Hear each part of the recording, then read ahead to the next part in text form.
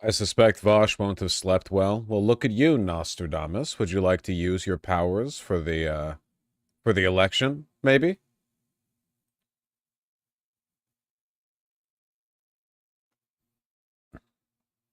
No headache. No headache. What's up, my little pog champs? Going on JRE is worthless this close to the election. Actually, going on JRE is one of the few places where the last second hurdle can make a difference because Joe Rogan experience's audience is full of morons and undecided voters.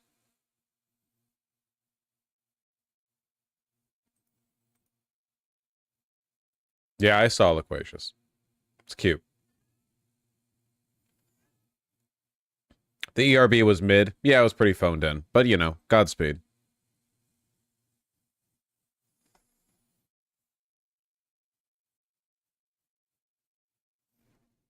Cats might be annoying because they haven't been fed yet. Vermin feeds the cats and they're sleeping in. I think the cats will survive.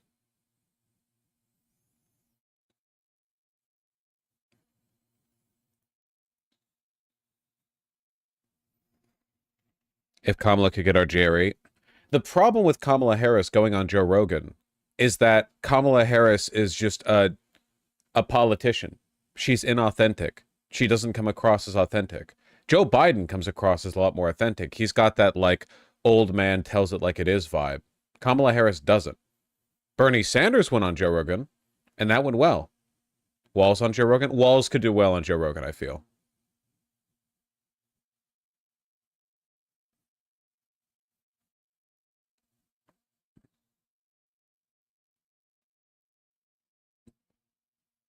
Kamala has developed resting Hillary Clinton face over the course of her campaign. Okay, you're going to be the person who gets blown up at over this, and hopefully you don't have to do it again. You're being sexist, and you also have no perspective for what you're saying. Kamala Harris doesn't act or look anything like Hillary Clinton. You're just saying that because they're both female politicians. That's it. That's literally the only, like, tenuous connection you're the thing that made Hillary Clinton exceptional wasn't that she was an inauthentic boilerplate politician. That wasn't the thing that made her exceptional. She was that, but so was everyone else. The thing that made her exceptional was the obvious seething contempt she had for everyone around her. It was her ambition and her contempt. Like you're drawing this connection only because they're women. That's it. It's like saying 50 Cent has resting Obama face. Well, hold on. No. Yeah. That would also be bad. Like the people who are saying all red is just like Obama. Like I should just ban for that, man. There was the person who said that and they even like, did they defend it? I don't remember. That was crazy.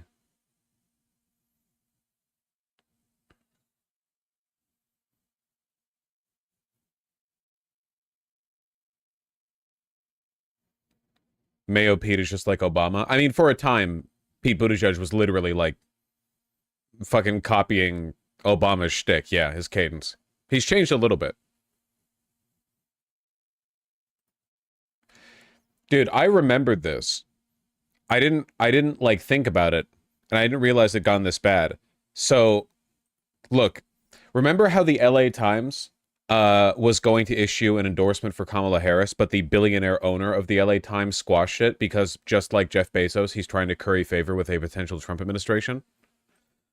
Well, that billionaire has a tanky daughter who is justifying her billionaire right-wing father's decision by, like, progressive washing it.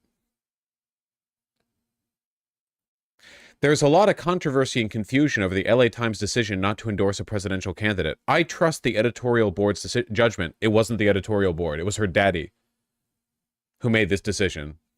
For me, genocide is the line in the sand. It had nothing to do with Gaza.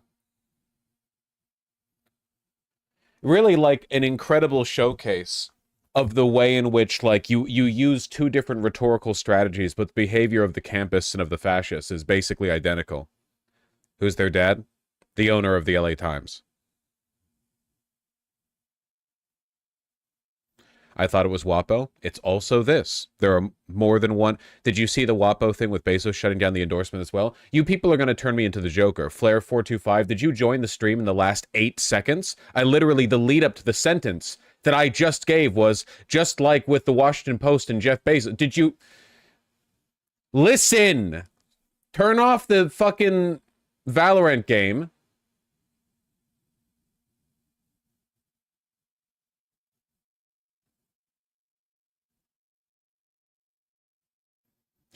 The temptation is to speak in muffled tones about an issue the international courts have called a plausible genocide. Like, her father is literally like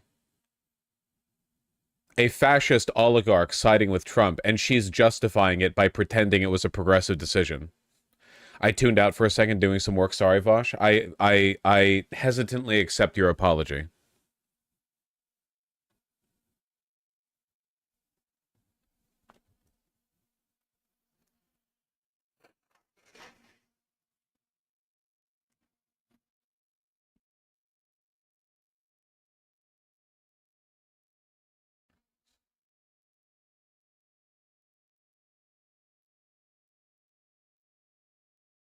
As Mandela said.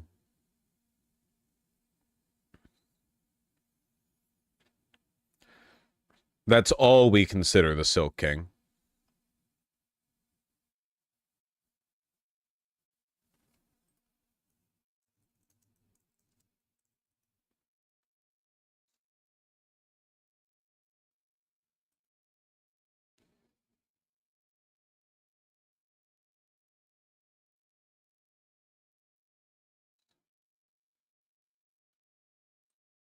Shit's funny. God, she's 1 year older than me. An American politician who served as a public safety commissioner of West Hollywood from 2021 to 2022. Founder and executive director of the Fund for Guaranteed Income, and also part of the Compton Pledge and Long Beach Pledge guaranteed income programs. My, how progressive. Graduated from Marymount High School in 2011. Stanford University with a master's in African Studies. Damn, how progressive. Doctoral candidate at the University of Oxford. Worked for a few years in South Africa before moving to work the office president of the World Bank Group. Founded a nonprofit. She's been involved in news media, especially the LA Times, since June 2020. Her father purchased the paper in 2018. They really buried the lead on that one.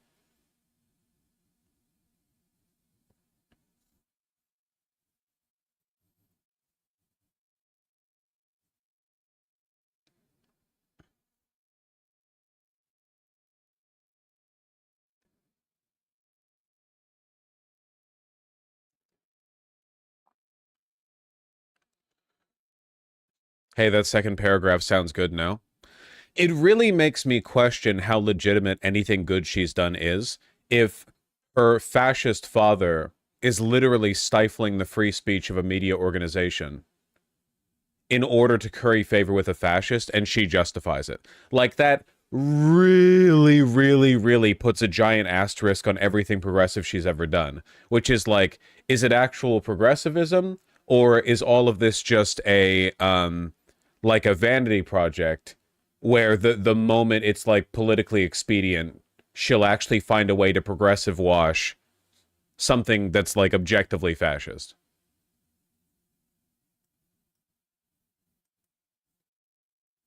But I don't know. I'm not psychic. Just a wild thing to say. Will you be making content for how to survive life in the camp/prison? No. That's really not something I can comment on. Oh my god! Did she just lock the replies to this, or did it take a while for them to load that element to the website? Or to load that element to the page? No, it was there before? Then what happened? Oh, the community note went away. There it is. Okay, never mind. That's just Twitter being stupid. The community note went away. I just saw something change in the web page, and I saw this there, and I thought that was it.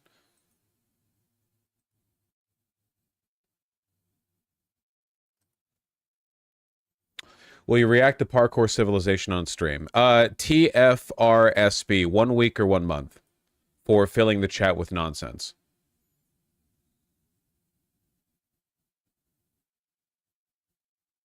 Sexism? Base. Vosh run for RNC presidential candidate in 2028 for shits and giggles. Vosh, you should rank every possible outcome for the election on a tier list. Vosh, play Valheim. You are 5 years old. When I'm going to ban you for a week, and when you come back, you will be twice as old as you are now. You are not the comedy man. I am the comedy man. This guy wants slop content. No, that guy wants attention. Though Skynet _0, you know, glass houses. Though you don't, I shouldn't compare you to.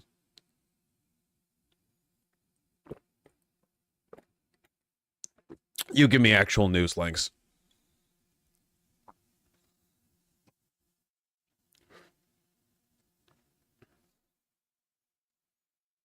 Nah, Perkus. She doesn't have that kind of power.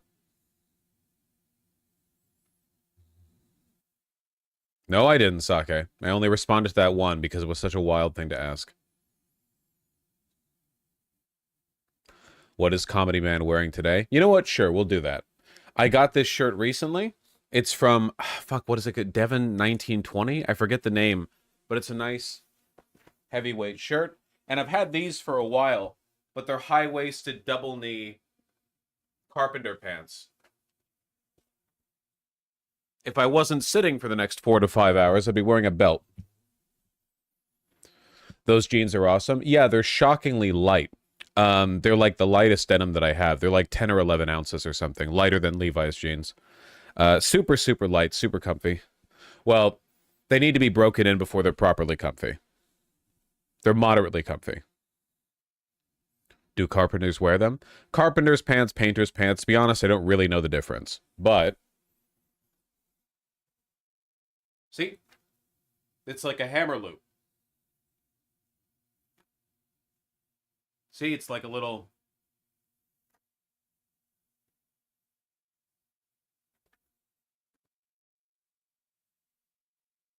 Where do you get the jeans? Blue Owl, but I forget the company that made them. Painter's pants are just work pants, but white and branded. I really like Painter's pants. Just Warby Parker, Emily Caldwin.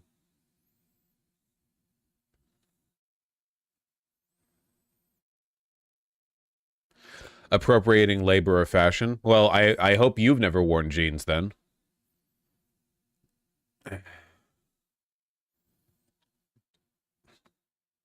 Sake, you can't bemoan me not reading your dono and then just give the link in the dono. Actually, yes, you can, I guess. The third-party presidential debate? Who's even here? I'm not covering this shit.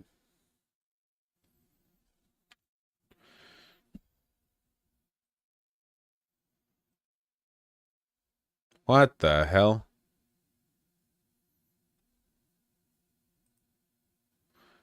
Chase Oliver, Jill Stein, Randall Terry. That's the third one. With the fro.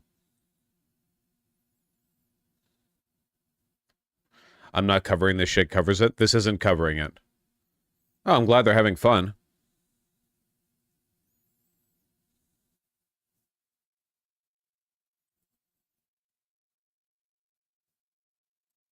The national anthem was yikes. Well, of course it is. These people hate America. You have to hear the song at the beginning? I don't, actually.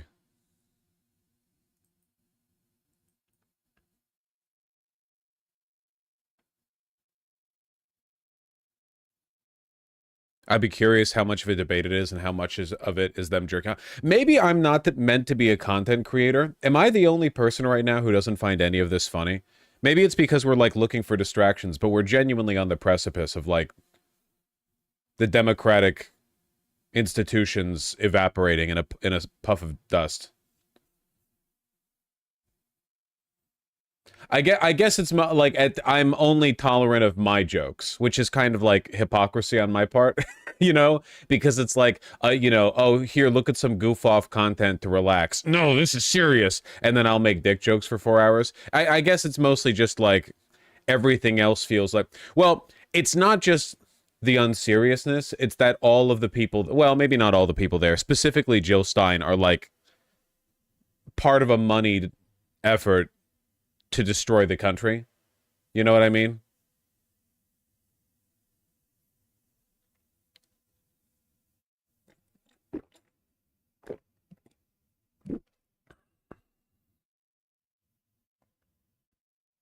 If we're going to the camps, let's have our 9 days of fun at least.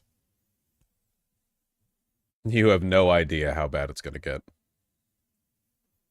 Artemy, why are you digging stuff up there? What are you doing? You have something you'd like to share with the class?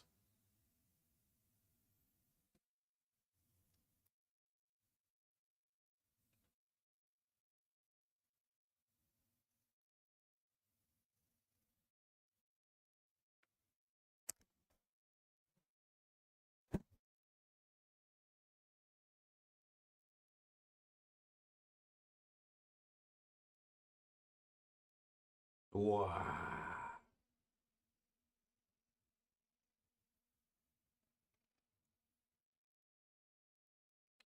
Are you hungry because you haven't had your breakfast yet? I think you've had enough breakfasts for a while. You'll live. Woo! Woo!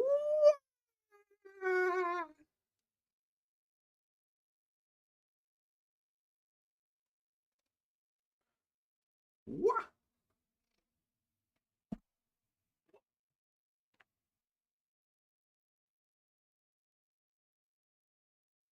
If only you guys could hear the purring.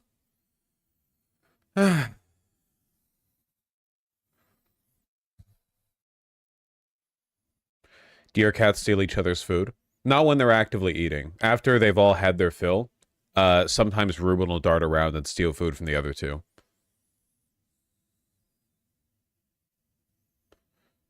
Oh, is that guy the craziest one? I guess he has the least to lose. Yeah, I'll think about it, Sake. I don't know. We got a lot of content to cover. Artemy, why are you on the desk? Artemy, there's no food up here. There's only my food.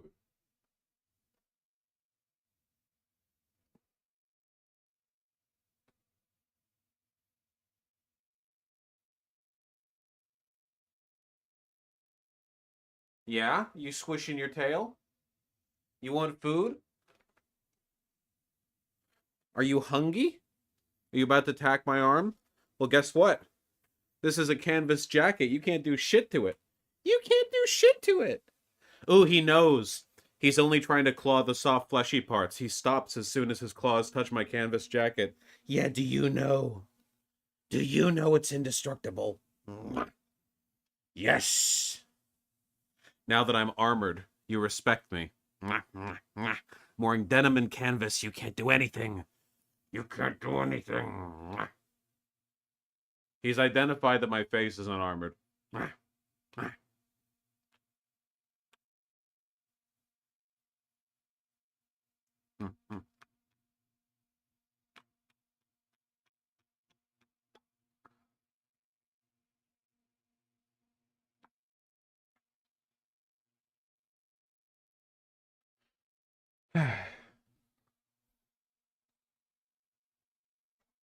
That was his chance to kill me, and he flubbed it.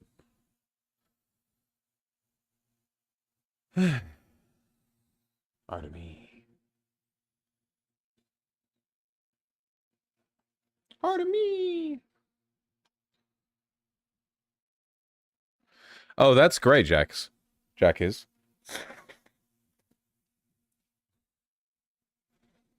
Now he's sniffing my computer. He was licking the air conditioner earlier. Why are you so weird? Oh god, he's rubbing his face right on where the side-mounted power button to my PC tower is. Artemy? Artemy! Artemy, stop! He knows. Artemy! I don't control the food. If I feed you, you get fat.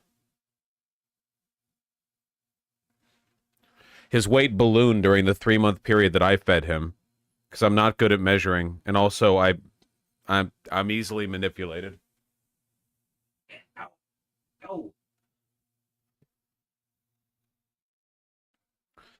He needs food now. Yeah, he'll get fatter. He wants to be a big sphere. Okay, he's back to licking the air conditioner.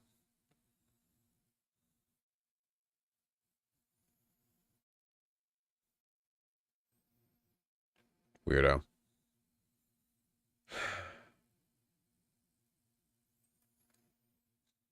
Yes, 64 Loco. Cats will act like you never fed them while they sit there weighing 50 pounds. Are humans the only animals that get the idea of not needing to overeat? Actually, that's stupid, because we also do it. The only reason humans don't eat until we're spherical is because we're smart enough to understand that we become spherical from the eating. I don't know if animals that aren't humans necessarily, like... I don't know if they, like, are conscious of the relationship between them getting fat and slow and eating too much. Not really sure. He's, like, contorting himself to lick the AC. What are you doing? I've looked. It's not like there's any weird chemicals. He just likes licking the cold part. Are you planning on watching some of the Rogan video or just commentary? Well, I can't watch the whole thing because of DMCA. Unfortunately.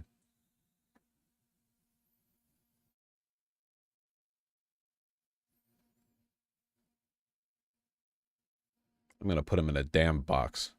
Animals regulate their eating? Kind of. They'll get fat if you let them.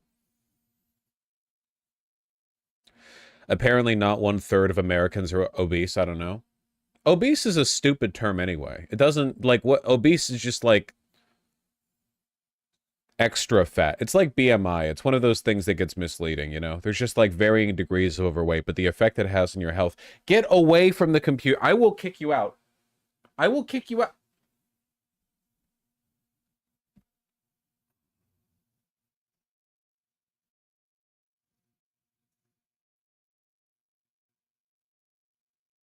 I will eat you.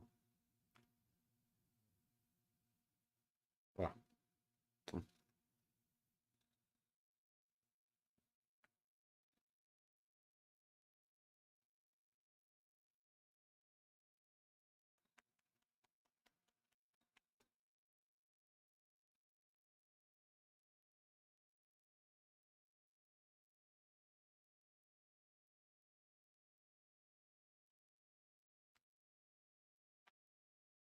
Go. My goodness.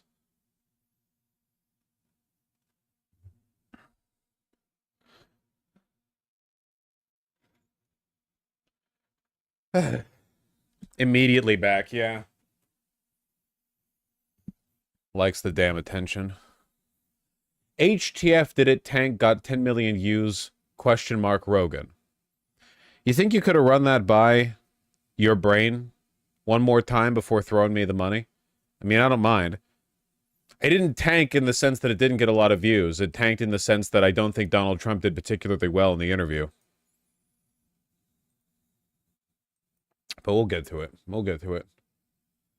I actually feel a lot better after abandoning hope. That's not a healthy way to live.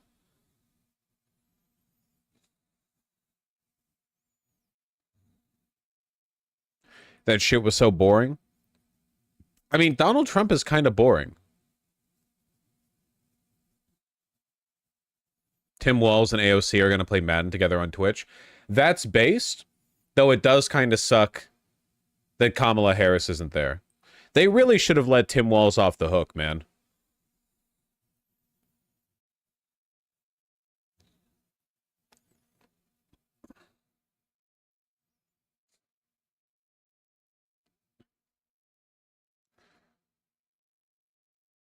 Co-streamed to Kamala Harris's Twitch channel. Yeah.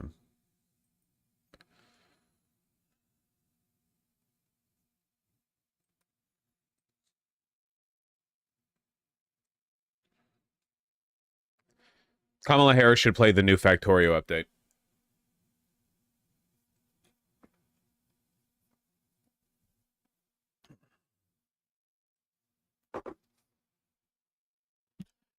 Did you play it? Nah. I already got my dose of crack cocaine. Did the cats go in the TV behind you? Ruben does. Ruben loves it in there.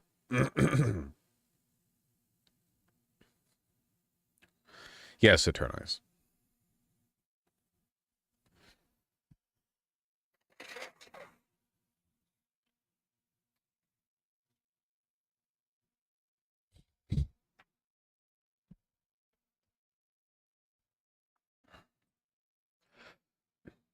Ben got cooked in that Jubilee video. Thank you for your opinion on the subject.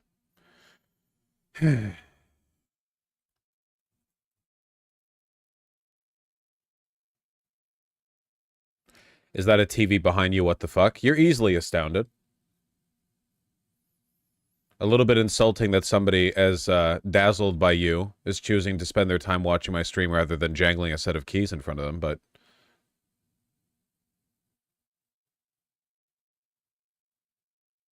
You know, I appreciate it.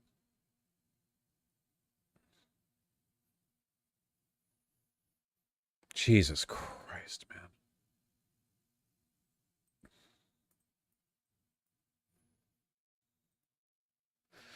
man. Unknown technology.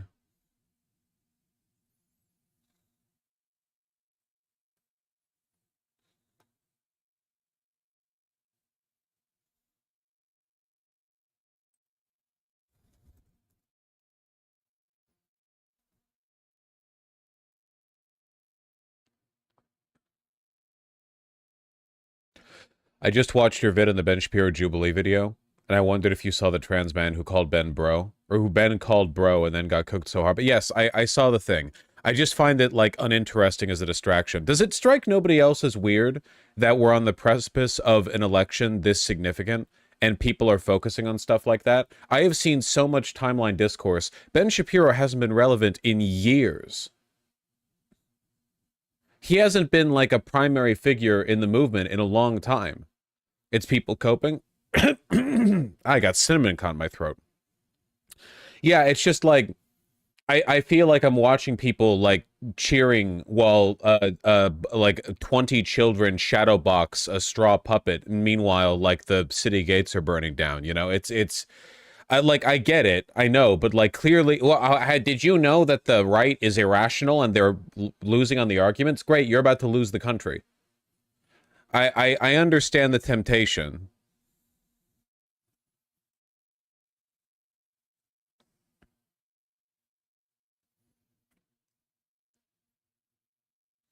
We're just trying to cling on to what levity we have. Yeah, I suppose. I mean, it's not really time to shit on the Dems, but they're not giving us anything to celebrate either. Yeah, and I hate them for it. I despise them. Yes, this is true.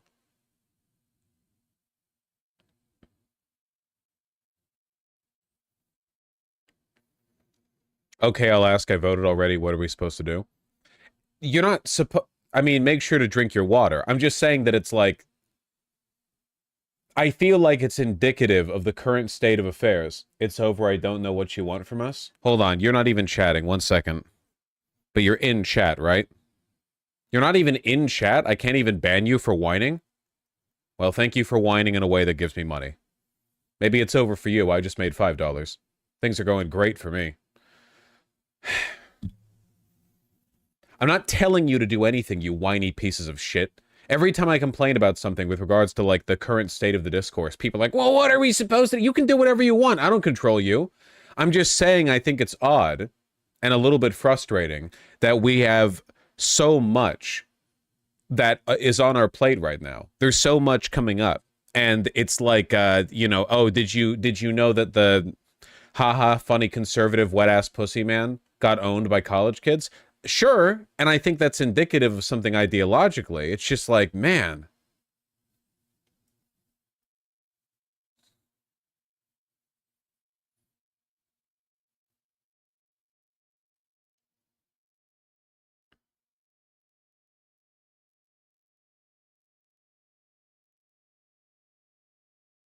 It rules that nothing matters. It really is the end of like consensus reality, I guess.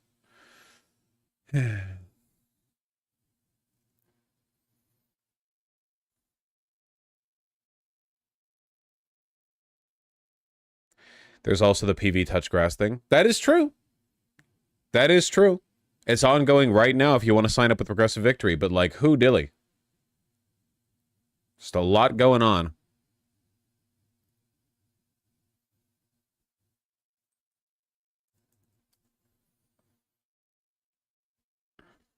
Oh, Israel struck Iran again? That's cool.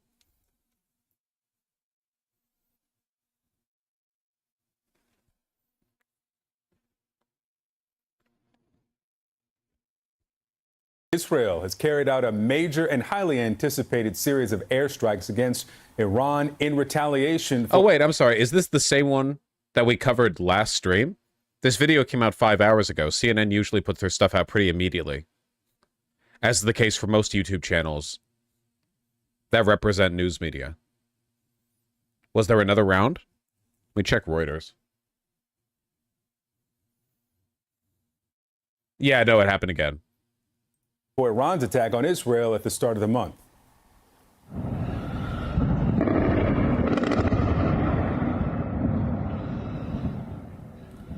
This is video from Tehran, and it shows missiles being intercepted by anti-aircraft fire early this morning. Wow, the what an Iranian interesting army clip. says that 2 of its soldiers were killed in the attacks. The Israeli military said it hit, quote, precise military targets and did not include energy infrastructure. It also said that the strikes against Iran are over. Actually, a fairly restrained response by Israel. I didn't know if they were going to continue or like that was the lead up to a bunch more, but it actually seems like their strikes were pretty minimal. We conducted targeted and precise strikes on military targets in Iran, thwarting immediate threats to the state of Israel. The Israel Defense Forces has fulfilled its mission. If the regime in Iran were to make the mistake of beginning a new round of escalation— Of course he's speaking English. Yeah, obviously, you know. we will be obligated to respond. The White House said that it was not involved with the Israeli attack and responded to news of the strikes by urging Iran to not further escalate, saying the United States was not a participant in this operation. It is our aim. That's great. Well, glad it's been relatively restrained, at least.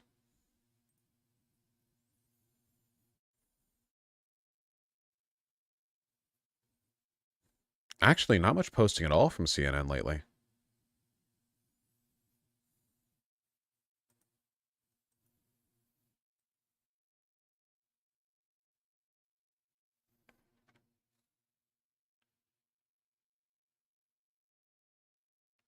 Because nothing is happening? It certainly seems that way. I mean, the capital class has pretty much decided who they want to win. I would say the main problem with Marxism as an analytical framework is that you're right so often that it gets boring. Did you know that wealthy people are evil? Yes? Well, you got it. Congratulations. You've got politics.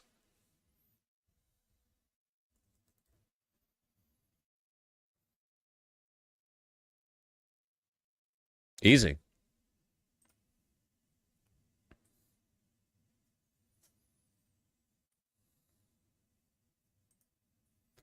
I remember when Marx said that and nothing else. That was the important gist of it, yeah.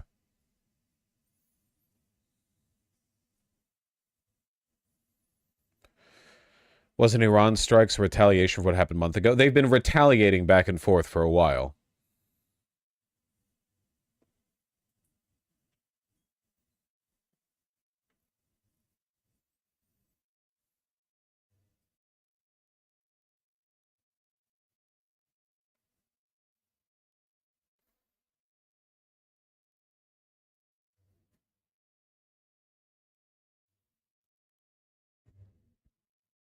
I do think the polls are skewed heavily in Trump's favor. Maybe, man, but it's like people were like, yeah, did you know the polls are getting flooded by right-wing pollsters to try to like flatten the average? And maybe that's true to an extent, but even the relatively trusted polling outlets are still giving Harris like +3 or +4 at most.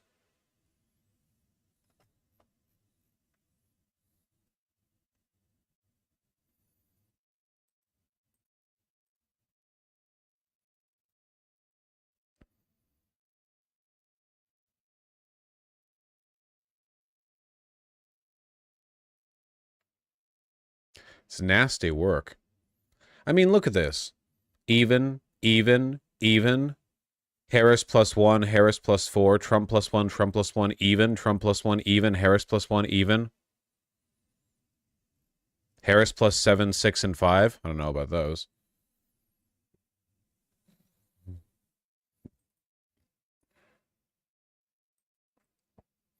What were the polls saying about Hillary in 2016?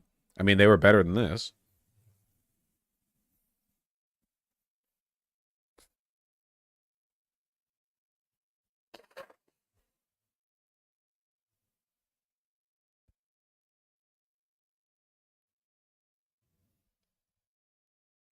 They were saying Hillary wins 96%. I don't think reliable pollsters were making the call quite that strong, but yeah, the polls were definitely off. Is it dumb to look at the early voting results this early? Can you frame your question in like the thought space of opinions and not in the thought space of can you direct my behavior?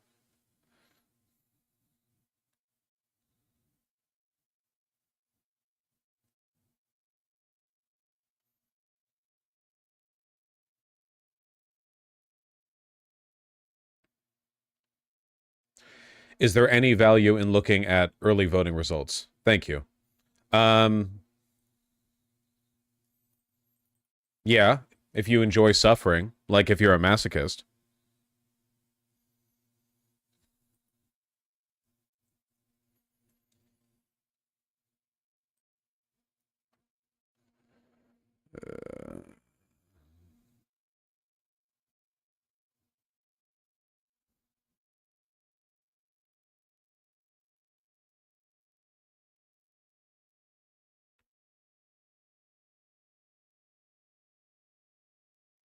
Did early voting show Trump in favor in 2020? I mean, I don't know about like early voting in general. I know that right now the early voting lead that Kamala Harris has in New York based on people's party affiliations is lower than what it was for Hillary Clinton. At least I saw something to that effect. It's more like close to what Kathy Hochul's is. I'm probably mispronouncing that name. Again, something that I read, not hear.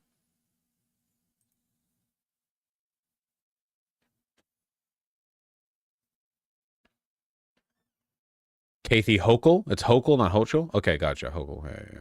Makes more sense. Polling of early voters from different polls shows that Harris is ahead about plus 20 with early voters. Yeah, but that might not be enough.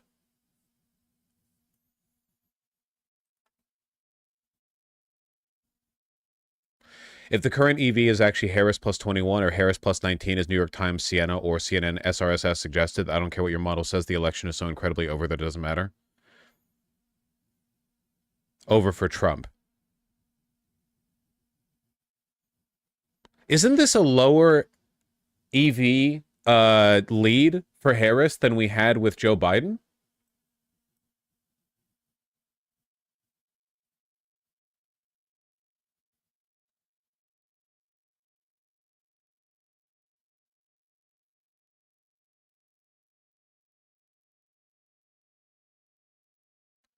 We know more Republicans are voting early, though. Yeah, but like on what basis is this person making that claim? I mean, they're just a random person.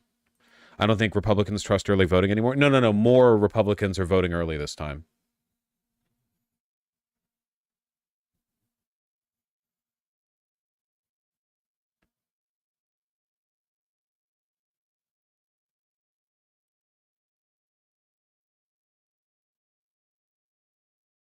This is in New York, though. Yeah, but it's indicative of how things are going to go in other states.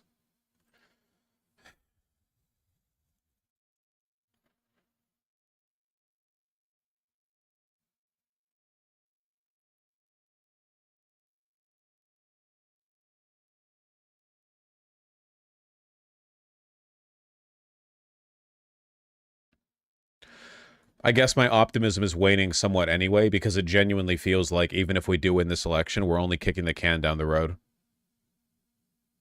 It wasn't necessarily the case with Biden in 2020 because the Republican Party hadn't consolidated as much as it did before, and I had the feeling that Donald Trump wouldn't be able to run in 2024, which again, you know, not always right. But now it seems like even if Kamala Harris does win, we basically know for a fact that she's not going to do anything at all during those 4 years. And the Republicans are just going to further consolidate their hold on Capitol, even if Trump dies before 2028, or if he's not able to run, which I think is likely.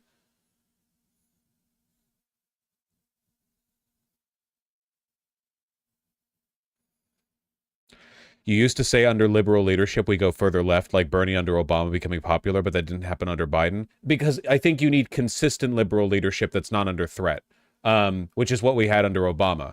Not the same as what we're experiencing now. As a matter of fact, I think you can prove exactly that point with what happened. The fact that Democrats were getting pressure from the right on immigration in particular made Democrats feel that they needed to like slide to the right on those positions. It's the oppositional effect. Like Democrats, when faced with right-wing opposition, move right, not left. It's only in like a void, absent of any other factors, that they get sort of drawn left. They don't respond well to competition, essentially.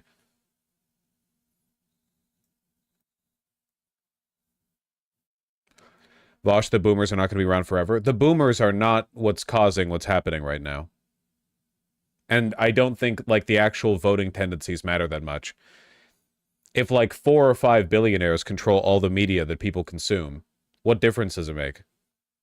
They'll just win in 2028.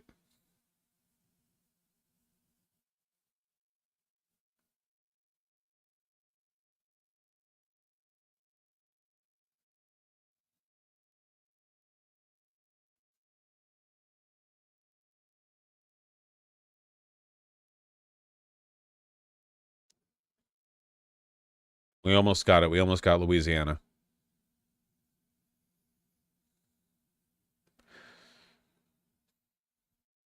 I don't think we know Kamala will do nothing. I think Kamala's probably going to do nothing. The best case scenario with Kamala is that she does nothing, because the alternative would be that she makes things worse.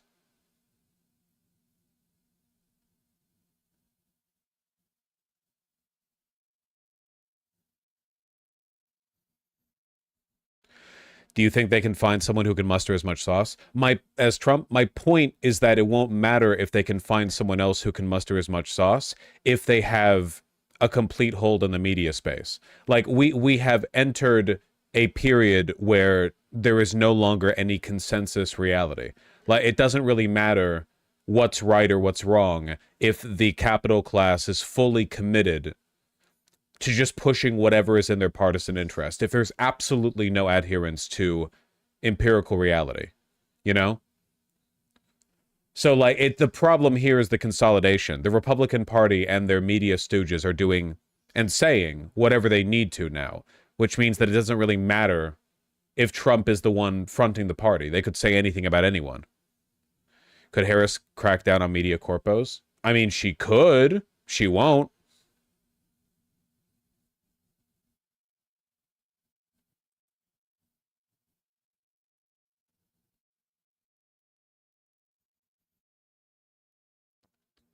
%58 of mail-in Pennsylvania ballots are Dem. That's not enough.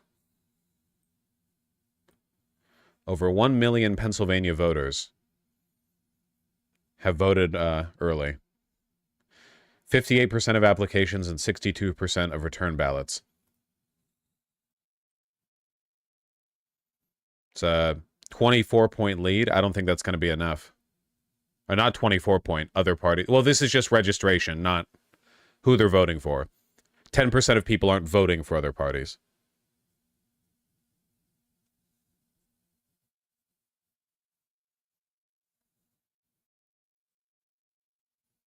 What influential media operations do conservatives control aside from Twitter?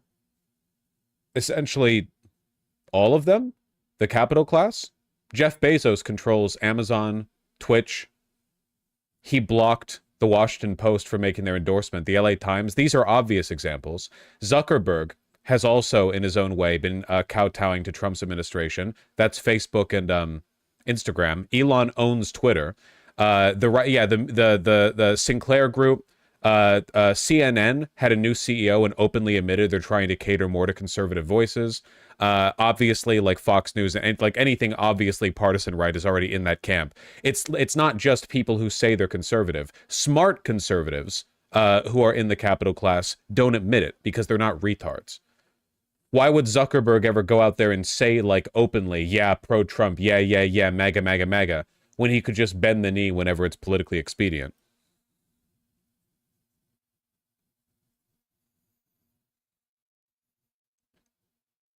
Doesn't the internet negate a good amount of this? No?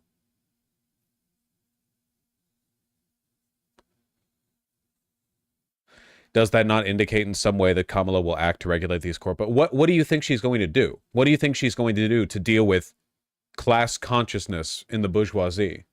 Well, like, what do you think Kamala Harris would do that wouldn't be, like, radically socialist? There's no moderate way of dealing with a problem like that.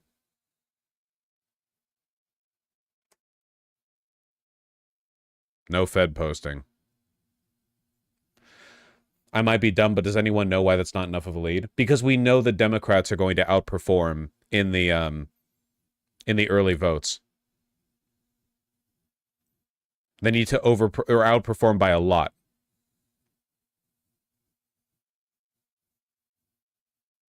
Thank you, Thana.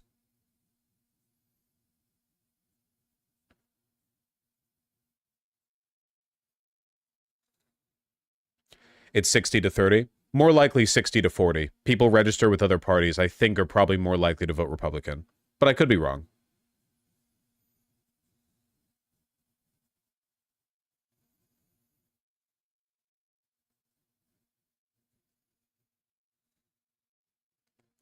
Young people are going to vote in person, no? Young people just don't vote.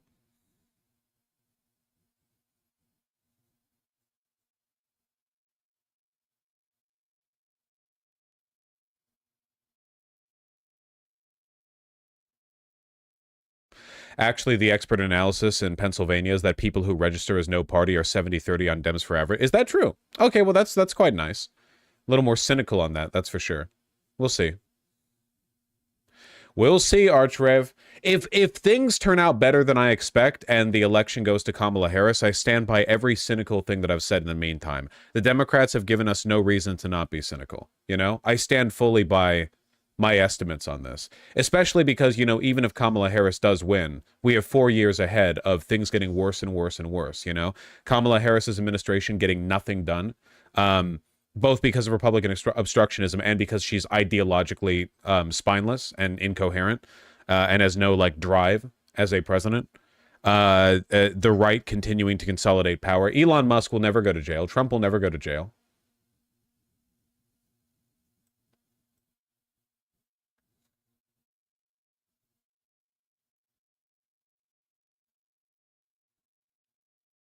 What if Tim Walz does a gamer move? You're not funny. I'm funny. You're not in my place. You're not in the chair.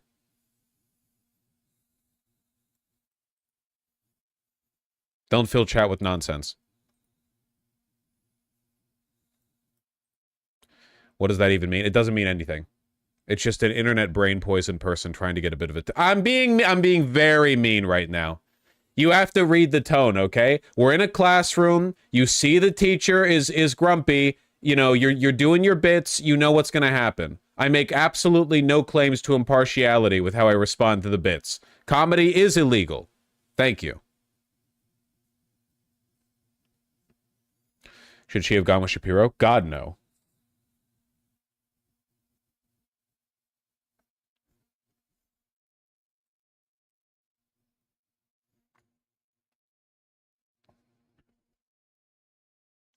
New Jersey. Isn't it weird that the only 2 women running for president are mostly known by their first name, but all the men are known by their last?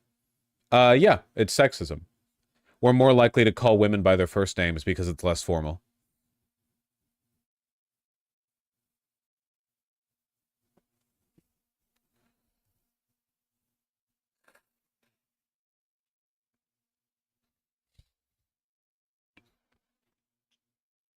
The exception is Bernie. I would say that that's actually a continuation of the standard. We think of Bernie as being a less formal candidate, but that's because we don't think of him as a standard politician. We refer to him as Bernie. Mainstream media calls him Senator Sanders, you know? I think that he gets called by his last name more frequently by, like, establishment media. We do think of Bernie Sanders as, like, a less formal person. What is Obama's last name? True.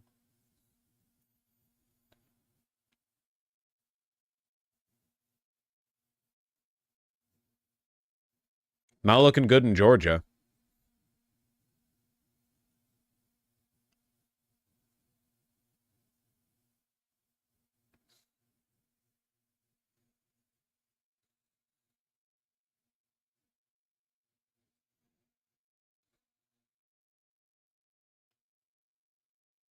It's really just coming down to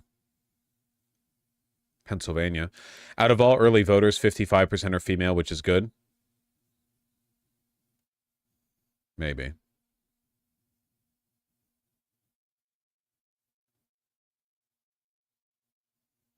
The Georgia numbers don't make sense because the state doesn't register by party. And what are they pulling this data from? It says party registration right here. Age. Gender.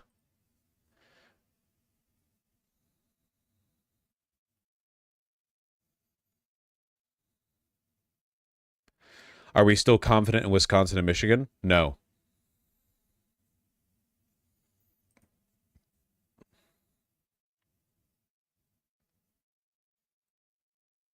If you look at North Carolina, it is tied. I'm confident that it could still be won this election. I mean, I would hope so. I know that it's like a toss-up. I'm really kind of banking on North Carolina winning. If not, I don't know what we're doing here. If we're really optimistic and we assume that Wisconsin, Michigan are both in the bag, remember that Pennsylvania is enough on its own. Georgia, North Carolina, Arizona, and Nevada aren't enough. If we have North Carolina, if we have North Carolina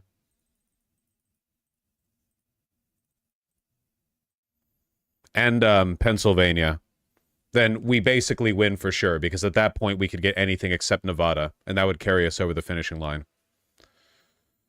The tipping point, like everyone knows Pennsylvania is going to be the point, you know? He wasn't Indian, Pharaoh. If you look at registration by age, over half these early votes are 65 plus. Yeah, because they have nothing going on.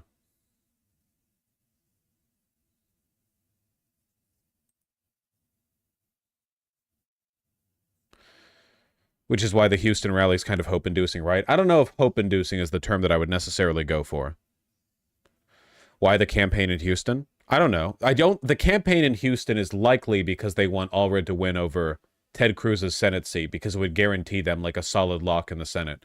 Not because they're looking to win Texas. Like, winning the Senate is still huge. Even if Kamala Harris loses. He was Indian? Is he really Indian? Huh.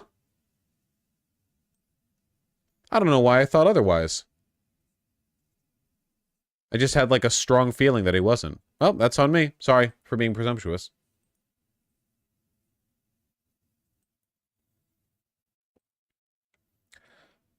A Beyonce rally is not a Houston rally. It's a national rally taking place in Houston. Well, yeah, to an extent, but obviously where you decide to hold it does make a difference.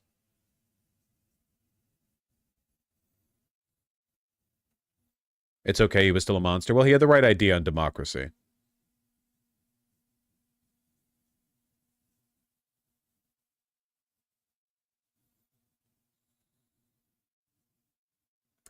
Yes, the lead poisoning generation. It's literally all just like right-leaning Gen X males.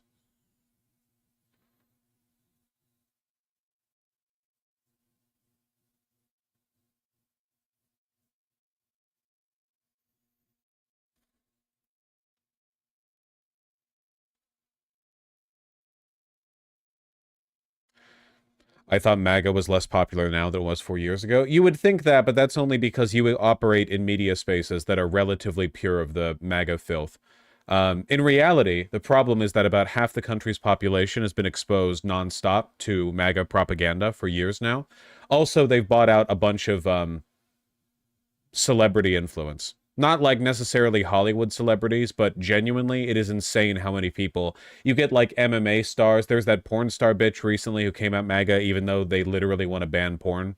Many such cases. Local news.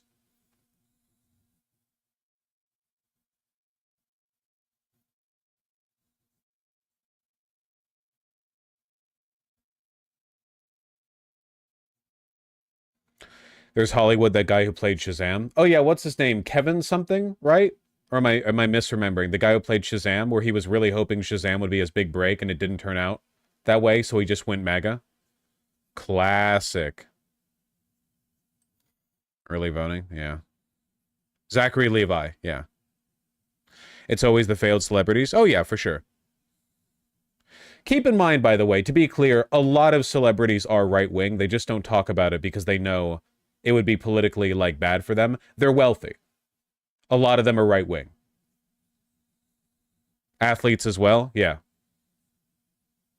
Really, damn? Yes. Like, a lot of male athletes and celebrities are really out there attending, like, you know, fucking Diddy-esque sex parties. What's his name? Why am I blanking? King pedo of Hollywood, or like pervert, you know? Why am I blanking? Weinstein. Jesus.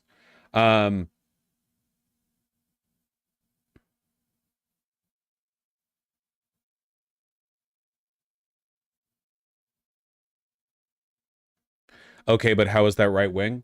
Being wealthy and attending like wealthy soirees full of sexual abuse probably has a relationship to being right wing. Yeah. I would say. It's like the pedocon theory, you know? But yeah, a lot of them are right wing. Did you see that super fucking racist charge bit from Sacha Baron Cohen? Yeah, I really like Sacha Baron Cohen's new bit where he okay, pardon my naivete. I thought the joke in Borat was exposing American racism, that he would play a caricature of a Muslim foreigner so egregious, but like Americans wouldn't know the difference because they're stupid, and he would like catch people out in being bigoted. But now it seems like the actual joke from Sacha Baron Cohen was that Muslims are bad, and I forgot there was like an underlying layer of satire that I imagined that wasn't actually present there.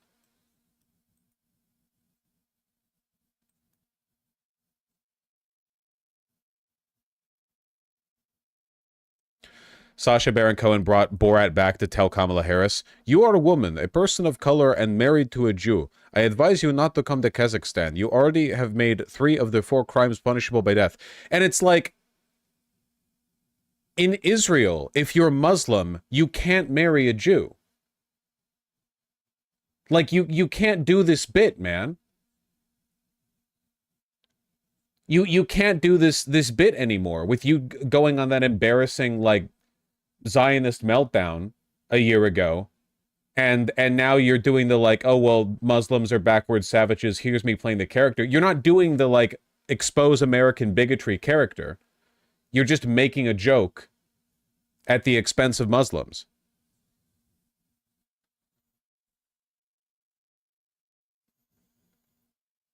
Also, how unfunny. Mr. Trump, you say in Ohio that people no eat the cats and the dogs. What restaurant do they serve them at? Can I get a reservation, please? In my country, we have KFC, Kazakh fried cat. It's pussy looking good. Hilarious.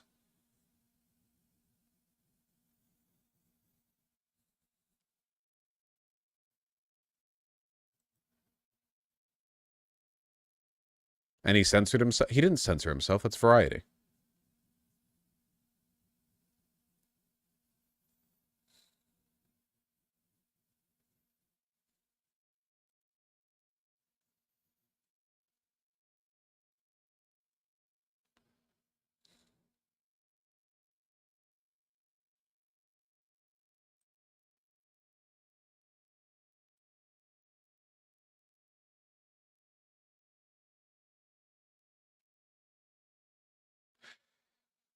He literally played an Israeli spy in a Netflix show. Yeah, but like, again, like, apparently there were levels of satire to his work that were imagined. They didn't actually exist.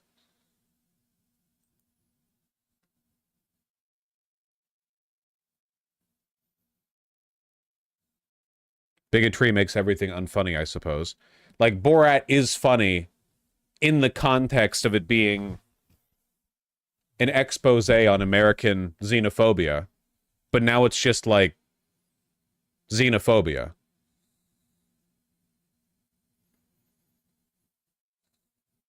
He played an Israeli general character called Aaron Marad in Who is America? Yeah, I've seen the bits. And I thought it was like, but like, is he really making fun of the IDF in those bits? Whatever.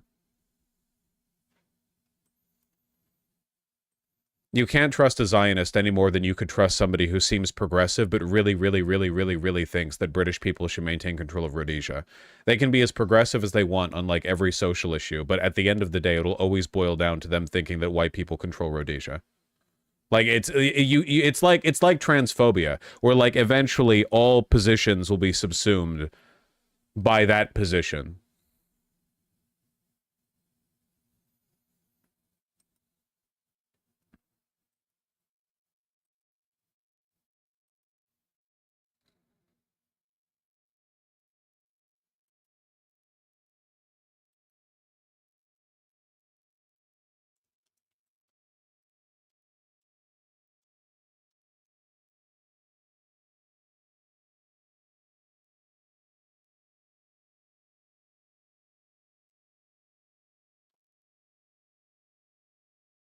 It's kind of curious how despite like otherwise being a pretty, I don't know, not necessarily an advocate, but being like involved in their culture, Sacha Baron Cohen hasn't made any of his brilliant satire on Israeli Zionists, even though that was the one time he actually had his life threatened. Sacha Baron Cohen had to run for his life while he was chased by a furious rock-wielding gang. He outraged Hasidic Jews in Jerusalem by wearing a camp version of their traditional costume. If he wore, like, a joke Muslim outfit in Kazakhstan or wherever else, and he got chased by rock-wielding Islamic fundamentalists, you bet he'd be going on talk shows every day for the rest of his life, being like, they were trying to kill me, you know? Oh, but it's Hasidic Jews in Jerusalem doing it? Oh, never mind, never mind. It gets on the Mirror article, you know, whatever. Oh, the thing that chasing you with rocks, religious fundamentalists trying to kill you for disrespecting the religion, that's a Muslim thing. You can't attribute that to Jews. That would go against the narrative. Aren't the Hasidic Jews the ones who are not Zionists and who hate what the Israeli government does? No. That's a different subgroup, but even that subgroup is pretty Hitlerite. They're not. They're religious. There's variance there, but they're still like fundamentalist Hitlerites.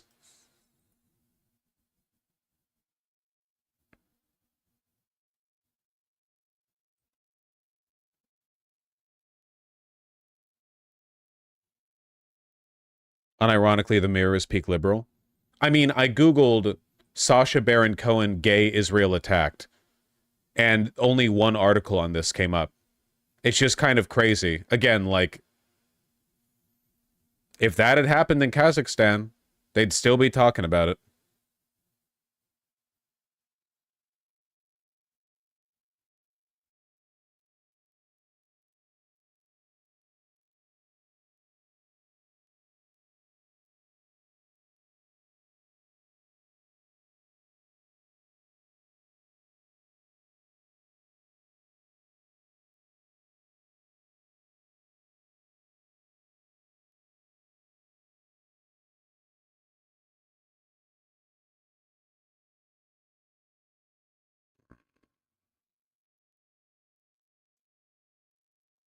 Well, it's more of a Zionist thing than a Jewish thing. Sebastian plays this.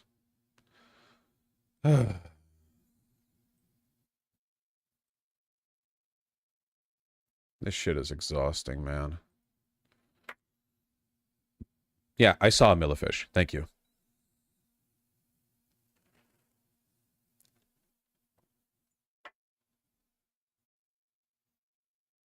It's the last like bit of entertainment we get as we let away to the camps, you know? In every train car that we're loaded onto, they'll have like a TV monitor, like a CRT TV, playing Ben Shapiro getting epically owned so that we can, you know, like be lulled into complacency like sheep.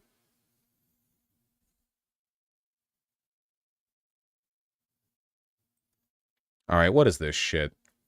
Odessa, Texas just put a $10,000 bounty on trans people using the bathroom. That's great. Sure. Erin in the Morning does great journalism on trans issues. I have to say this every time we go over her Substack.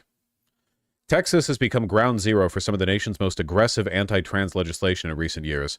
In 2022, AG Ken Paxton launched a statewide effort targeting trans children, threatening their parents with child abuse charges. More recently, the state began rejecting driver's license name and gender changes for trans individuals and compiling this info into a database. Now, one Texas city is taking things even further. Odessa, a city of 116,000, has passed a trans bathroom ban authorizing a $10,000 bounty on any trans person using a restroom that aligns with their gender identity. Remember when liberals gave me shit for using the term transgenocide? This is a fully eliminationist strategy. There is literally no way to exist in the public space with this kind of legislation. Like, this is fully, like, Holocaust tier shit. Yeah. Not only are you disbarred from using, like, the common good, the common public space that is necessary to live, by the way. Public restrooms are not, like, a luxury. They're pretty needed and normal for existing in a society. Unless you, like, wear a diaper or want to piss in alleyways or something. But to put forward bounties on it. How will they determine if someone is trans, though? Vibes. The bounty, echoing the anti-abortion bounty seen in Texas, would be imposed on any trans person who, quote, enters or uses a restroom in a public building designated for the exclusive use by persons that do not correspond to his or her biological sex. The measure further specifies the biological sex determined by a birth certificate, da-da-da-da, right? Do they just not think trans men exist? If a buff trans dude goes into the women's restroom, he'll be killed? They know. They know they exist. That's the point. You can either be arrested for using the bathroom that aligns with your gender identity or be lynched for using the one that doesn't. The ordinance's enforcement mechanisms are among the most extreme of any bathroom ban in the U.S. Notably, it creates a private right to sue trans individuals found in designated bathrooms, an unusual provision for local ordinances, according to statewide advocates. City ordinances rarely authorize entirely new types of lawsuits, but in this case, new lawsuits, or such lawsuits, could be used to scrutinize a trans person's gender identity and restroom use. If the challenger succeeds, the transgender individual would be required to pay the cisgender complainant no less than $10,000 with no cap on the potential bounty.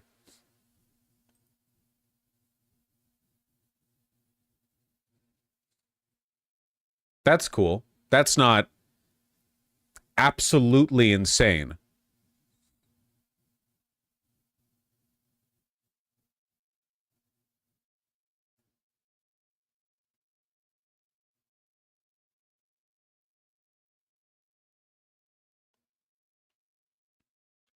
Concerns swiftly emerged about how the ban would be enforced. Notably, unlike similar legislation in other states, Odessa's ban lacks an exception allowing disabled individuals to be accompanied by someone of the opposite sex.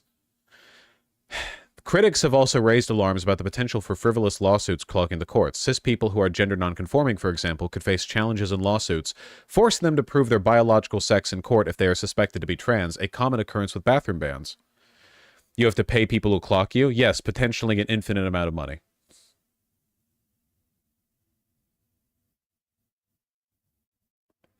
Though the bill was sold as protecting women in bathrooms from men entering such bathrooms, the bill will actually force trans men into women's facilities while forcing also transgender women into male facilities. One transgender man by the name of Eric brought up this point, asking the council, "Do I look trans to you?" and pointing out that one cannot always tell who is transgender. It doesn't matter. Again, like, we're reaching that endpoint where pointing out the logical inconsistencies of a fascist's genocidal policy doesn't matter, because if you point it out to them, they'll just smile and, like, shoot you. You know? Like, you might as well be like 1938 Germany. Like, this law on Jew hunting makes no sense. This standard is unacceptable. This will lead to, like, this is ridiculous. And then they shoot you. Like, they don't care.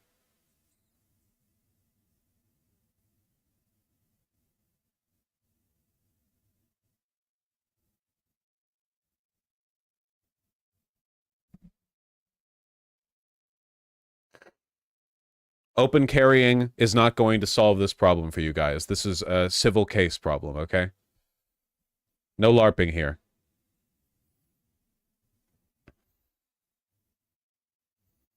Then again, it is Texas, so maybe not open carrying will be used as evidence that you're transgender. While trans bathroom bans targeting adults have been relatively uncommon, some advocates suggest this could signal a new wave of anti-trans legislation in 2025. Currently, only Florida and Utah have adult trans bathroom bans with explicit penalties for violations. A few other states, including North Dakota and Kansas, have similar bans but lack clear enforcement mechanisms. Odessa's bathroom ban stands out by relying on civil action for enforcement, an approach readers may recognize from the legal strategies used to shield anti-abortion bounties from constitutional challenges. They also did this with the Don't Say Gay bill in Florida, where they opened teachers who talked about gender ideology in classrooms. They opened them up to civil suits from the parents of the students. In states that have enacted bathroom bans, enforcement has been minimal. For instance, Florida has yet to report any arrests under its criminal bathroom ban. However, by authorizing civil action with substantial potential payouts, Odessa isn't merely banning trans people from bathrooms. It's incentivizing citizens to serve as enforcers with the promise of large monetary rewards. Like, in Odessa, you could literally have, like, men and women in their public bathrooms hardcore scrutinizing everyone who comes in because they're really looking for a massive payout. I mean, they could just accuse you of anything. They could just... I mean, you'd have to be the one to prove in court that you're not trans.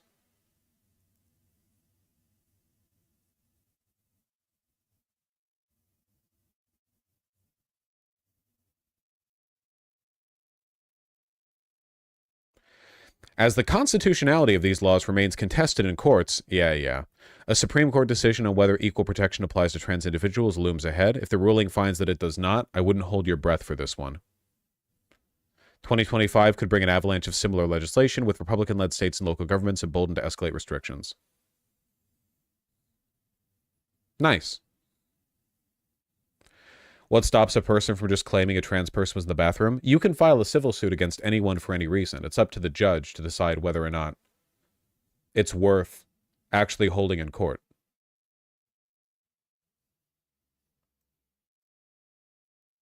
And in this case, there's literally a bounty for it.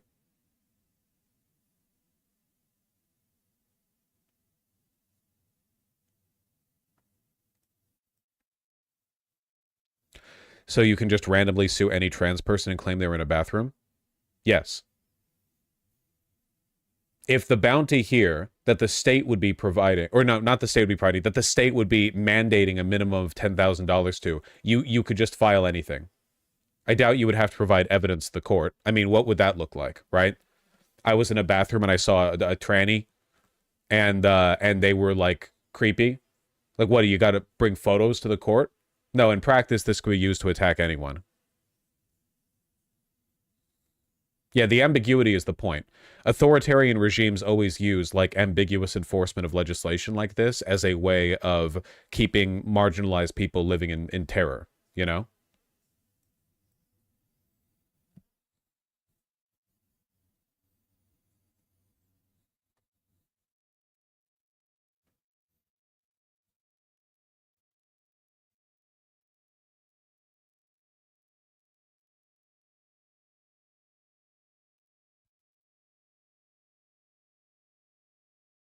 If the person isn't trans, then what happens to the assaulter, do you think? We're talking about filing a civil suit, not assault.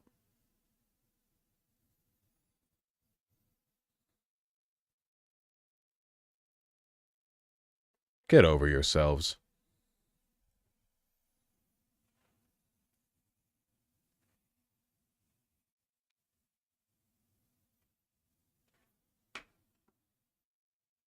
Honestly, Annie.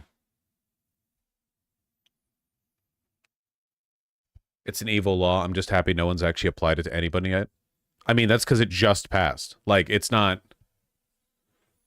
It just passed.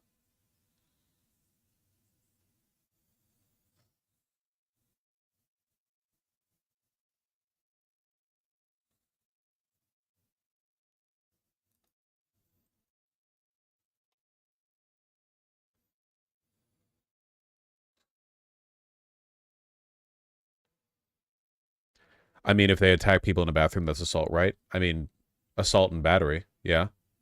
But we're not talking about that. We're talking about lawsuits. Also, realistically, pretty sure that if you were in Texas and saw a trans person using the restroom that they feel comfortable using and you assaulted them, you'd probably get off with it. You would just say you saw a pervert creeping on people in the wrong bathroom.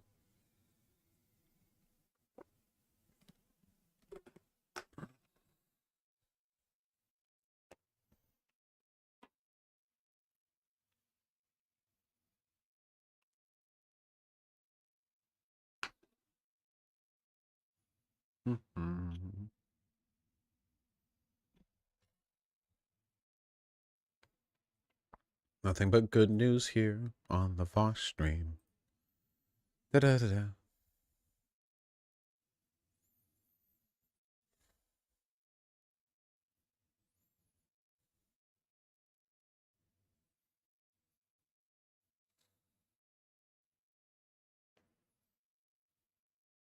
I hope so, Drunk Nihilism. That'd be nice. Thank you for the tier 1 sub.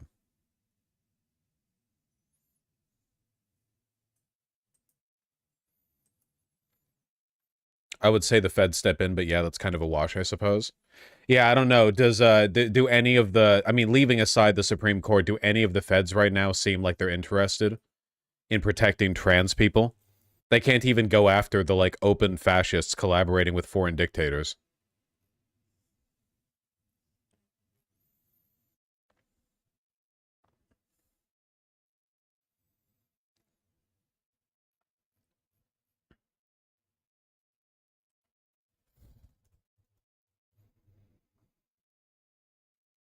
And for that one, ENG, you're getting a ban for a while. God, you're annoying.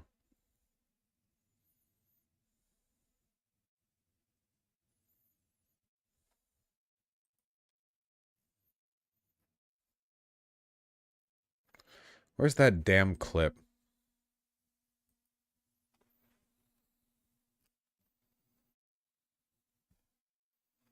Fucking Dem senatorial candidates running on not accepting trans people. Yeah, all red is going to be such a breath of fresh air for trans people in Texas.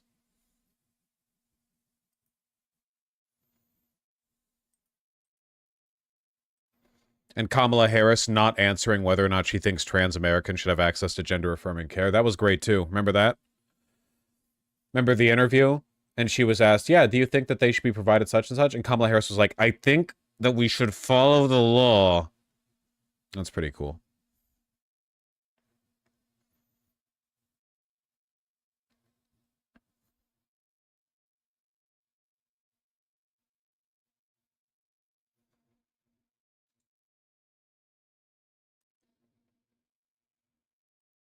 Is she hiding her power level, or are these her real beliefs now? It doesn't matter what her real beliefs are.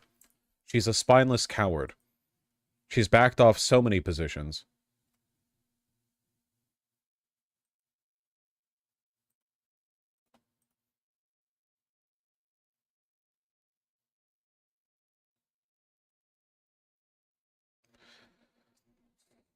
The law says not that we should, but we have to. Her answer was the right one for not being clipped. Wrong on, I mean, wrong on so many levels.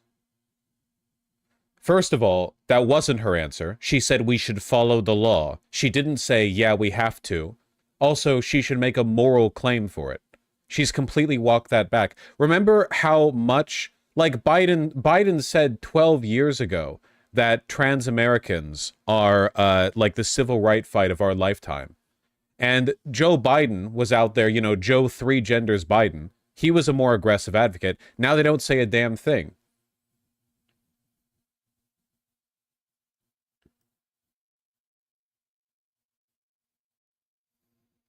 Yeah, she's petrified of expressing any sort of actual opinion. Maybe, Billman. Maybe.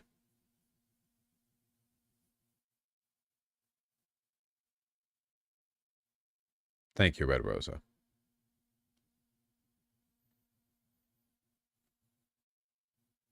It's the same thing that Democrats did with immigration, whereby, like, failing to continuously defend the topic or intelligently defend it, they basically guaranteed that the issue went to Republicans. This keeps happening over and over. They are, like, constitutionally incapable of directing the discourse.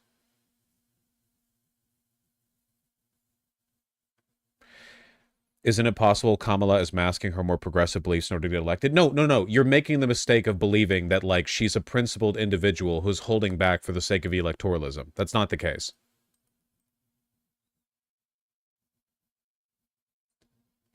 Also, this is, like, not how politics works at all. Politics isn't like, the way you get people on your side is by being quiet about the issues that you want them to be on your side with, and then only after you've gotten elected do you champion them. That's not how that works. Look at what Republicans have done. Republicans are loud and aggressive about every issue they stand on. You need to be loud and aggressive in order for people to support it. It's that simple. Look at what happens as soon as Democrats gave up fighting in favor of immigration. Now Democrats are currently as far right on immigration as Republicans were back in 2016, 2017. They were weak. As soon as Biden was the one dealing with the border, they gave up all the progressive rhetoric, and they switched right back to it. And now, like, fucking 3/4 of Americans think we have an ongoing border crisis because Democrats stopped bothering to defend the point. It's the ratchet effect.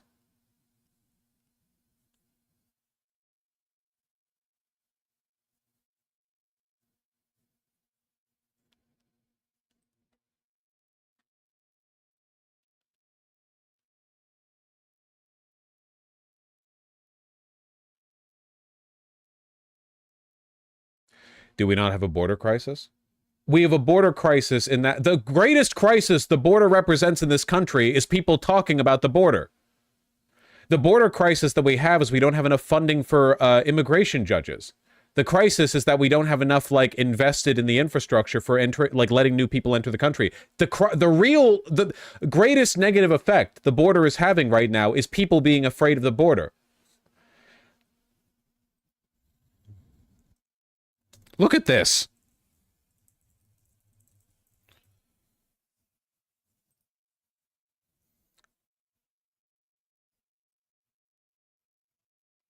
I need to find the chart. Where is it? Here it is. Look at this. Green line is percent of people who want immigration increased. Black line is percent of people who want immigration decreased. We're at greater levels than we were, like, since 9/11. Look, in 2019, 2020, more Americans wanted immigration increased than decreased. This was after 4 years of Donald Trump fear-mongering about the border and the wall. 4 years of Trump fear-mongering about the wall, about Mexico building it, about rapists and thieves coming in, and some I assume are good people. And it was the highest support we'd ever had for immigration in all of recorded American history after 4 years of Donald Trump fear-mongering it. Then Biden became president, and Democrats stopped pushing back. Instantly, Democrats now were the ones responsible for the border, and Democrats stopped defending immigrants as a concept. Democrats stopped pushing back against xenophobic anti-immigrant rhetoric and started instead saying, well, actually, if Republicans really cared about the border, they would be as draconian as we want to be with this border bill. All of the rhetoric changed. And now we're at like 9/11, like, or immediate post 9/11 levels. You need to be loud and aggressive about the things you believe in to win. Democrats don't believe in anything. Republicans believe in something. They're racist. They've been consistent on it, and their efforts have borne fruit.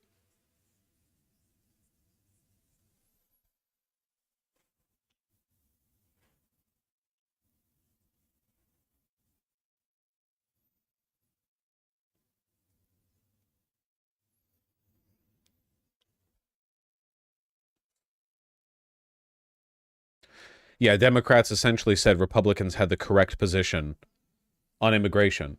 Kamala Harris was asked in that CNN town hall about her positions on immigration, and her criticisms for Donald Trump were he's inauthentic about wanting to curb immigration, and the section of the border wall he bragged about was actually from Obama. She was criticized multiple times for flip-flopping on whether or not she thought the border wall was a bad idea. She couldn't answer to it because she doesn't believe in anything. She's utterly spineless, just like all of these consultant DNC politicians. They have no beliefs, so it's easy to undermine them by pointing out the hypocrisy.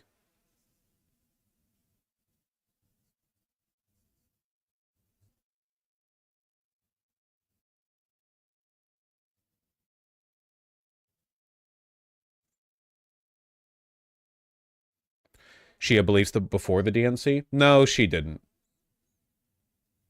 We saw the same thing happen when she ran in the 2020 primary versus when she became the VP under Biden. Remember when she supported Medicare for all?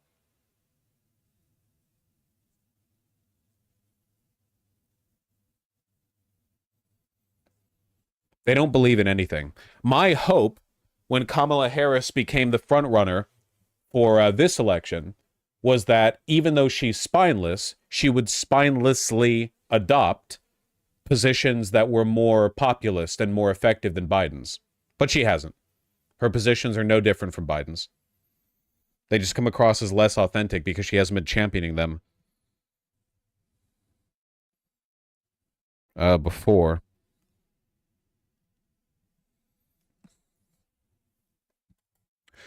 Yeah, she moderates her language to win exactly 0 Republican voters. This is looking exactly like what Keir Starmer did. Yeah, liberals. It's liberalism. I'm criticizing liberalism right now.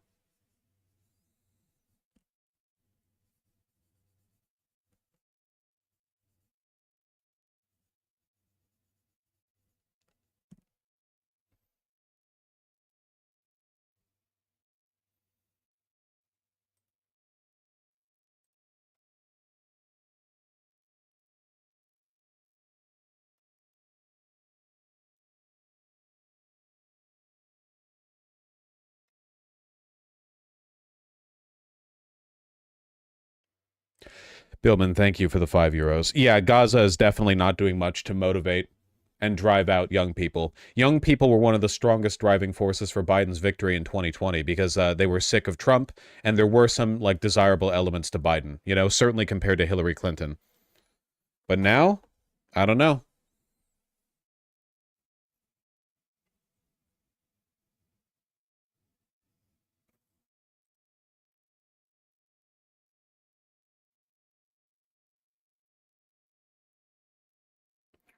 I do, Red Rosa, at least in some respects.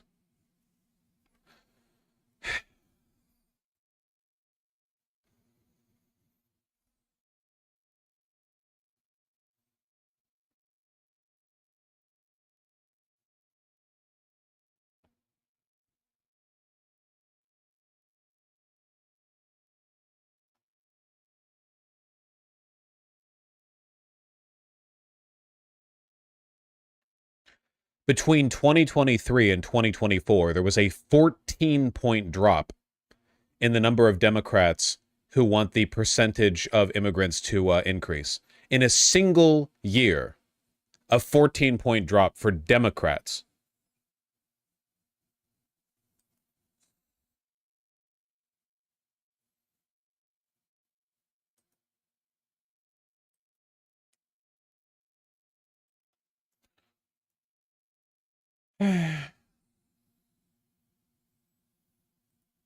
They're gonna kill us all.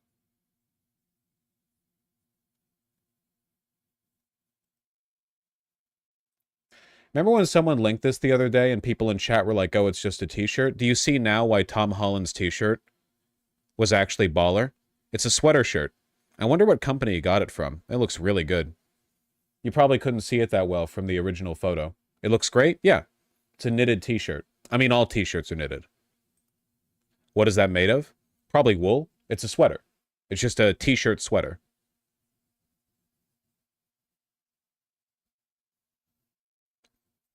I'm guessing it's not cotton. I mean, look at that sheen.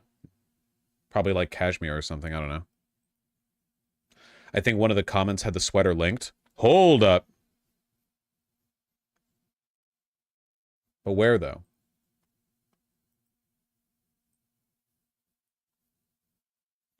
Merino wool, not cashmere.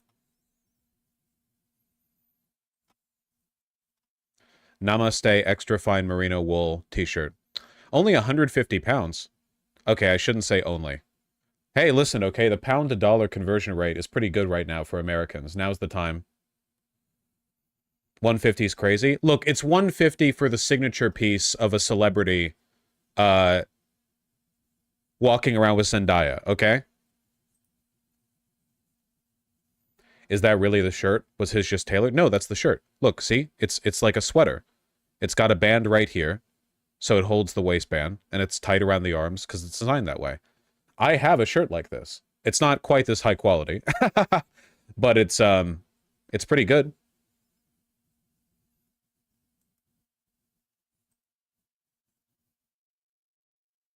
Isn't sheep too pretty for him? You need to get offline.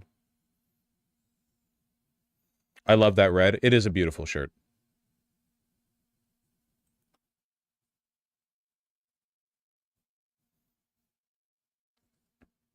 He's literally Spider-Man.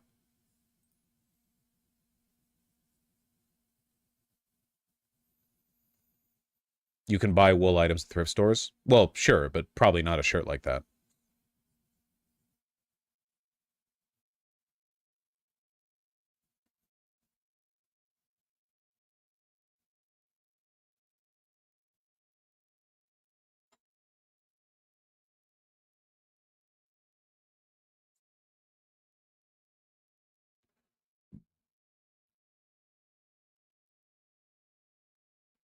Kiarostami doesn't believe in anything either. He's enabling the far right to mobilize. Yep.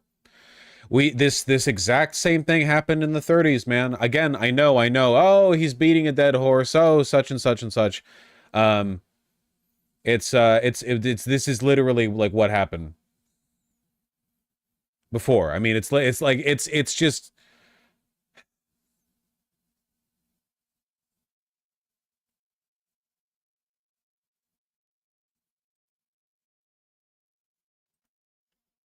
Never mind, Wall Street titans shake off qualms and embrace Trump.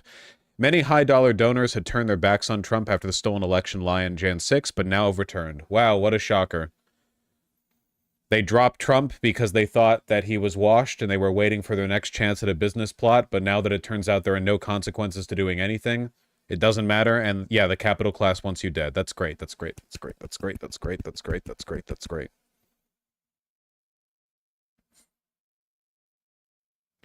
Why don't they hate him for all that tariff stuff? Do they know he just won't do it? Because they don't think he's going to do it.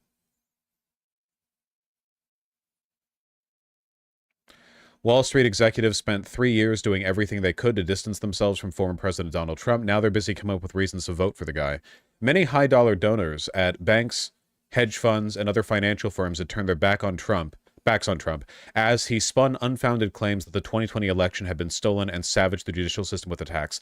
When this happened, my prediction was that Trump had washed himself because I was under the naive impression that there would be any consequences to attempting to overthrow the U.S. government. That was foolish for me, and I apologize. I failed to account for Merrick Garland and Joe Biden being the biggest pussies in the universe, and them just handing the country over on a dinner platter to the guy who did that. That was my apologies. Yeah, you know, in a sane country, he would be in the deepest hole. He would be in fucking Gitmo right now. But nope. Today, they're setting aside those concerns, looking past qualms about his personality and willingness to bulldoze institutional norms and focusing instead on issues closer to the heart, how he might ease regulations, cut their taxes, or flex U.S. power on a global stage. I don't know that anyone really believed he was a threat to democracy, said Point Bridge Capital founder Hal Lambert, an investor and Republican donor. Lambert had backed Ron DeSantis in the 2024 primary, but is now supporting Trump. Republican business titans from hedge fund executive Nelson Peltz to hotel mogul Robert Bigelow have come out in favor of the presumptive GOP nominee. When is this from? Oh, this is from mid this year. Gotcha. Very relevant. Evergreen, even. Even those who loudly denounced Trump's effort to overturn the results of the 2020 election are backing his bid to return to the White House. Blackstone Group CEO Stephen Schwarzman, who once labeled the U.S. Capitol insurrection that followed a Trump speech on January 6 an affront to the democratic values of the country, is once again one of the former president's most important allies in Wall Street. Top financiers like hedge fund billionaire Bill Ackman, who called on the then president to resign over the riot, and Citadel's Ken Griffin, who dubbed Trump a three-time loser in elections, are now considering offering their support. The new embrace of Trump threatens to further blunt the fundraising edge that Joe Biden maintained through the opening innings. Again, this is from the middle of this year, not from the past, few weeks or whatever. The former president is a much better choice than what we have now. Just check out the 4 years Trump was in office versus the 3 years that President Biden was in office, said John Katsimatidis, the billionaire New York radio station owner and real estate investor. Gas and food prices were lower, it was easier to conduct business, he said, and it was a lot cheaper to secure financing for second homes.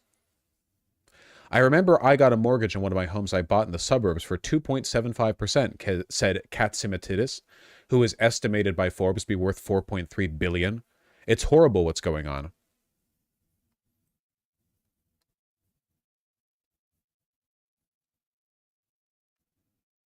Corporate America's dismay at Trump's behavior around January 6 has faded, even after his recent criminal conviction for falsifying business records about payments made to porn star Stormy Daniels, another thing that had no consequence. Remember when they delayed the sentencing for this over and over, and now it's after the election?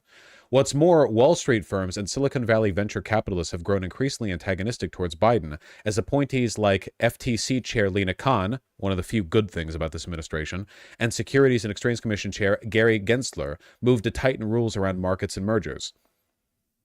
Kathy Wild, president and CEO of the Partnership for New York City, a nonprofit that represents the city's top business leaders, said Republicans have told her that, quote, the threat to capitalism from the Democrats is more concerning than the threat to democracy from Trump.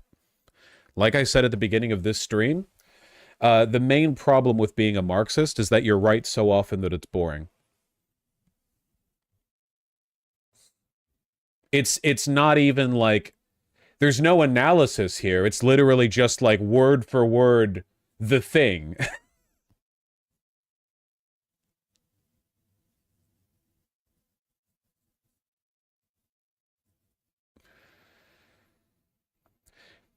Also, by the way, that is just an insane take, by the way, that Kamala is a threat to capitalism. Yeah, of course. But, that's what the capital class always thinks. The history of the capital class under capitalism, of the bourgeoisie, has been one of hysterical whining, as every single worker protection ever instituted has been an existential threat to the existence of the capital class. They said the same thing. The business plot, back in the, 20s, they said the same thing about, no longer having child slaves in the mines or whatever. They said the same thing about slaves. In fact, as you'll recall, they started a war over it.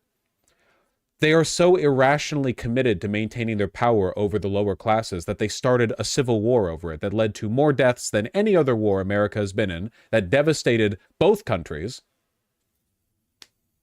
It doesn't matter if it's rational. Was it rational for slave owners in the South to have their fields burned by Sherman, to be shot and have their sons killed, rather than to just... They didn't even... Their slaves weren't even being taken away. Lincoln wasn't even, putting forward a full ban on slavery or anything. They were terrified of the lessening of the power of slave owners. They weren't even talking about, them all getting banned. They started the war because they were worried about a country in which slavery was less powerful as an institution than it was at the time they began the war. So people are like, would the wealthy really support Trump even though he would bring ruin to the country? Yes!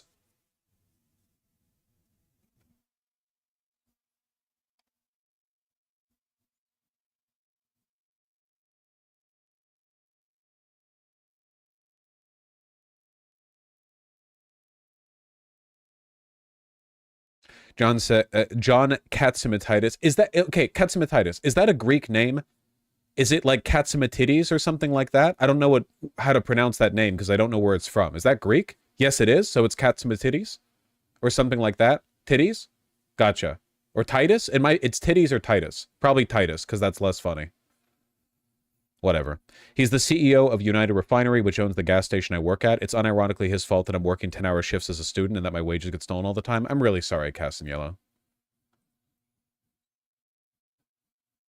Wait, didn't we see that guy on Fox Business recently? Wasn't he one of the people saying that, like, if the dock workers strike goes through, then it'll be super mega communism Stalin Lenin? That fat, bloviating fuck?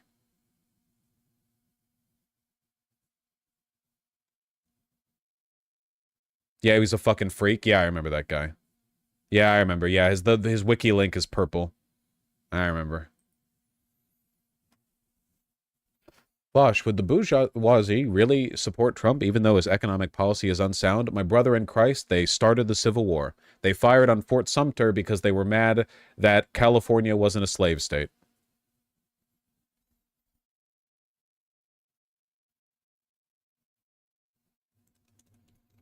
They backed Hitler even though he started World War II and got all of Germany mulched.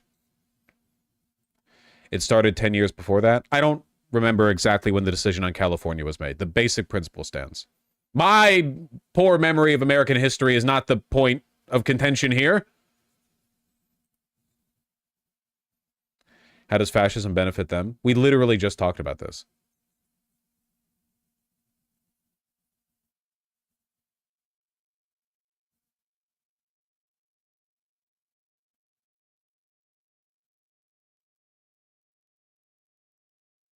Fox Business is a really, really, really, really, really good channel, or I guess YouTube channel, to watch if you want to be tempted to Fed post about wealthy people.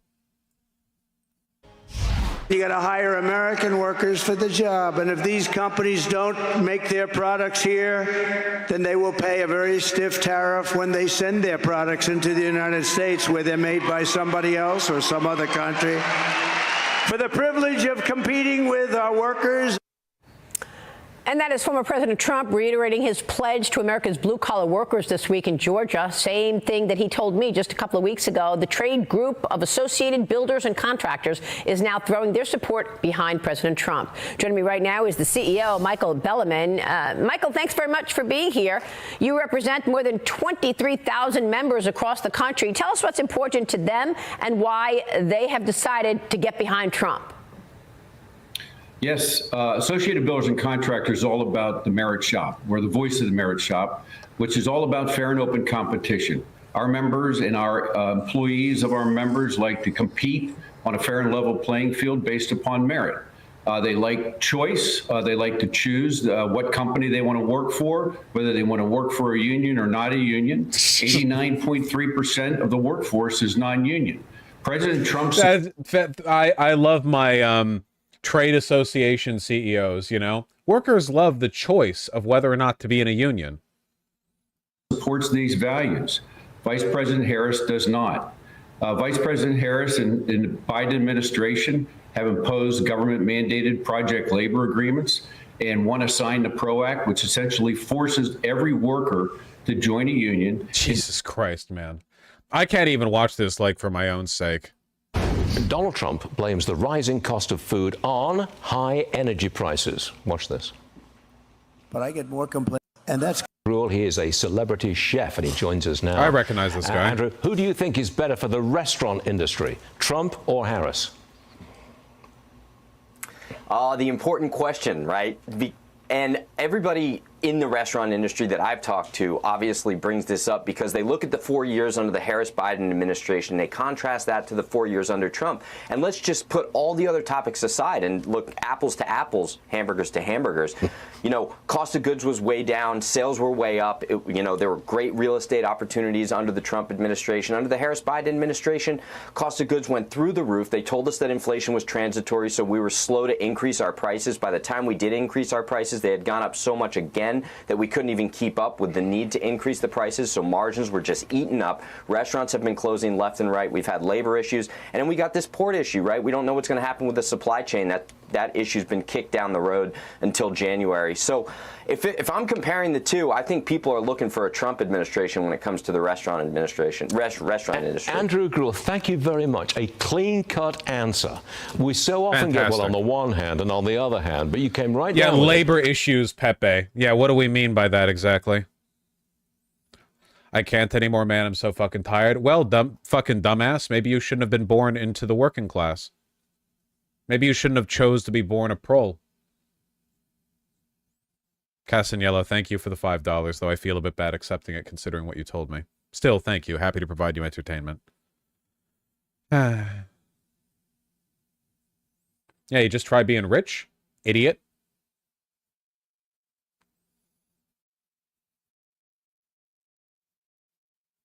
All right, Cass. Damn, why didn't I think of that?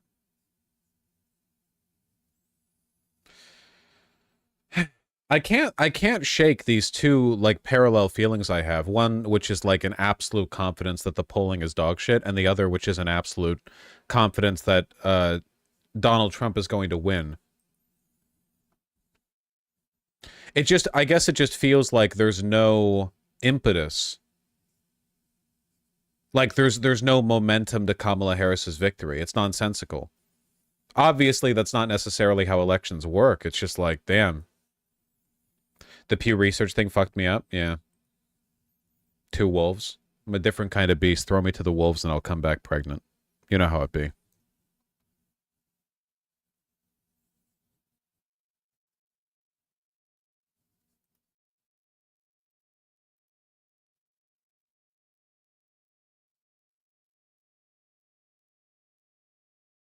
Why does the DNC ruin everything I want to lose? Liberalism.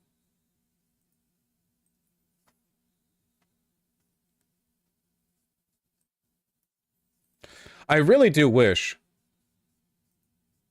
that I could show the whole Donald Trump Joe Rogan interview, because I listened to a decent bit of it. I skipped around a little bit because it's long and boring. Donald Trump is boring now. He's been boring for a while.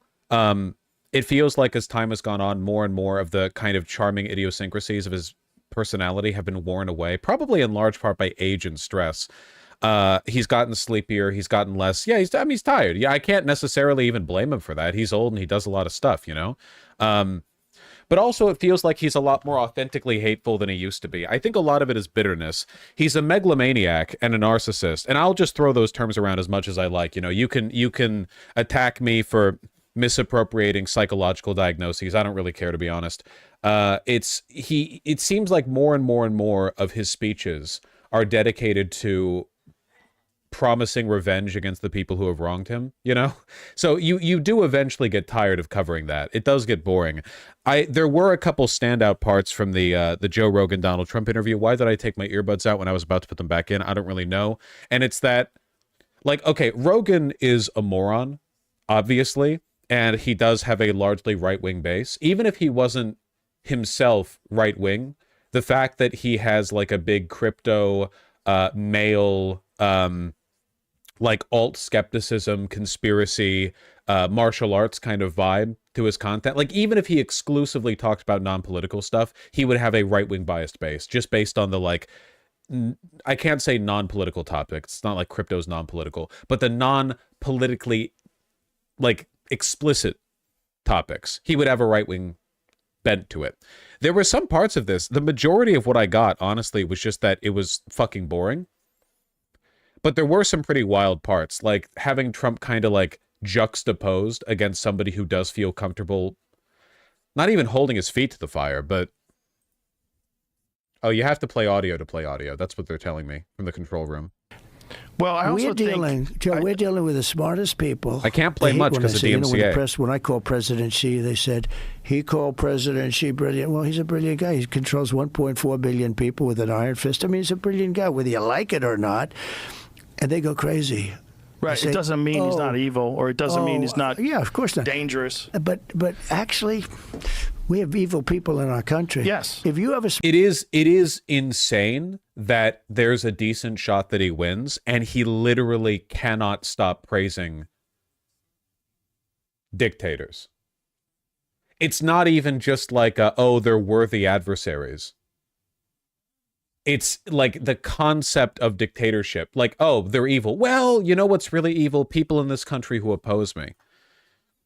How many threats has he made lately that are to the effect of, I will go after my enemies? Like, he's been doing this in, like, every speech now. Oh, people who talk about the Supreme Court the way they've been should be arrested. Oh, people who talk about me, the enemy within, the enemy within. This news station should be banned. This news station should be banned. I don't think that the interview went very well for Trump, honestly, because I haven't seen many right-wing fans like glazing it on Twitter. You know?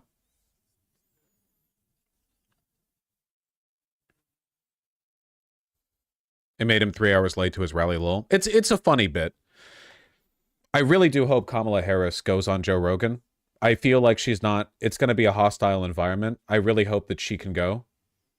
And because, like, this is one of the few environments where there's actually a chance that you could move people over at the last second, because Joe Rogan's audience is full of undecided voters because they're stupid, you know? She's confirmed that she's not, even though Joe Rogan invited her.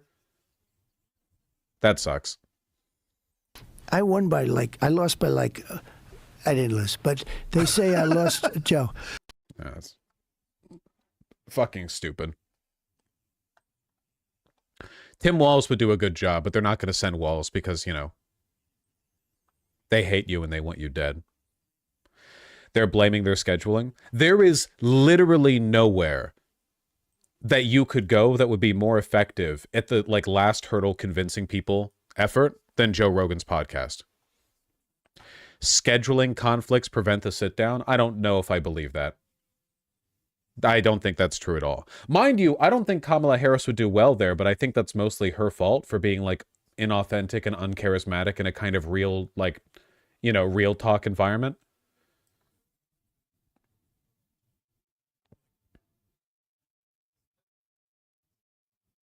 They're not going to send Walz.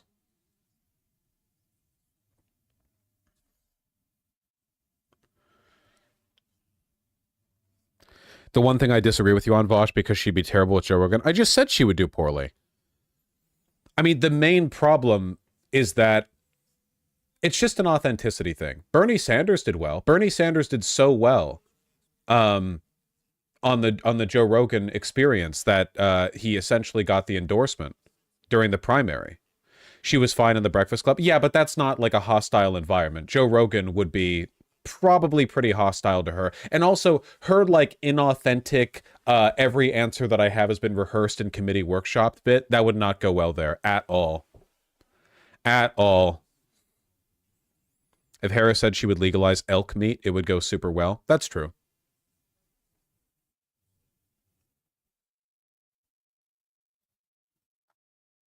There's always a chance. I can't play this 2-minute clip about Donald Trump talking about tariffs because I feel like that's a little bit closer to the sun than I want to cut it. There's a shorter one here, though. This shit's crazy, man. Tariffs. Did you just float out the idea of getting rid of income taxes and replacing it with tariffs? Well, okay. Were you serious about that? Yeah, sure. But why not? Because ready? Our country was the richest relatively in the 1880s and 1890s. This is the even race that you have. Which messaging will resonate more with voters? Kamala Harris wants pro-choice laws established nationally. Donald Trump wants to return our economy to the point known as the Gilded Age in historical circles. So called because there was a thin layer of gold in the upper crust, and no one else, but it wasn't substantial. It didn't penetrate down to the core. Everyone else was dirt poor. We're literally talking about how America was at the beginning of the Industrial Revolution. When most people were peasant farmers? No, worse. When most people were when children were getting caught in the gears of industrial looms. That's the period of time we're talking about.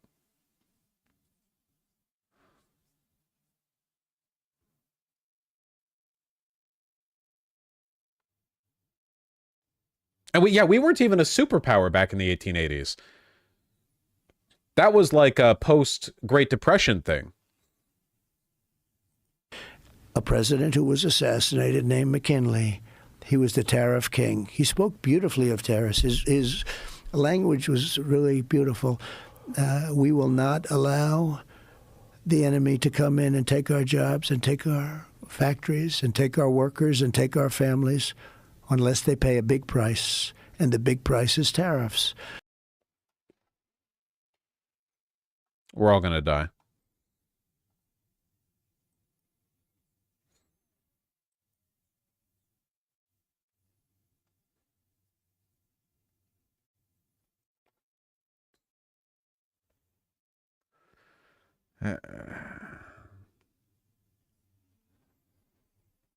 Well, on the plus side, replacing all income taxes with tariffs would profit. I mean, I would benefit from it.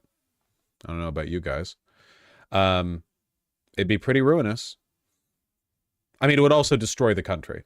You know, it's not possible. It's not going to be done because it's not possible. It would just destroy the country.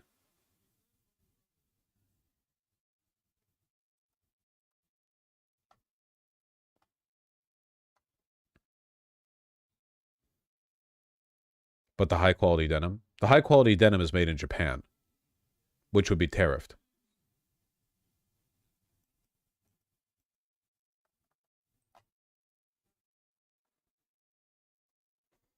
Hey, you guys get ready for your new sleeping accommodations. We're going back to tenement houses with sleeping ropes.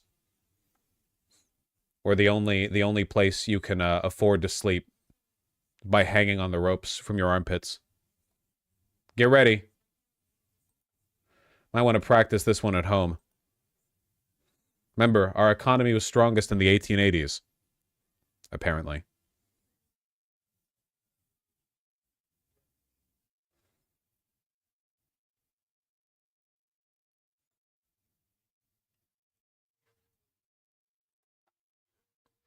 Looks like it's a great way to stay in shape. Well, people back then were a lot skinnier. I mean, they were eating like boiled leather soup, so.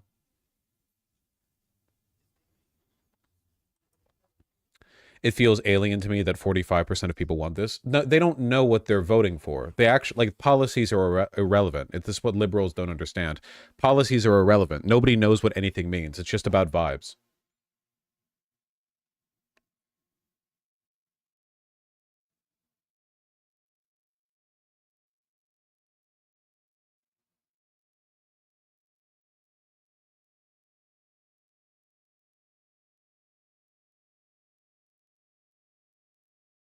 If only we did better with our education system.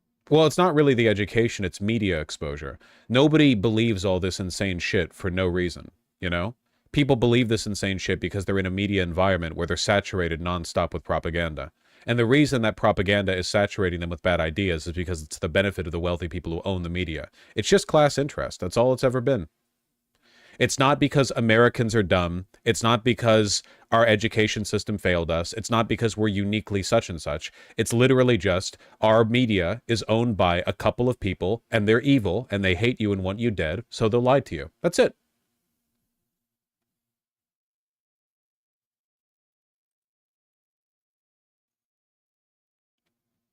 There are people who still believe Harris will win. Harris might still win. I don't think it's guaranteed that Trump will win. The problem is that the underlying factors that led to it being a close race, despite Trump advocating for this and Kamala Harris advocating for, like, well, genocide in Gaza, but also pro-choice policies, that underlying issue will remain. The fact that wealthy people own all the media and therefore disseminate their propaganda. The fact that, like, the prevailing ideology is the ideology of the bourgeoisie, that continues whether or not Kamala Harris wins. And it takes real revolutionary socialist thought to disassemble that control. And Kamala Harris is not up for the job.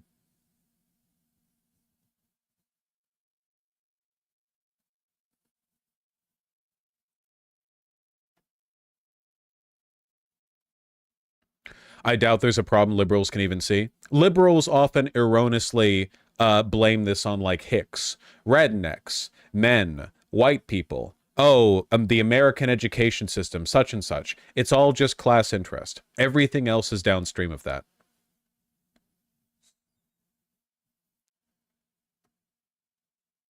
You don't?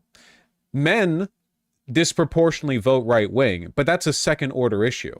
Men are lied to. Men are just an easier target for certain kinds of propaganda because there's historical precedent to targeting men with fears of women losing their way and of their entitlements not being provided to them. They're more insecure. They're easier to target with that propaganda. Oh, now you finally say it? Nuts.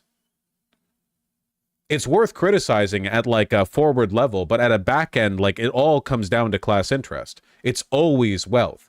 being a man gives you power over women in the sense that, you know, you're physically stronger in a literal sense, and in a social sense, you can talk over to them and call them bitchy when you would be called like commanding for the same thing. But being wealthy gives you the power to move armies and nations, you know?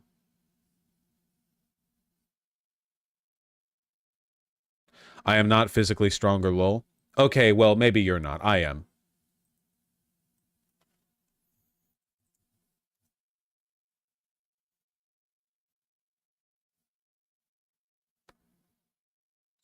I mean, yeah, everything is downstream of that, but social tendencies exist within and without class, unless you think Marx was right that everything is class. It's not that everything is class, it's that it's the higher order problem. This is a component of intersectional theory. Like, just because you think that issues pertaining to class, race, gender intersect, class is the issue. There is no other demographic, like, tendency or demographic bias or power that gives you the power that being a billionaire gives you, you know? Like, that is, like, the ultimate prevailing authority.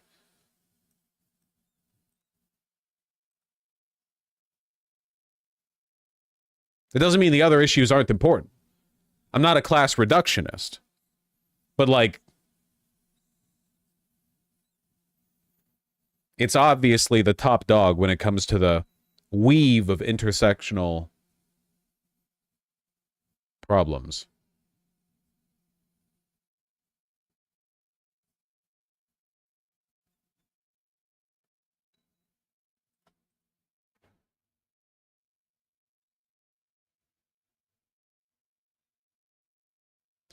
A little bit too simple of analysis, Vosh, like you said earlier. Yeah, everything can be traced back to capitalism, but it's also more than that why white men are more likely to vote right-wing. Yeah, but white men are more likely to vote right-wing because also, like, downstream of capital interests. The same way that historically, like, the threat of immigrants has been framed in the context of them stealing jobs to prevent, like, worker solidarity, you know? It almost always stems from capital at a fundamental level. They are the people who rule. Men don't rule society, like, at a highest order, right? Obviously, men are the ones in the larger number of positions of power. But, like, a poor man does not have more power than a billionaire woman. There's just no overcoming class, you know? This is a component of capitalism. It didn't used to be like this. Back under, say, feudalism, it didn't matter how much money you had. If you were a wealthy merchant, you did not have the power of people raised to peerage. You weren't a nobleman. You weren't a king. We don't have kings anymore, you know?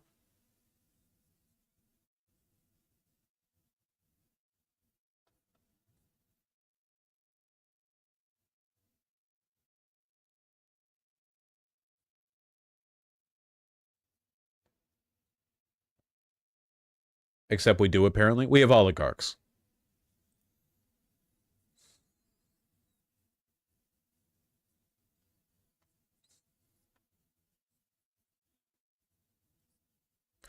So basically, racism and sexism stem from capitalism? No. Racism and sexism predate capitalism by, like, infinity years, basically. Capitalism is the overriding economic paradigm, the hegemon. And so, since that is the fundamental base of power, all other bigotries stem from it and are reinforced from it. But, like, before capitalism, feudalism did the same thing, you know? Theocracy, so on and so forth, however far back you want to go.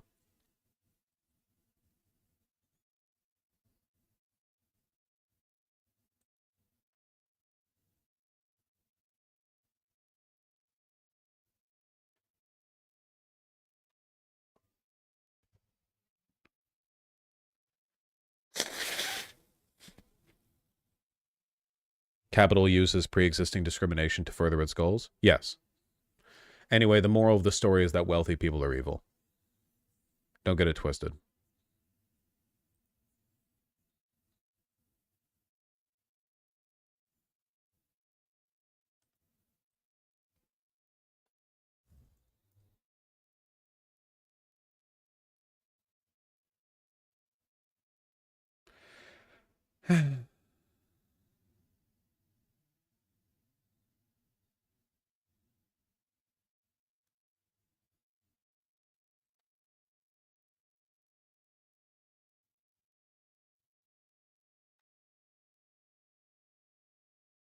Any thoughts on today's nation of Georgia elections? I mean, does what the people of Georgia want matter? Is that in the nation of Georgia, is that like a thing that has an outcome? Look at this. Georgia's ruling party on course to win pivotal parliamentary election. Early results show Georgian Dream Party taking 53% in poll that can make or break country's future with the EU. Nice. Russia will never let Georgia go.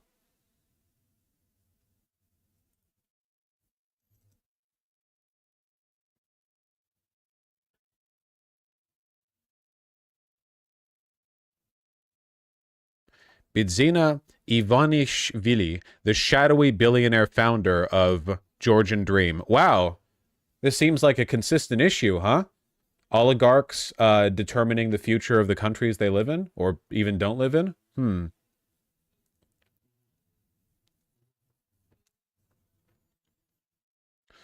Vosh, there are literal videos of voter fraud in Georgia, by the way. Yeah, I've seen it. What the bourgeoisie want, the bourgeoisie get.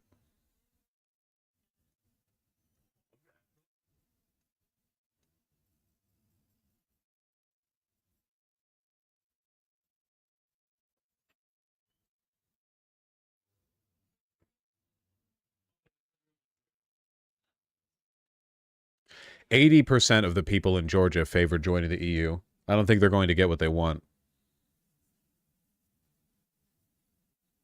Thanks, chatter. This was such light news. Well, as long as we're in the theme of, like, wealthy people ruining everything. Seems to keep happening.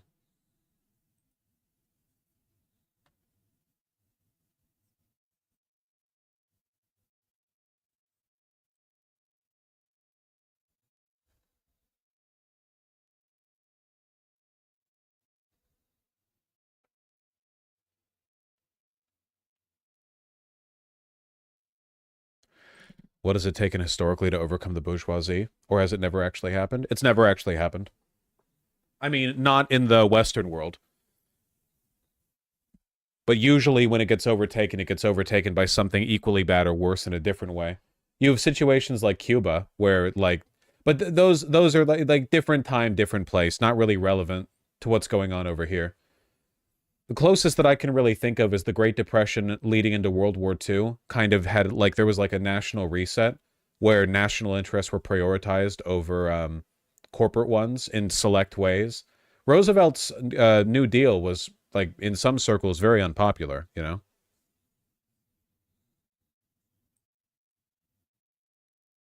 But then, inevitably, things fell back, so... You know how it is.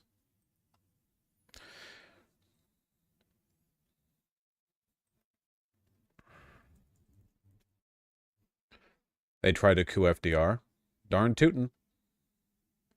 The classic business plot. This was back when it was actually illegal to attempt to overthrow the U.S. government. Nowadays, it's fine. You can do it now.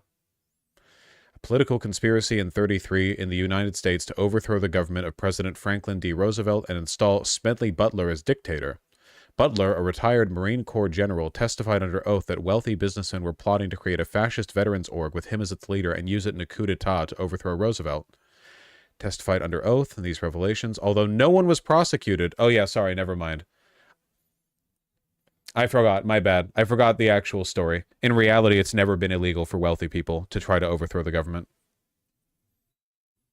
It's just like, if they fail, they can always, like, try again, you know?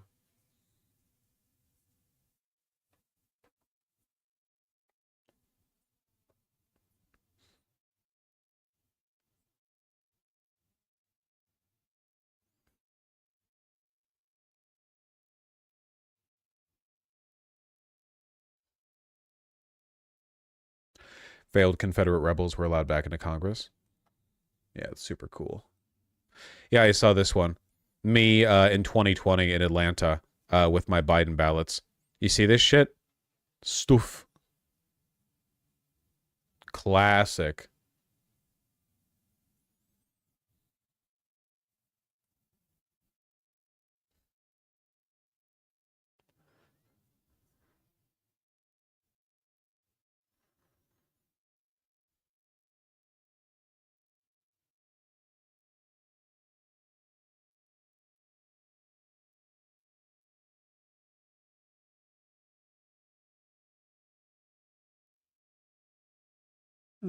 The movie called Amsterdam is based off the event. I haven't seen it.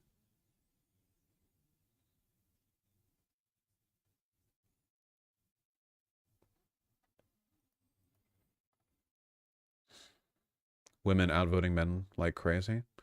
9.5 million early votes cast so far in the 7 swing states. 1 million more women have voted than men, or 55.1% to 44.9%. The gender gap grew by 87,000 on Thursday. Gender turnout gap is plus 14 points in Michigan, 13 in Pennsylvania, 12 in Georgia, so on and so forth. We'll see. You're wrong about racism predating capitalism. No, modern racism only minorly predates modern capitalism. But racism, like, conceptually has existed for far longer than that. But yes, I'm familiar with the way in which the transatlantic slave trade led to the codification of scientific racism, or empiricist racism as, like, the prevailing mode of thought. I've talked about it before. You think Obama had some fault in all of this? We'll just say Obama's to blame for everything.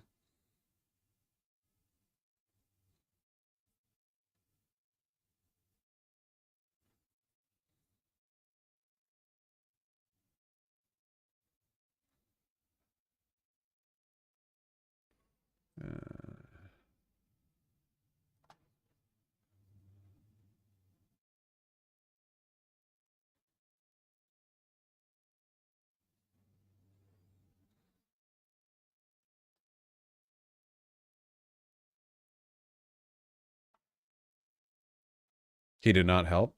No, Obama was probably the person most responsible for us being in the position that we're in right now, since he was kind of the one who took, like, what could have been a transformative progressive movement and then absolutely squashed it. He and Hillary had nowhere near the influence that he did. You know, he was just much more competent at squashing it than she was.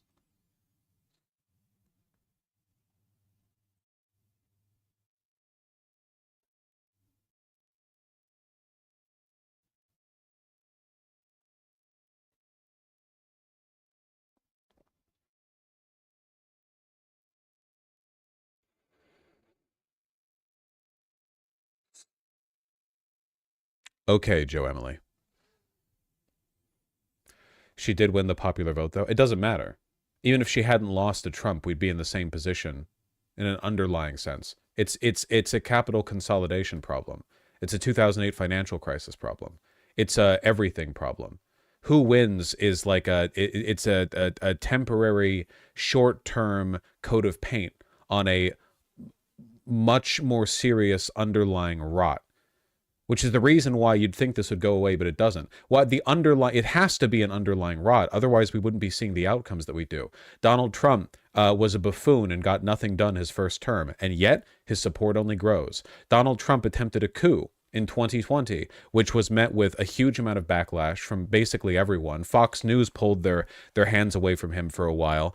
Even a bunch of Trump supporters, a majority of Trump voters said they thought the coup was regrettable. He was forced to speak against it after the, like, fucking shadow government of the Pentagon held control of the White House for 14 days before Joe Biden was sworn in. It didn't matter. Nothing changed. You can coat with paint as much as you want. The underlying rot is the issue here.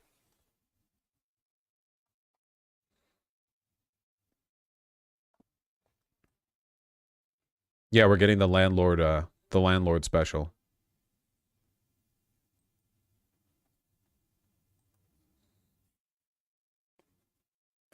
Bosch is on his Mega Doomer arc. You don't know what Doomer means, and I'm punishing you for it. For 24 hours. Continue to watch me for those 24 hours, and you'll learn. Donate to me, and you might have a greater chance at learning.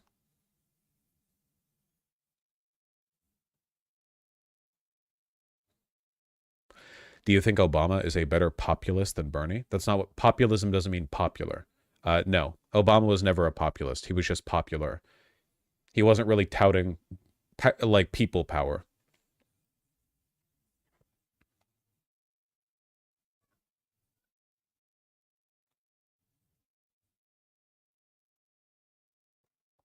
Absolutely not, Mr. Wynn. Elon Musk briefly worked illegally in the U.S. After abandoning a grant studies program in California. Great, another thing that doesn't matter.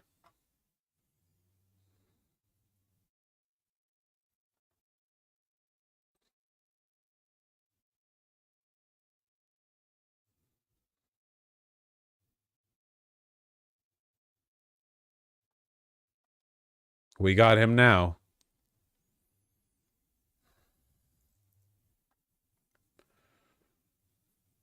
I would argue in 2008, he ran a populist campaign that he turned his back on.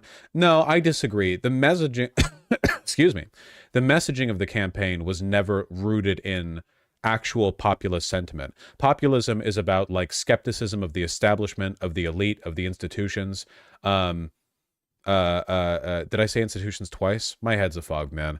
And like a support of like the popular uprising against it. Or Barack Obama talked about hope and change, never like specifically hope for what, change for what, but it was never framed as an uprising against an unfair establishment. It was always just like the standard liberal dreck, the like, you know, by being extremely vague about what I want and what I think is wrong with society, we can pretend that we're doing something substantive and revolutionary when in reality we're not really doing anything. And of course, nothing really happened under the Obama presidency. The Affordable Care Act was good, but that's like the one thing people talk about over 8 years.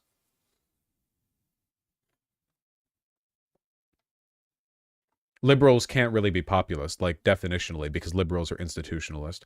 Vosh, can we get a crumb of positive news? Sure. Can you produce some?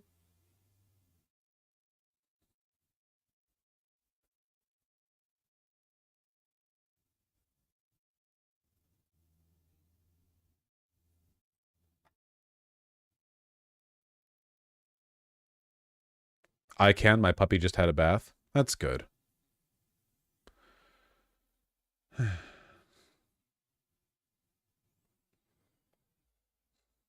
They're making 4 new games. Nuts. Well, somebody is.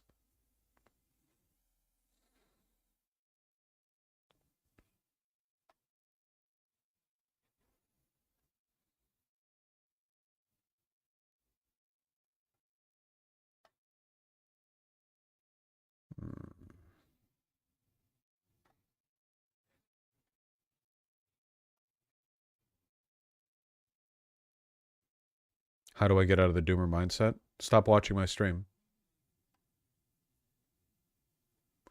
Vosh is going on a doomer rant and I'm here for it. You don't know what doomer means. Doomer is a state of mind. Nothing that I'm talking about right now is wrong. I mean, leaving aside the criticisms of liberalism, which is not only not doomer and correct, but also, like, just a straightforward, like, Marxist perspective on liberalism in general.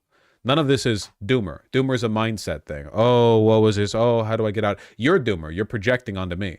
I'm upset with the news. That's a rational response, motherfucker. That's not me being like, you know, hysterical or anything. That's just how it be. It's not good.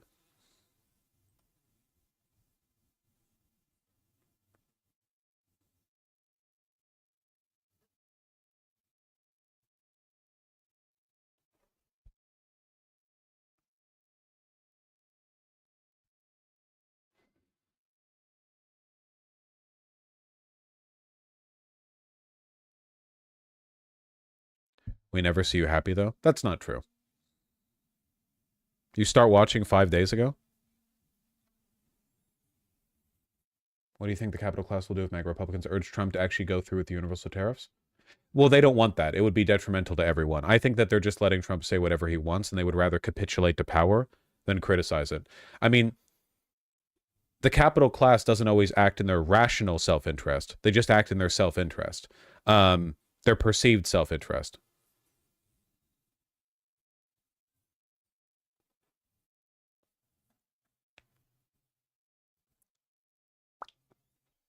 But I don't think that's going to happen at all.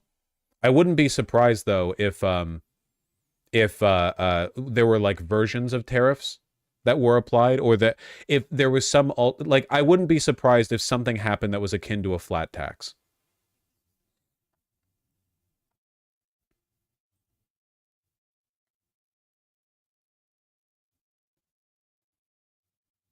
Which would again benefit me. So maybe I shouldn't be doomer about it.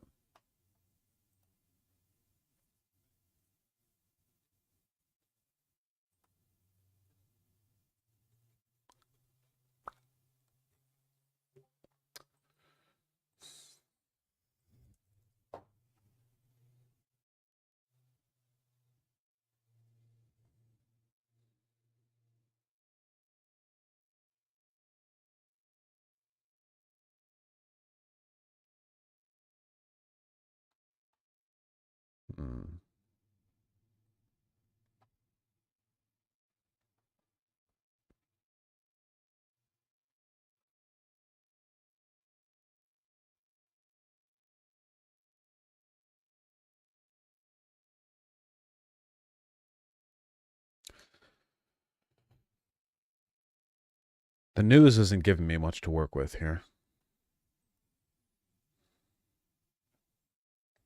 Flat tax is just a regressive tax? Yes, that is true.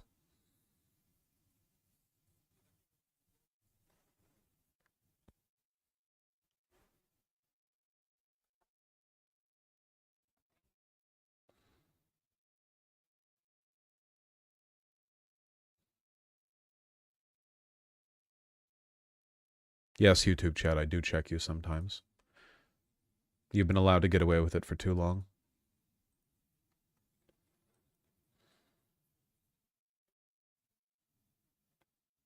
I can't see the future, OGS Kara. That's also a stunningly vague question.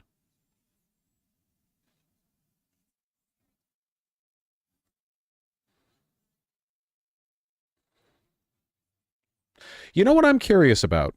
Genuinely. Like, this is... Yeah, I'll admit to it. I'll crib off the work a little bit. What in the ever-loving fuck is Hassan Abi talking about right now? What does he talk about? I'm genuinely curious. I'm going to look. Merch, 10 days. I need to get on merch, man. I need to find some, like, nice union-made American blanks. And then, like, I have a few designs in mind. Probably Israel. I guess he can watch the entire Joe Rogan thing. Because he's on Twitch, so he's subject to much, to weaker, like, DMCA concerns.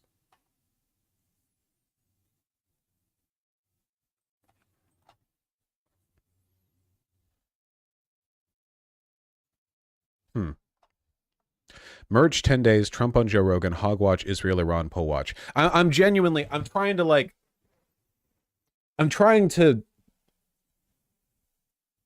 look, I'm just a guy, you know, I don't have a team of consultants behind me. You know, I don't really have an idea, like, innately. I wake up and I think, okay, what's happening? What's the news, you know? What is the news? What are we talking about here? Do I need to, like... Hassan does a lot of Israel stuff. I got no one in my audience gives a fuck about the Israel stuff. I see what the viewership is like.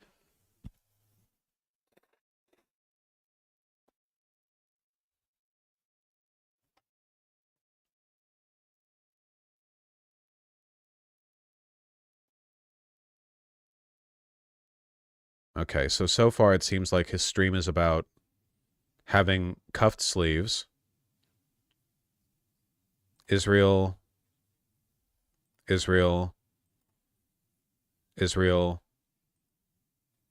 Trump endorsement, LA Times. He's watching One Piece, which I guess you can do on Twitch. Endorsement. That's it. I have no idea. How do you do this? How do you do this job?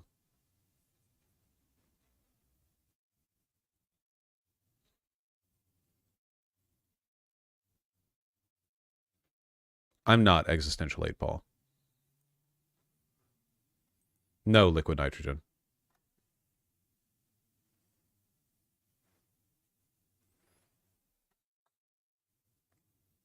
So, being accurate, do you think it's just good news or just cope? I mean, I don't really have the credentials to analyze the polling in that way. What article? Let me see. I don't know what article you're referring to. I mean, some people are saying that, like, the polling is inaccurate, but how the fuck would anyone know? You know? All the bad news, a bit much for my mental. Nero, I don't blame you at all. First of all, thank you for the $10. And yeah, I don't blame you at all for not keeping up with this stuff. It's just like, I guess it's again, it's like the death of consensus information. It's incredibly difficult to even like know what to say. You have a sociology degree. Didn't you go to school to analyze polling?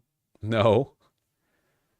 Regressive analysis to conduct studies yourself isn't the same as, like, poll analysis. That's a whole different... I didn't even think you have a degree in that. That's more like a subfield. Like you would get a statistics, or, well, there's a lot of degrees that could feed into that. Mine is one of them, but I don't have the specific specialization. Here, I think this is the article that the chatter or the dono was referring to. Democrats panicking for no reason, pollsters say. U.S. race nail-bitingly close. Isn't that panic-worthy? Polls suggest Harris and Trump still neck and neck, but Democrats pessimistic, Republicans confident. Wouldn't that be a reason to panic? The reason Democrats are panicking is because if Kamala Harris wins, nothing bad happens to Republicans or their donors. There's no reason for Republicans to panic ever because they don't face any consequences for what they do. Whereas if Trump wins, a lot of people are on the chopping block.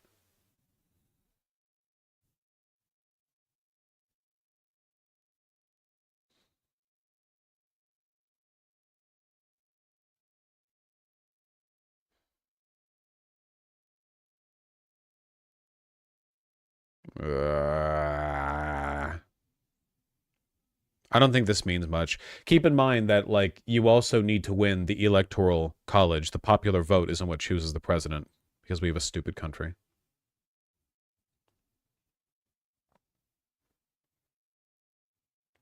Yeah, Greg Quinn, but if they believe that, they would be more enlightened than they are now. Thank you for the $5.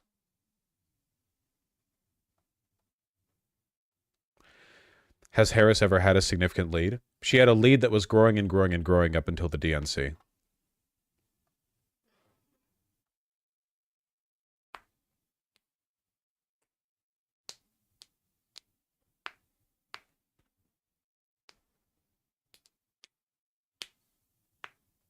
Yeah, until the consultants got to her.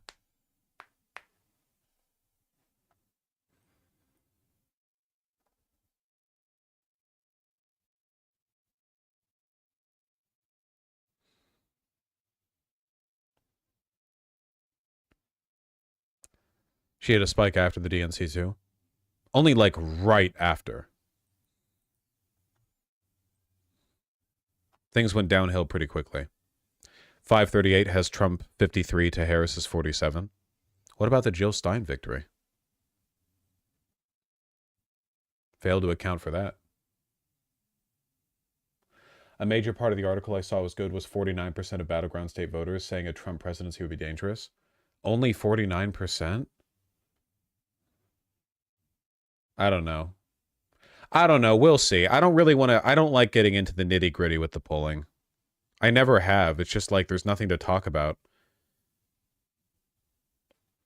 Because of the so-called death of consensus reality.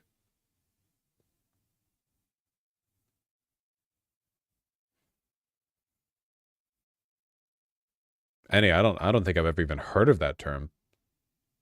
Psephology? The study of elections and voting. Good Lord.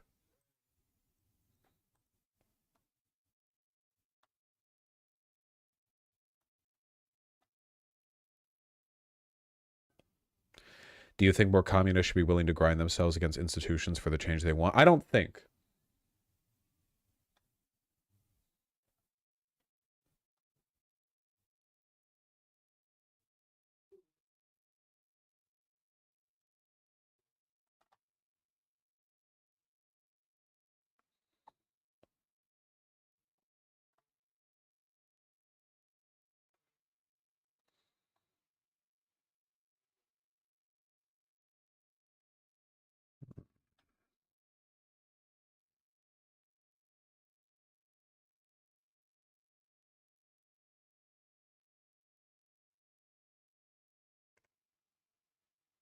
You know what I need to do? I've been meaning to do this for a while, actually. I need to get rid of all of the, or most of the commands for Nightbot and YouTube chat, and the command set in the chat. I feel like when I'm feeling anxious about the state of the world, you should focus on cleaning your bedroom, and this is all kind of my bedroom, and there's a lot of just nonsense commands. It's not like I chose them, but a lot of them are super outdated.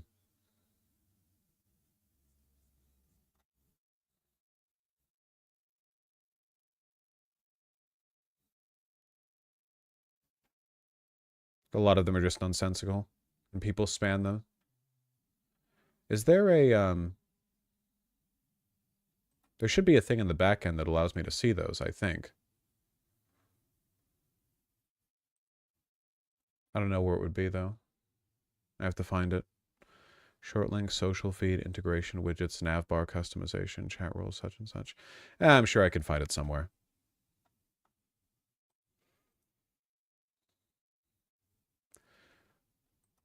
What do you think of this? Does it seem legit? I don't care. There's a feed in your admin dashboard. Feed. Push notifications, force chat refresh. I'm sure it's one of these. I need to just sit down and figure out. There's so much like back-end stream stuff that I've been putting off for a while because I fucking hate altering anything. I DM the link. Oh, thank you, Annie. I'll take a look at that at some point. Wait, you DM the link? You mean you DM me in the site chat?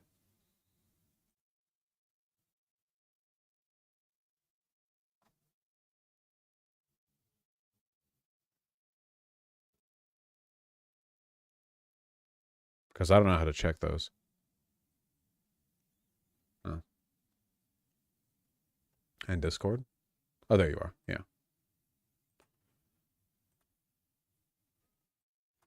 Custom commands. Thank you.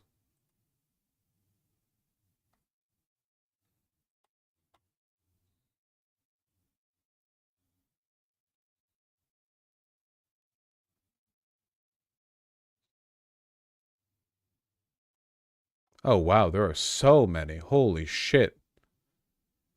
I'll deal with that later.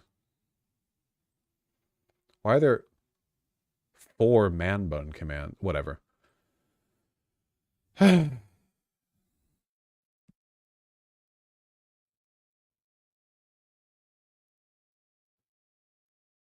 First they came for the pitball commands, and then I said nothing. Yeah. I'll choose the commands.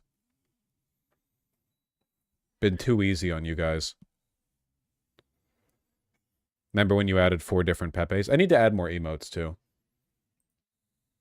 And I need to ask for an emote only. But there's so much... God damn, man.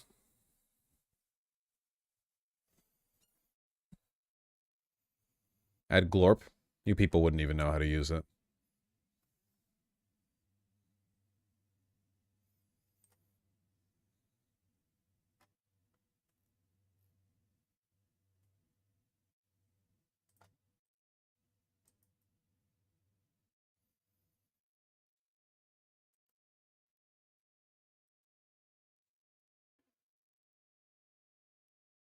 I still got to talk with him, Annie. The one-click man is probably a bad idea, though, Annie, because I would only misuse that. That would exclusively be to the detriment of the community. For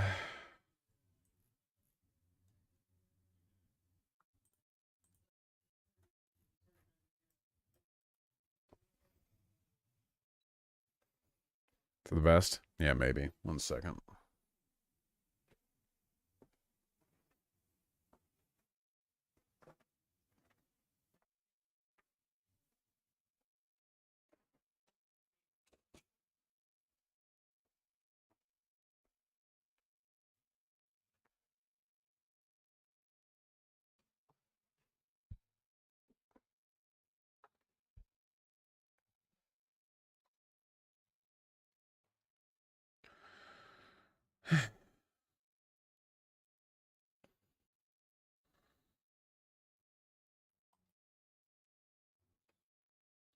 Wait, are we small? What happened? What the fuck are you talking about?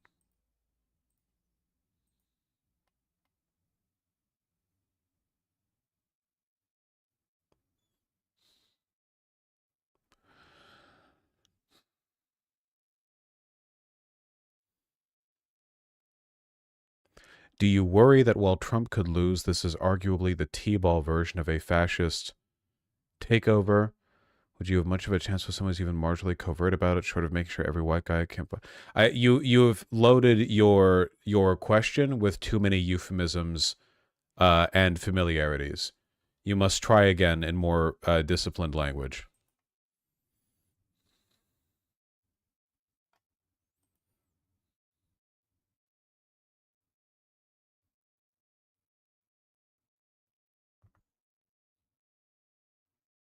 Yeah, I saw the new ERB. It wasn't very impressive.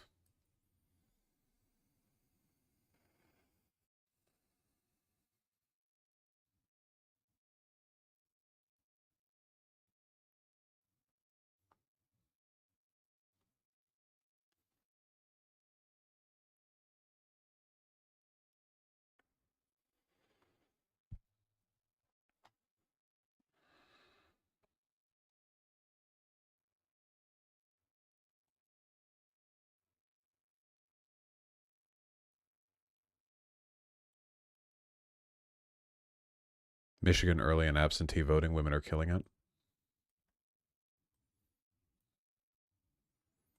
Are the numbers not the same? Women are voting at exactly the same proportion as they were back in 2022 and 2024. If anything, isn't this bad? Isn't this an indication that there's no, like, big shift after Roe v. Wade?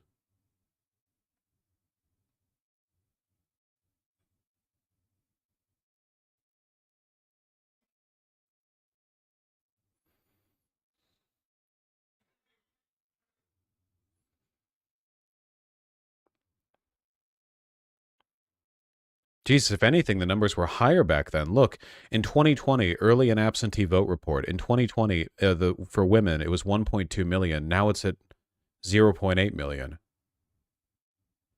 The numbers were higher back then. Lower voter turnout. I wonder if these were captured at the same date? During COVID? Yeah, but it's still a pretty significant drop-off.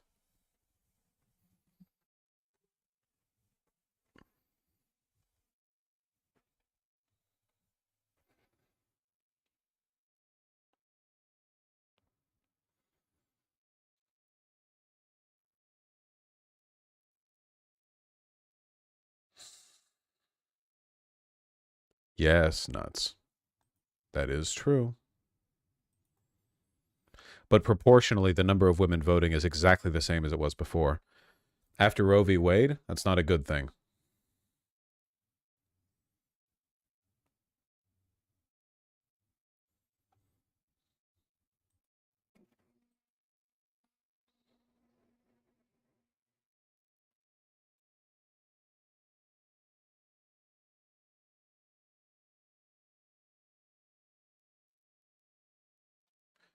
Someone tell him these are the totals, not in-moment polls. Well, yeah, they're not done.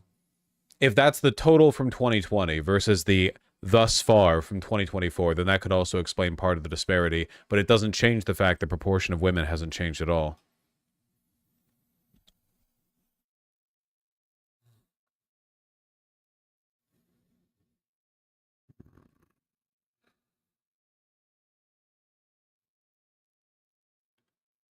Big arms? They're not at all. Far Left Shark, thanks to the tier 1 sub. I certainly hope so. This is because women are bourgeois.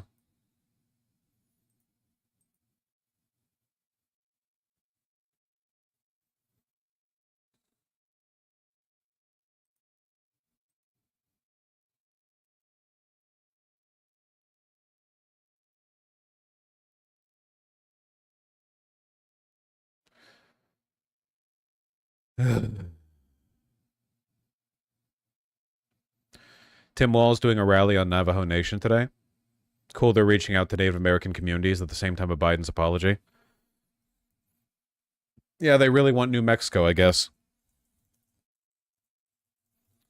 Biden's apology to Native Americans for the boarding school abuse, that came out of nowhere. That was pretty fucking funny, I'm not gonna lie.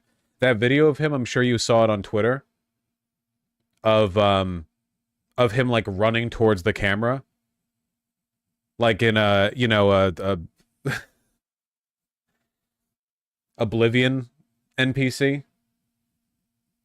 It's surprising no president ever apologized for it before. It's just, we don't really, like, care much about Native Americans, which is bad, because they're people, I've been told.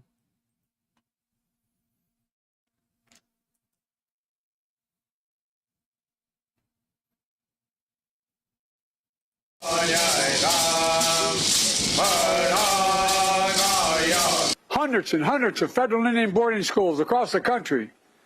Tens of thousands of Native children entered the system.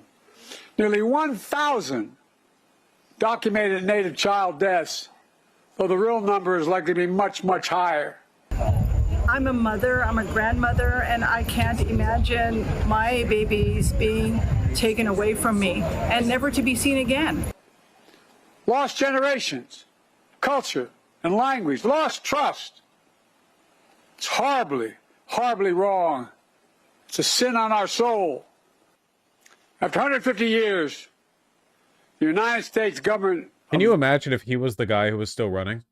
...eventually stopped the program. But the federal government has never, never formally apologized for what happened until today. I formally apologize as President of the United States of America. He is a Catholic. He is practicing. He still wants to go to heaven. So he's compensating for the genocide that he's actively enabling by apologizing for the one that previous presidents engaged in. You know, he's trying to like pay it forward, basically. It's a historic apology that our President Joe Biden just made here on the Gila River Indian community. Of course, he had promised to come to Indian country. He fulfilled that promise. I hope, as a tribal leader, as the governor of the Gila River Indian community, and as all my fellow tribal leaders across Indian country who are assembled here today, we hope that the next administration will uphold and will even increase the tribal sovereignty protections, having tribes, giving them a seat at the table. This apology is meaningful, but we still need to see more from our federal government, and that... Apparently there were people there who were shouting about like the genocide in Gaza, which is nice. Here's the Oblivion edit. It's pretty good.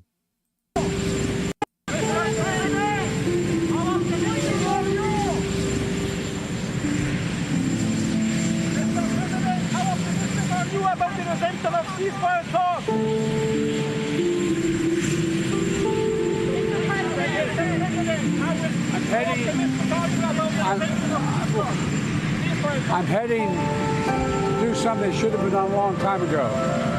Make a formal apology to the Indian nation for the way we treated their children for so many years.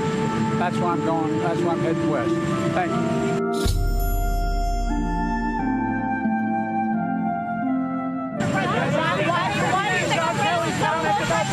I love his little run, man. Dropping out of the presidential race really gave him back some years, you know? Just hopping off.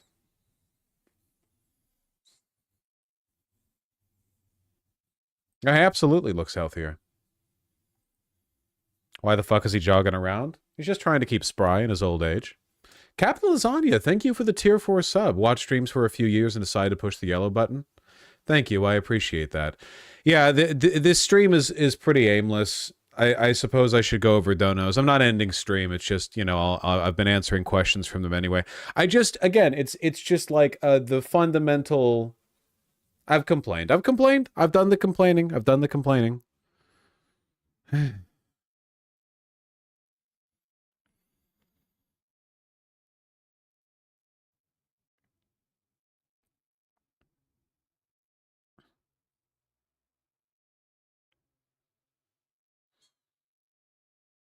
We're not doing Elden Ring. Maybe tomorrow. Hush. Rug Shitter, thank you for the $5. I feel like Kamala has some momentum here in Georgia. Oh, wait, no, that's what Far Left Shark said, but I acknowledge that. Thank you. I hope so. Vonshave cleared my mind and attained inner peace. I don't think that's true. Daily Fatigue Bar, thank you for the incredibly kind 20 Tier 1 subs. I really, really appreciate that. Just paying forward gifted sub I received. Yeah, you've certainly paid it forward to 20 people. Sort of cascading effect there. I recognize a lot of the names that received those donos, too. Thank you very much, Daily Fatigue Bar. Do you go to Fatigue doing pull-ups in the bar daily? Is that like a exercise reference? Risen, I did a whole 2-hour segment on that.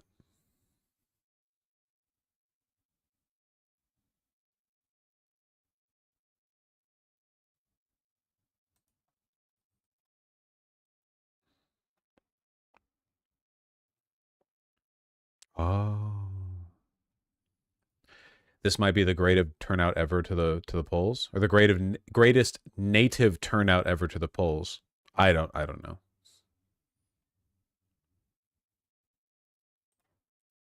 Look, if they get Arizona, they get Arizona, okay?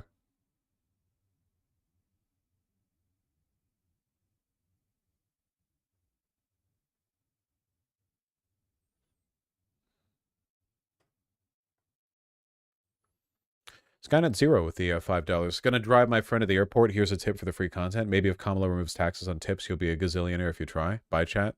Yeah, I don't think these count as tips legally, unfortunately. King Kerplunk, congratulations on getting your first feature film role as the lead, no less. That rules. God damn. That's really, really nice. Red Rosa, Drunk Nihilism, thank you for the tier 1 subs. Really appreciate that. And Jamie, thank you for the 2 $5 donos. The 3 $5 donos. What are your plans for the next fast years? Make content, of course. Obviously.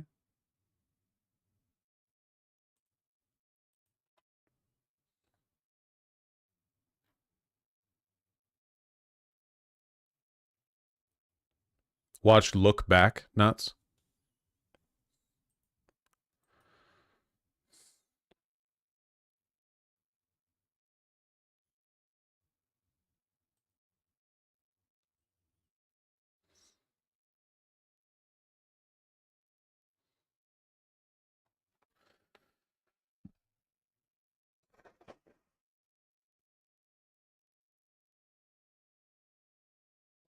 No, Boopy Box Fox, I did not.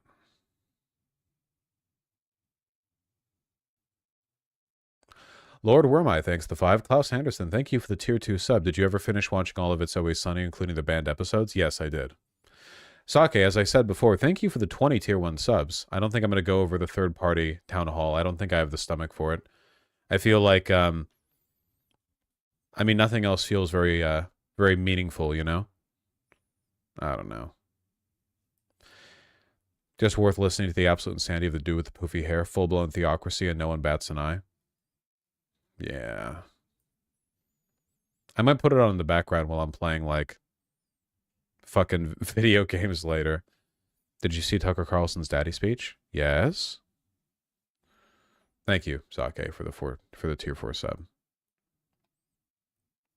Do you ever have plans to get a bespoke suit from somewhere like Savile Row?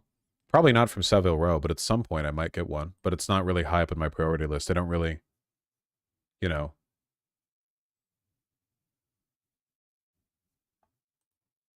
Wear suits. Could the early vote proportion be curbed by pro-choice men? Stop asking me questions, please. It's like that one tweet. People be saying stuff so decisively. It's like, I don't know, man. It depends. That's my, like, I don't know. I don't know. I don't know, man. I don't know. Sure. What goes well with black jeans? Basically everything.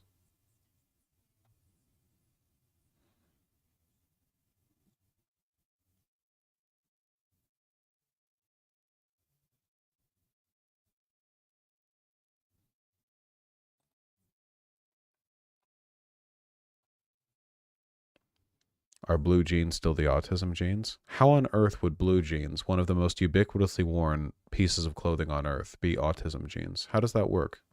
What are you talking about? Why do people just say things? There's a what's the term? I'm getting stupider the more, like, depressing the news gets. There's an opportunity cost to saying stupid things. You could instead say something that isn't stupid.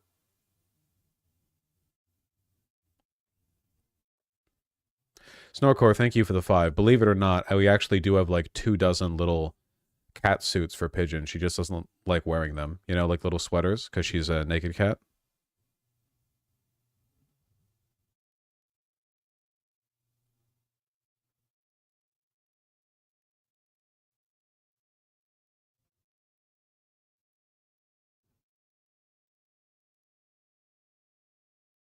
And she did not care for it any.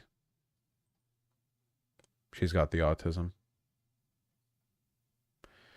Is Vosh watching the Donald Rogan interview? Unfortunately, Donald Trump, Joe Rogan experience is copyrighted. You can get in trouble for watching it.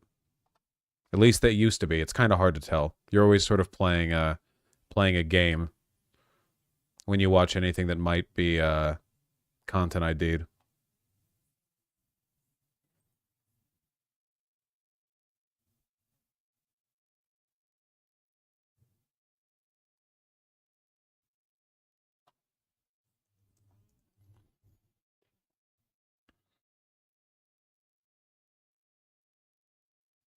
Planning anything special for Halloween?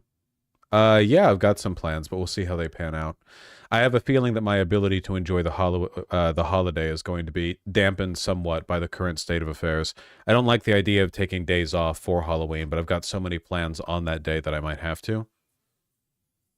Let's see how it goes. But honestly, like, who even cares if I take a day off? Because nothing's happening anyway, right? We've all just kind of like resigned to this outcome. It's never been like this before. I remember what it was like in 2020. Remember 2020? Before voting day, it was this constant ramping up of tension with news every day, news and such, and arguments and such. But not now. Now it's just dead silence. Like everyone's just resigned themselves to the outcome already.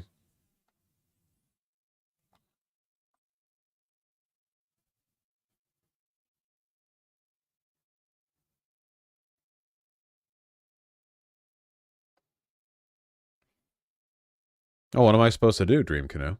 Malaise. Yeah. Shut up, Zantera. Don't tell me what to do. Honestly, enjoy the day off. Don't you patronize me. I don't need your permission to enjoy a day off.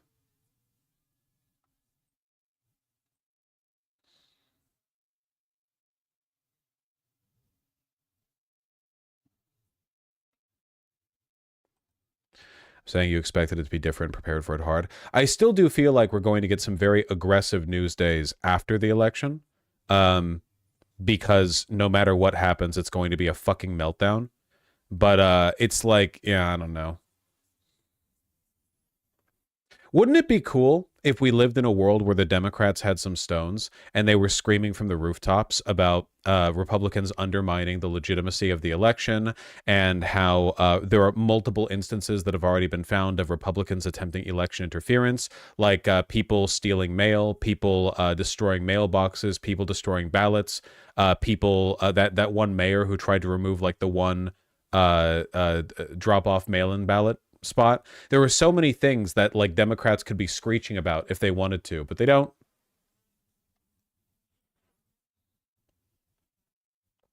I mean, Tempest, do you remember what it was like 4 years ago? The energy was totally different. Did you play mouthwashing? I don't know what that is. I just see people on Twitter, they keep posting fan art of it.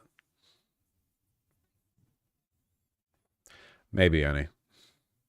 They literally shot at a Democratic office in Arizona so much they closed the office. Yeah, and do you even hear about that? That's insane. If that was done to a Republican office, they would still be talking about it. You would have like every Twitter poster getting retweeted by Elon Musk screaming about how Democrats are trying to destroy the country and they're trying to kill but it doesn't matter because Democrats are committed to losing and they don't care.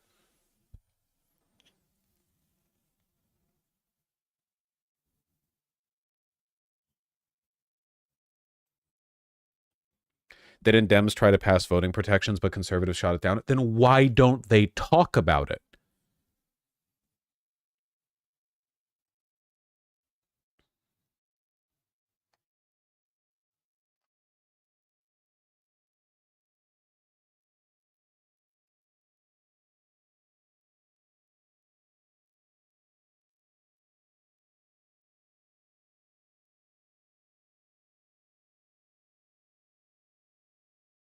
Because no one cares, unfortunately. But nobody cares because they don't talk about it. This is, again, like, you have to create the consensus that you rely on to win. You can't just, like, have a correct position and then smugly hold it silently while waiting for everyone else to back you up. You have to loudly advocate for it. This is exactly why people's support for immigrants coming into the country was high up until Biden took office, because they were actively pushing for amnesty and for support for immigrants and how we need more immigration, so on and so forth. The moment they stopped doing it, people stopped agreeing with that position. You don't just like, yeah, majorities don't come out of nowhere. Majorities have to be built. This is why Hillary Clinton and Barack Obama didn't support gay marriage until after it was like polling at 50.1%. You know?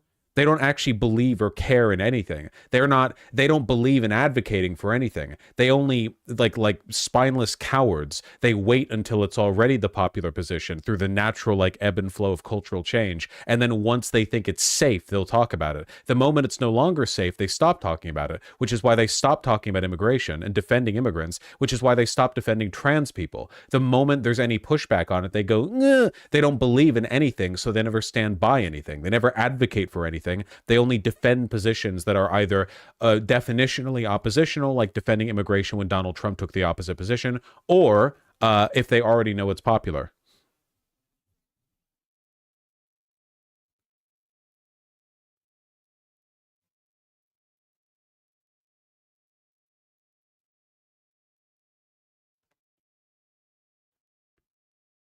I agree, but Walz recently defended trans people. Walz seems like he does actually believe things, which is good, but it doesn't change the fact that, like, the Democrats have gotten shockingly quiet about it, and Kamala Harris couldn't even muster a defense of them when asked a direct question. But yes, I am glad that Walz actually believes in some things.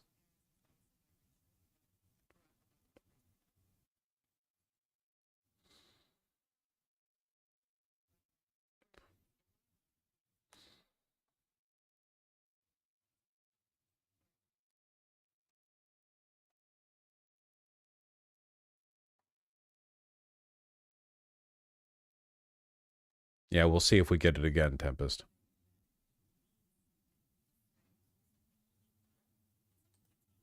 If we're resigned to the outcome, I'm not resigned to any outcome. We have to win first, Tempest.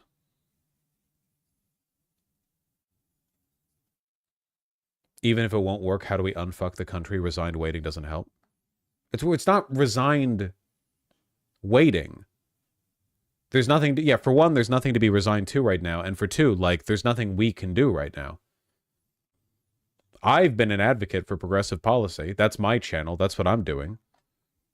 What do we do in the future? Well, I don't fucking know. If Trump wins, in all likelihood, like, if Trump wins, like, the outcome will be somewhere on a spectrum between exceeding incompetence from Republicans met with, like, local state level Democrat opposition means they don't get as much done as they want and they kind of falter and fall apart, or they're competent enough to actually collapse our democracy, in which case it's a question of how quickly fascism can burn itself out from the inside.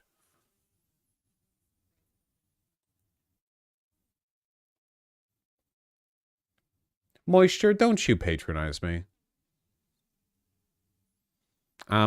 I've noticed that in the course of you covering, like, a very important and stressful event, you've gotten stressed. Have you considered taking a 2-week sabbatical? No, I don't think so.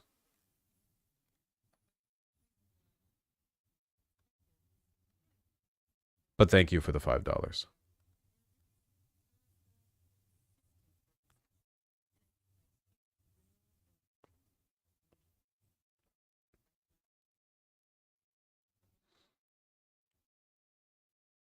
I hate the waiting. I hate the waiting more than you do, trust me. No one hates the waiting more than me. I do a better job of, like, scheduling my moisture. I'm sorry for biting your head off. But still.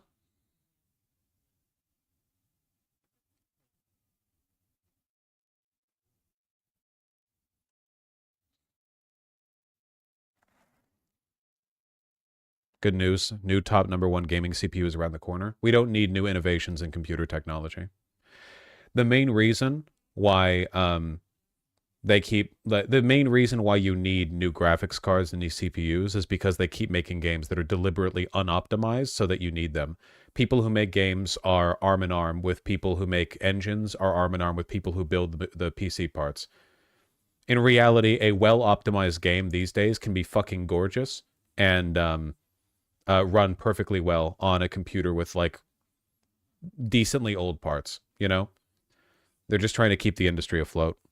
It's like the TV industry. Remember what happened when we reached like the basically TVs got as good as they're going to get? Then they start trying to sell you 4K, 8K TVs. You can't tell the difference between a 4K and 8K TV. You can barely tell the difference between a 4K and a 2K TV. Most people can't tell the difference between a regular 1480p TV and a 2K TV, depending on its size.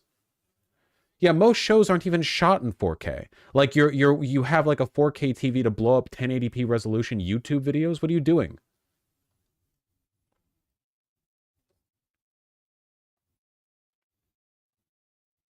I do maintain though that OLED TVs were worth the switch up.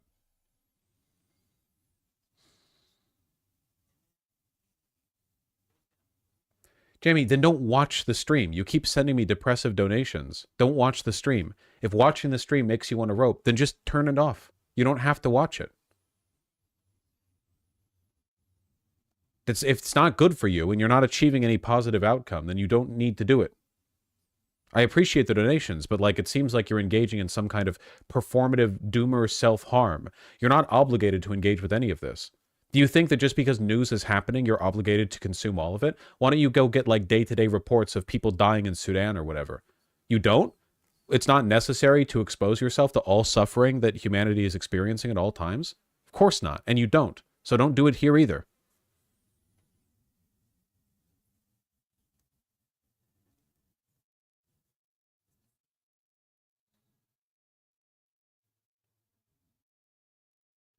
Yeah, OLED was definitely worth the upgrade. But that wasn't about resolution. That was about having, like, richer blacks and greater contrast, you know? And that was, like, a legitimate improvement.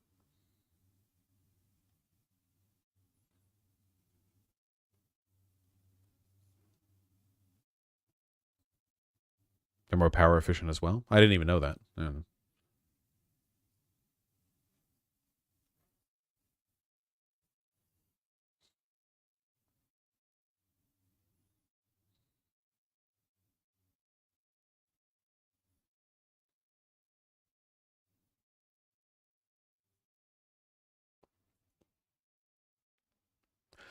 Deadlock looks good and the requirements aren't that high. I genuinely don't think there's any need to follow the like computer development rat race. They don't even like, haven't we already like basically maxed out how effective our graphics cards are anyway? They're just adding more cores. Like the processing power of every core within a graphics card is more or less capped out, and now they're just getting like more cores with marginal improvements to every individual core, you know? Maybe there's more work to be done from a CPU side of things, but like genuinely, the games look good enough.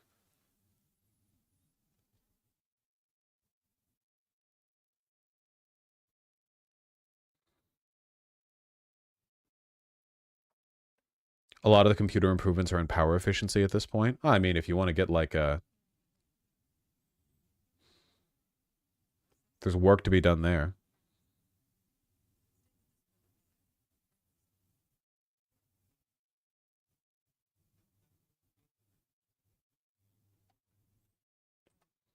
Also, games are better when they look like shit anyway.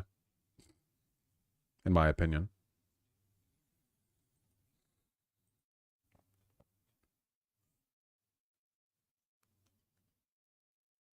One knows the best PCs about not buying useless shit, just buy stuff today. Oh, Snorkel, I don't know. I'm not a computer tech guy. There are people who know way more. If I gave any advice on that, it would be like informed by the lowest possible standard of info that I could possibly have to even be able to talk on the subject.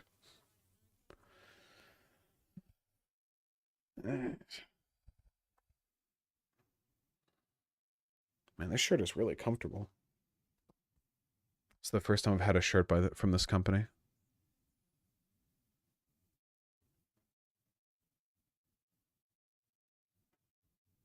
In all of the heavyweight shirts that I've bought, the company that I've been most disappointed with has been the meme one, Mersby Schwanen. they're like, you know, 216 or whatever it is, white t-shirt, the loop wheel. I just feel like it's been the least consistent.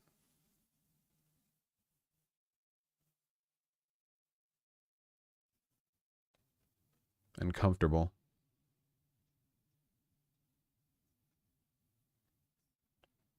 That's nice, Innovash. I haven't tried Dula Trading Company, no.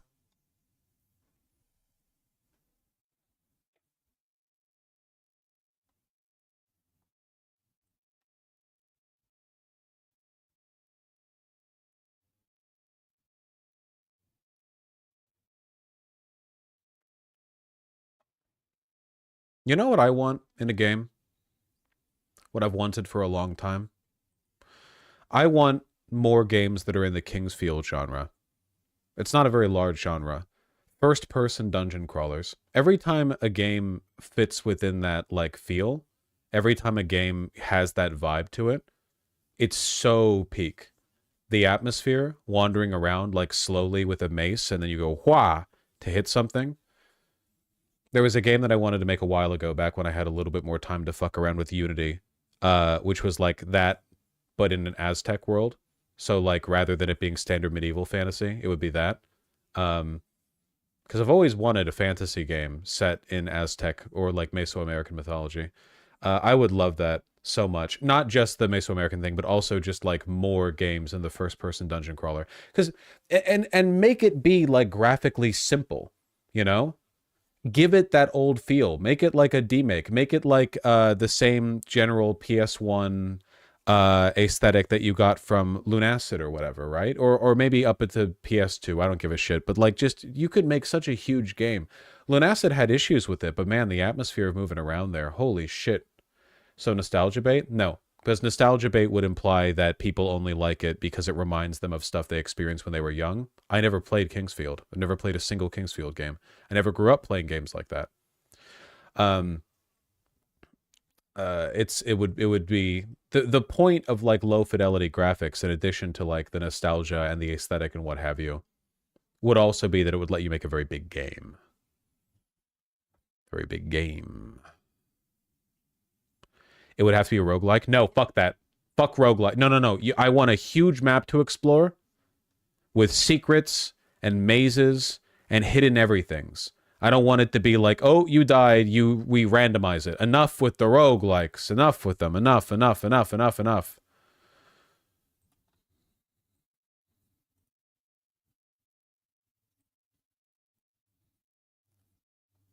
Horror games are scarier in older graphic style, methinks. Yeah, I think there's an element to that. That's one of the reasons analog horror is popular. Low fidelity graphic styles mean that you see less of them because there's, like, they're obscured through the visuals.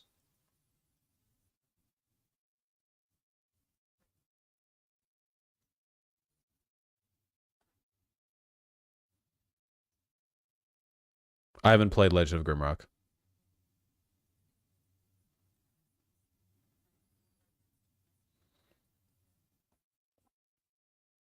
I agree the new Resident Evils are crazy demanding for no reason, IMO. They're also not scary. Have you played the original RE2? That game was scary. Action horror, but still. Play the Resident Evil 2 remake, and that shit's a fucking action game, you know? Remarkable how much the fixed camera did for that. It's one of the reasons why Signalis is so good. Because it keeps the fixed camera perspective that helps you feel depersonalized and out of control.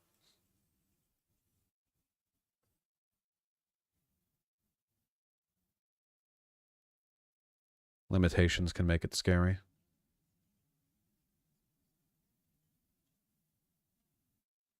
And from what I've seen in Let's Play, Silent Hill 2 looks a lot less scary with the remake than the original. The fixed camera perspective and the low fidelity. There was something that I saw in the whatever Zero Punctuation's new thing is called, Fully Ramblomatic, where he said that in the original it felt like you were something the town was dispassionately toying with, and in the new one it feels like it's deliberately putting on a show for you. And I feel like that's a problem with so many modern horror games, where nowadays it feels like a bunch of the horror is like, a thing happening to you. Set pieces and things are concerned with you. But one of the coolest elements of old horror games is that you have no idea what the fuck is going on, and you're just kind of wandering through an innately hostile environment. I got that same feeling from Signalis, too. Nothing in Signalis felt like the game was like, oh, you're important, I'm gonna go after you, you know? In Signalis, it's more like you have no idea what's going on, and you're this desperate little underling ant crawling around a very, very scary world. I think the dispassionate hatred of you is much scarier than Dead Space. No, in Dead Space, the game is putting on airs for you 100%. Monsters will literally, like, crawl out of a vent and do a little dance in the light of a flickering, like, like a flickering ceiling light or something, you know? I agree, Annie. That's the feeling I'm getting it, but it could also be because it's Northernlion playing it, so he's, like, riffing the entire time. Dead Space 2 is still goated. Yeah, I'm not insulting the games. They're good games. I'm just saying that I feel like they don't hit that particular note.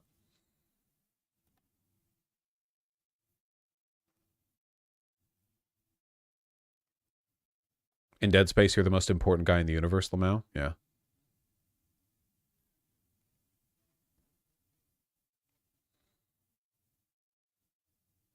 And I just don't like horror. That's fine. I don't really like horror either. Signalis at some points was just too dang scary for me. Oh, this is also one of the things that makes Deadwood scary. The Deadwood does not feel like, as a game, it is there for you. You know? That is very much not a, like, everything is here for you, paying attention to you. Oh, Darkwood. Sorry. Yeah, Darkwood. I'm a huge fan of the game. I just don't keep stuff in my head. Just I got a sieve for a brain. You know how it is. You know how it is.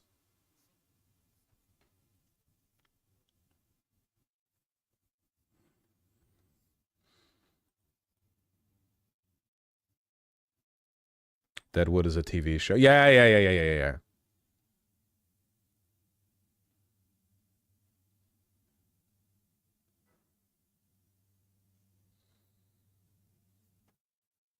I've seen playthroughs of Alan Wake, Nayslayer.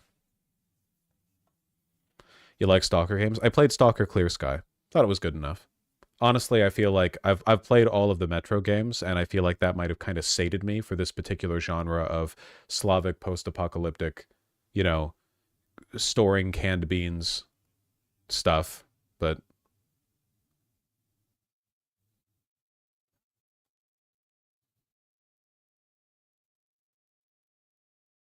what was the surprise hit game for you recently? Probably Thronefall. I really like Brotato. Speaking of roguelikes. It's like a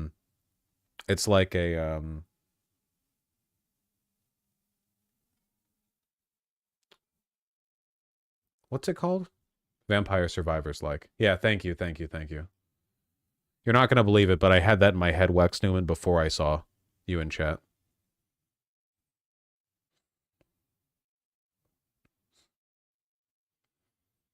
Bullet Heaven. That's probably better than saying Vampire Survivors like.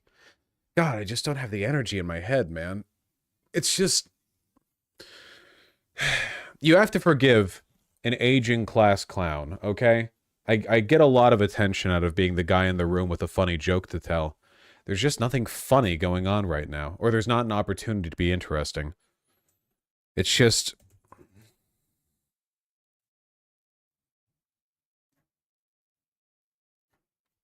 Look at what's at the top of Reuters right now.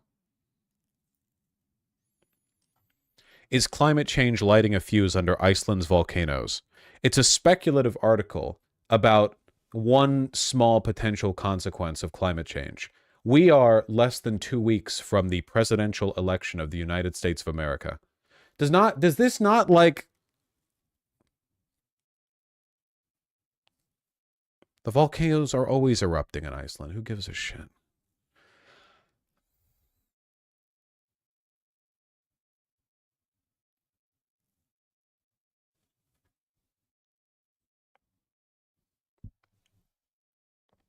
It's the calm before the storm. It wasn't calm like this 4 years ago.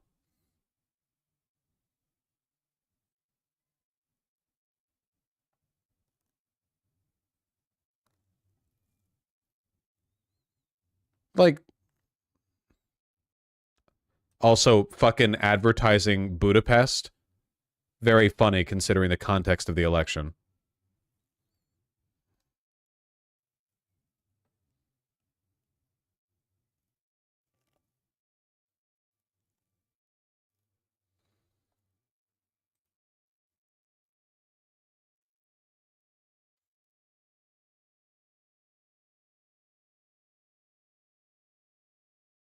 Jesus Christ.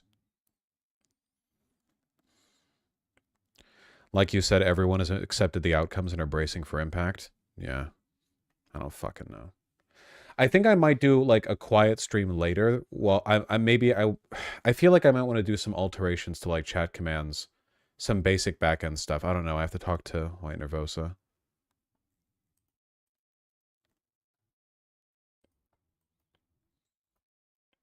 There's a famous Polish painting about a court jester who is the only guy who realizes bad shit is coming. Is that the context of this painting? I mean, I've seen this painting a million times. Is that it? Like he's the only one who knows? What's the bad stuff that's coming?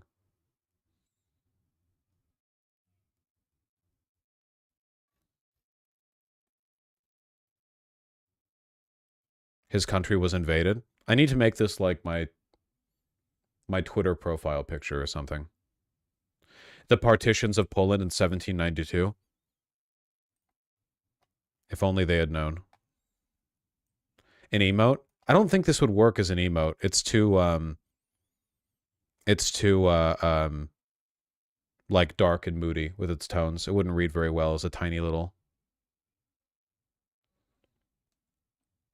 The head would? I don't really know. You need like a simplified version.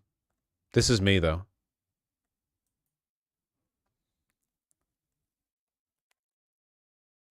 What if the Joker...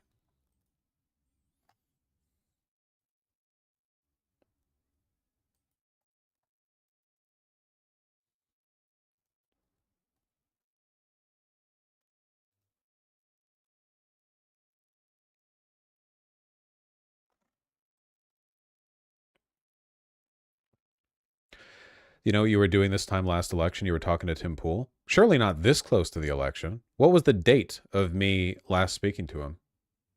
It had to have had more of a buffer time. Thank God I'm not there.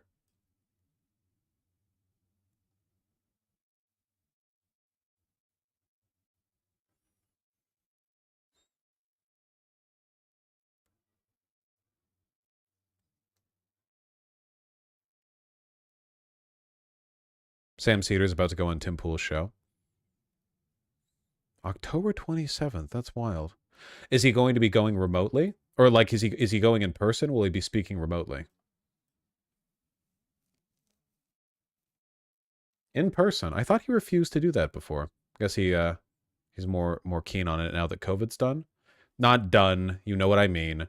Obviously, COVID rates are very much lower than they were before. That's true. I do genuinely think, Benjamin is annoying, but correct. I do genuinely think that if you're feeling super, super doomer, like phone banking and canvassing with Progressive Victory is genuinely a phenomenal antidote to those feelings of malaise. And that's not just me like patronizingly saying like, oh, go do it or whatever. Like it is a marked and empirical fact of the world, of reality, that it improves the moods of people and makes them feel better about stuff, you know?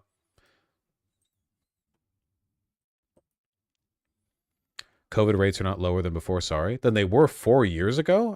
I promise you they are.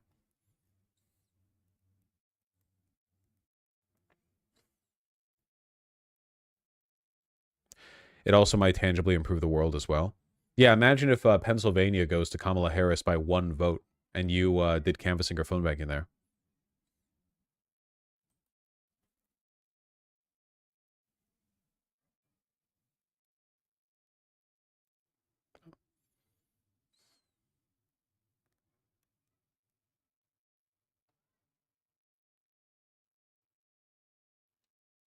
Well, anyway. Gurness, thank you for the 2 gifted tier 1 subs. Really appreciate that. Sloss and Such, thank you for the $10. Very kind of you. NPC Porky Alloy, thank you for the tier 1 subs both. Face reveal win. This is all you're getting for a while. Abigail, thanks to tier 1 sub. The Dude Eggs, thanks to tier 2 sub. Gonna skip this one to spend time with the family, have fun with the depression. Thanks. Poketism, thanks to 2 tier 1 subs. Had my first time voting today. Thank you for helping me get educated about politics. Nice! That's wonderful. I'm really happy to hear that. I'm really happy to hear that I inspired you to get on out there. It's pretty important. Bull Cipher, thank you so much for the incredibly kind $100 dono. This was yesterday. This was yesterday's stream. Here's to add to your stress shopping fund. Thanks. I do appreciate it. That's very kind of you. Yeah, actually, you know, I talked earlier about the shirt Tom Holland was wearing, and it made me wonder if my sweater t-shirt would at all look good with the pants that I'm wearing. Because I remember seeing it worn on the Anthology's website with a pair of white work pants. Just a second, I'm curious.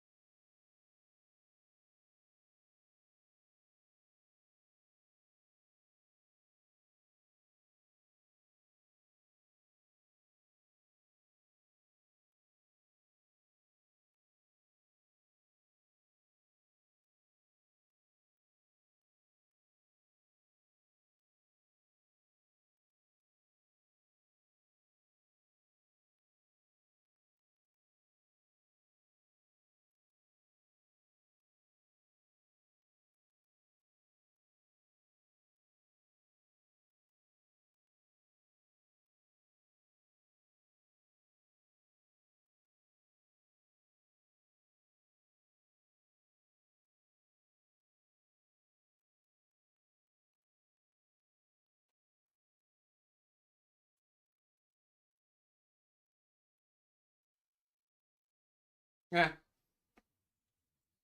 I don't know if it works necessarily, but it is very, very comfortable. So I'll take that.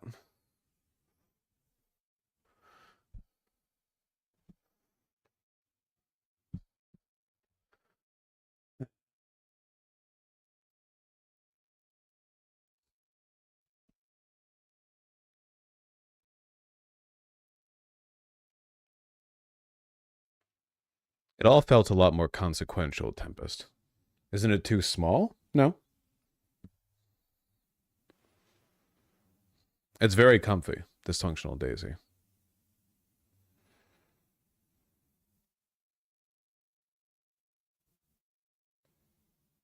I don't think it's too small.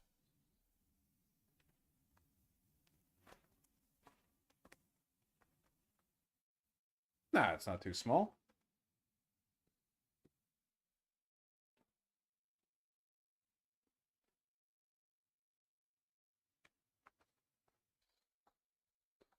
I'm not literally Spider-Man, of course. I have Tom Holland's physique.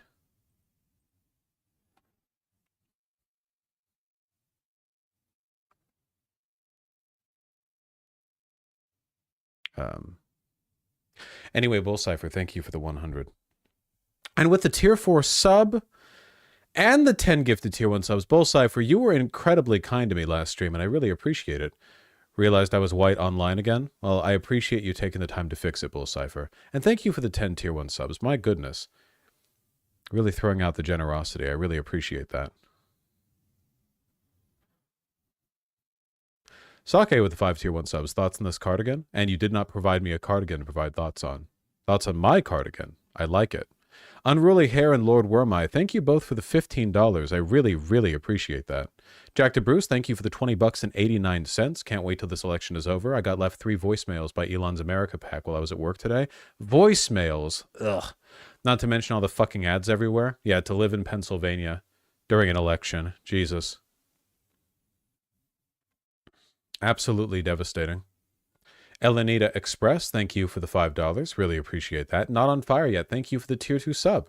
Cats, we should run a cat next. I would vote for a cat for president. Mario Juggernaut 22, thank you for the $5. If Kamala denounces Israel and calls for a ceasefire right now, would that increase her chances? No. It's too late for that.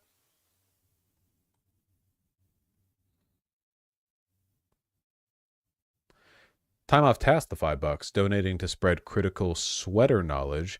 EST 1500 natural oil. Arthur Bill oiled wool Beringberg pullover. Is this a pullover? This is just a turtleneck. Well, it still looks nice. I'm not familiar with the brand, though.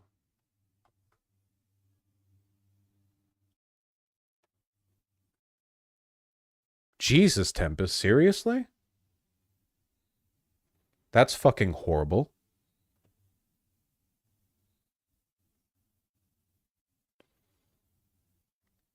Do you not pull over turtlenecks? My understanding is that a pullover is essentially like a kind of oversized long sleeve polo shirt, usually one where the buttons are meant to be left unbuttoned.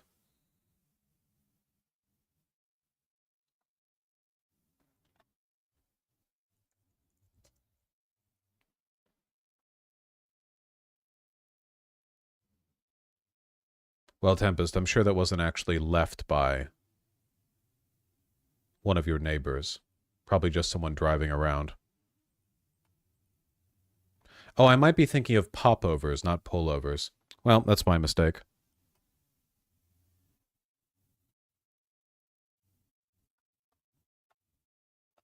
Yeah, here are some popovers.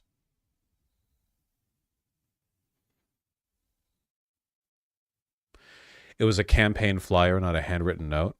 Well, at least it's not personally intended, but it's still horrifying. You realize that's literally like Night of Broken Glass shit, right? Like door to door. If you don't vote for the right guy, you're gonna get it. Whatever. Noxamillion, thank you for the $5. Kowalski, thank you for the $5 strip of U.S. POWs in World War I. Military makes nice clothing. Those big old greatcoats.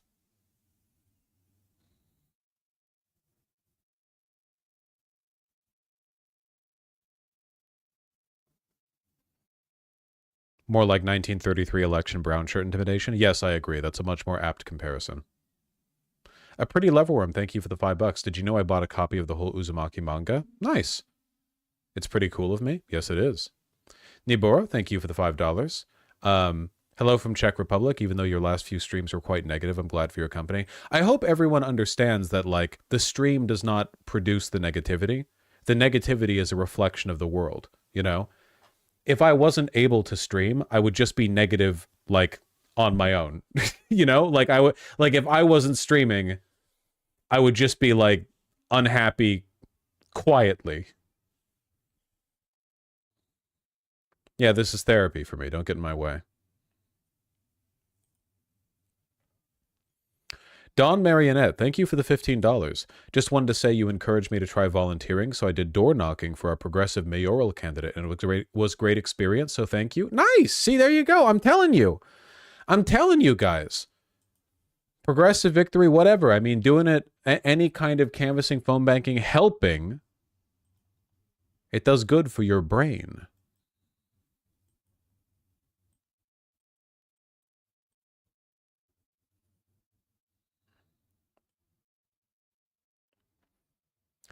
The DNC finally going after the anti-porn position.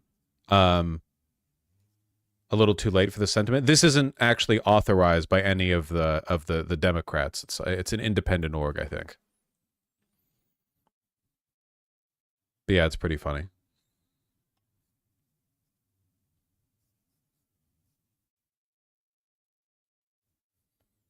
Captain Lasagna, thank you for the incredibly kind 5 tier 2 subs. I really appreciate that. Didn't really have a way to articulate my ideology until I found your channel and realized I already thought these things. Never focused on labels, just ideas. Yeah, it's always most important to focus on the underlying ideas, obviously. You know, getting caught up in the labels is a good way to waste time when talking about what you or other people believe. Thank you very much. That's incredibly kind of you.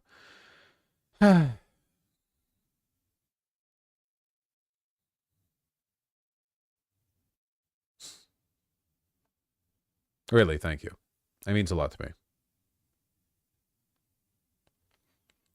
The Dude GS, thank you for the $5. It's the Dude plus my initials. I made the name when I was like 10 and never changed it. I'll try to remember that in the future. Thank you. Adam Mann, the tier 1 sub, started the Burbank Tenants Union with friends 2 years ago, and we're about to pass a citywide 3% rent cap. No kidding.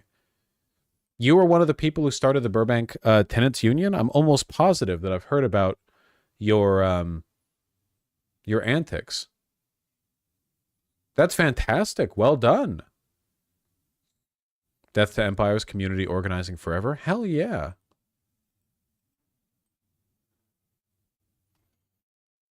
Red Rosa, thank you for the $5. Found this drawing of you that I made like 2 years ago, found in a drawer. Hell yes. A post, post man bun.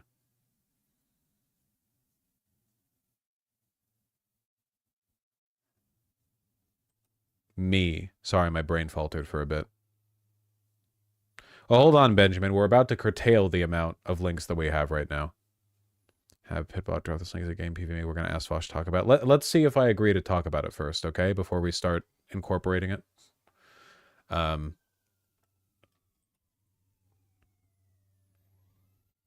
am less receptive than normal to doing PV stuff. I feel like this is like the most incorporation I've ever done with any group, and I'm not in a... I thought they already reached out. They might have. I haven't checked my Discord DMs in like 2 days, I think. But I'm going to after stream today.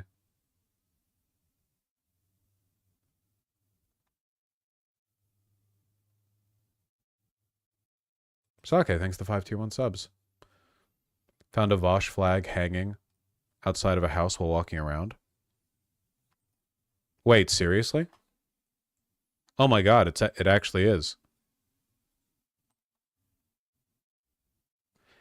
If I had known this would go so far, I would have made a better flag. I guess there's a charm in it. Hell yeah. Nice house, too. Got a damn Japanese shrine-looking thing right out front, too. Weebs. Well, I hope the people who live in this house, who no doubt will know that I know that they have this flag, know they have my blessing. Did they iron their Vosh flag? Gay people never iron their flags.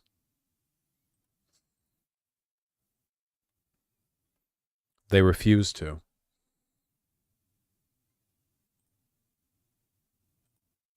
See if they're gay. They watch me. They're probably gay.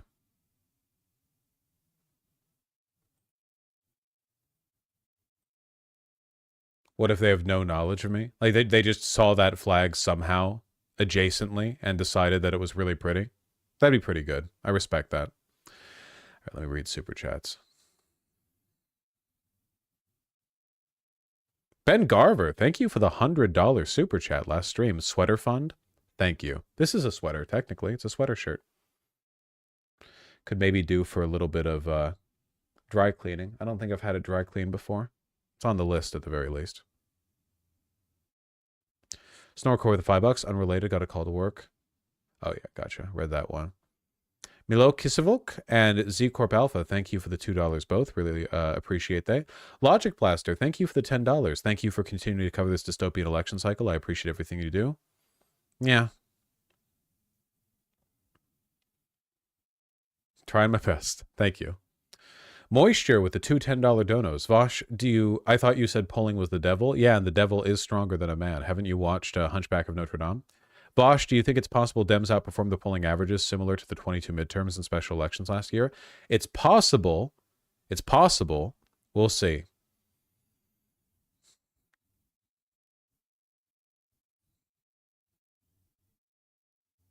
Difficult to comment on. Billman, thank you for the €5. On the slim chance the Electoral College goes 269 and Congress gives the win to Trump, do you think the fallout would be worse than 2000? I don't even want to think about it, man. Don't construct situations just for me to get upset over. I'm good enough at doing that to myself. Think Ulrich can win Texas? There's a possibility. Red Baron, thank you for the £5. Do you think Vosh looks like Theodore Roosevelt? I really don't at all, save the fact that I have corrective lenses and facial hair, and them white. Disabled Caps Lock, thank you for the $1. Ratty, thank you for the 200 Czech currency unit number. They also botted the comments with stuff like, I am from Interstate here and I'm voting for Trump. Yeah, there's literally everywhere. The internet is more botted than it ever has been by a massive, massive, massive margin. Billman, thank you for the €2. I didn't see the Howard Stern interview with Kamala Harris. With the additional €10, you're being very kind to me today, Billman. Mark Esper, former Secretary of Defense, said Trump discussed deploying troops to shoot protesters in 2020. We came kind of close to that reality. Do you think some event like that will happen if Trump wins in November? I don't know. Yeah, possibly, yeah. I mean, he keeps talking over and over about using the military to crush resistance, so it seems like a reasonable possibility if there were mass protests against him that would be on the table. Have another damn Kent State moment.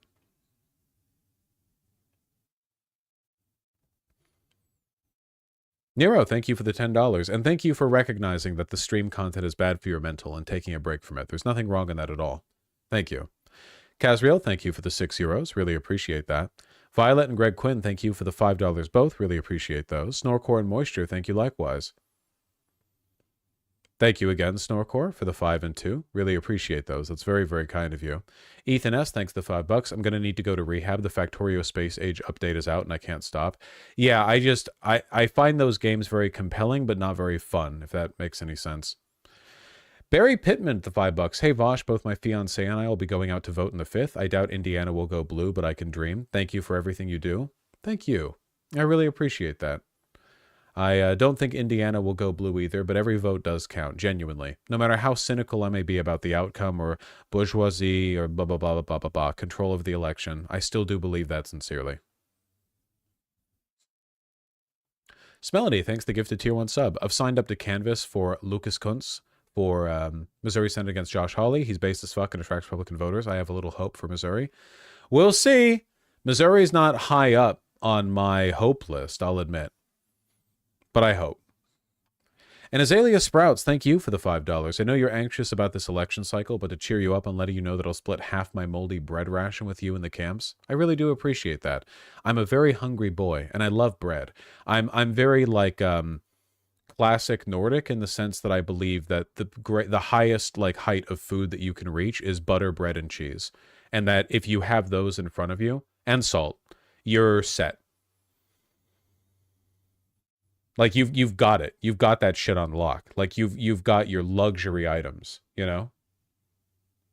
How do you think Arizona will flip currently? I say coin flip. Like my guess honestly right now is 80-20 in favor of Trump because of the border. Because Democrats completely conceded the border as an issue. That's my guess.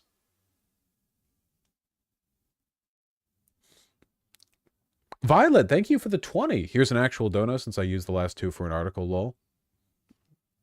I really appreciate that. Thank you. Again, I know the tone of the streams haven't been great. I hope that they get interpreted as they're intended, which is as a sincere reflection of my thought process and not like, well, how would I put it? A lack of discipline, I guess, would be the concern. You know, I try not to think of it, I guess, just as pessimism. It is a real concern. It is a real problem. There's no getting around that. But I'll be here with you through it to the end, I suppose. You know, I'm not going anywhere. I have no intentions of tripping and falling down the stairs and dying, you know. If that does happen, then it was an accident, I guess. I didn't try. I didn't try to.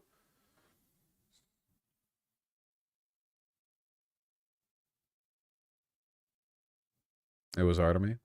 Maybe.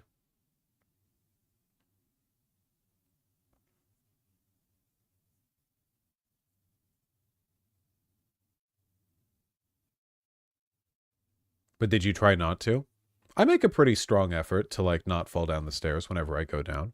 It's not something I normally put too much effort in because I feel like my balance is all right, but you know. I don't know. I have a very distinctive sound when I go down the stairs that everyone knows from around the house because I don't go dun dun dun dun dun. I go dun dun dun dun dun dun. I always fall in 2-step. Benjamin, thanks Thank you for the incredibly kind $500 dono. I really, really appreciate that, though it's obvious.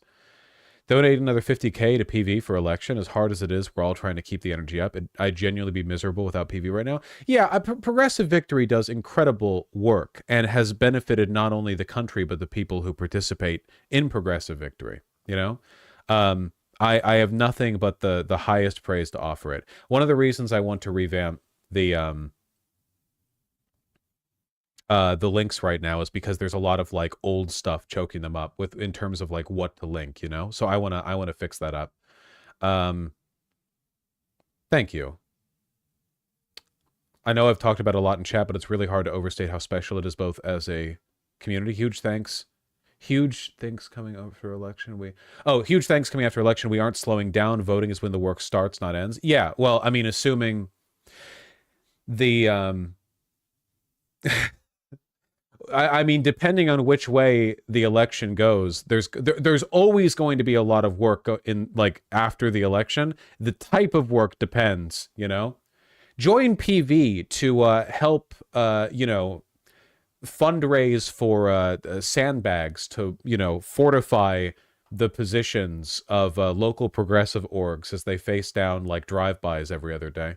We'll see. Really, though, I cannot recommend Progressive Victory and all the work they do enough. Thank you, guys. Thank you all.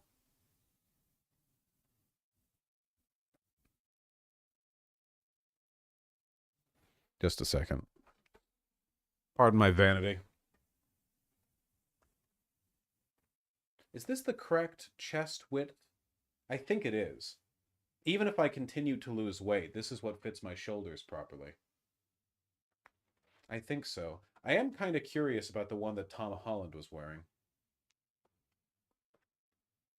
Yeah. If not, you can tailor it. Not really. You can't really tailor a wool sweater. I mean, you can, but like, shoulders are most important, no? Yeah, but it's a sweater, you know? Like, I hate the stitching on the jeans, sorry. You're not sorry, then why would you say? I'm not even talking about the jeans. I'm talking about the sweater. You're like, sorry, man, I had to. You look like a fat, ugly retard. I'm sorry, I had to. Like, well, you didn't. You're not sorry. You can just say it. You don't apologize, though. That's the thing that bothers me. Like, because the apology, it's like you're being cowardly, you know? Also, these are, here. Look, they're like double-kneed work jeans, but they're really, really, really light. They're like a full cut, like they're straight leg. See? But they're really light and comfy, you know? Also, yeah, they're like painter pants. They're also one of the, I think maybe the single only pair of jeans that I have that don't give me like a ballooned out crotch. Yeah, because you say they're a lighter weight denim too. They're probably like 10 ounces. They're very, very light.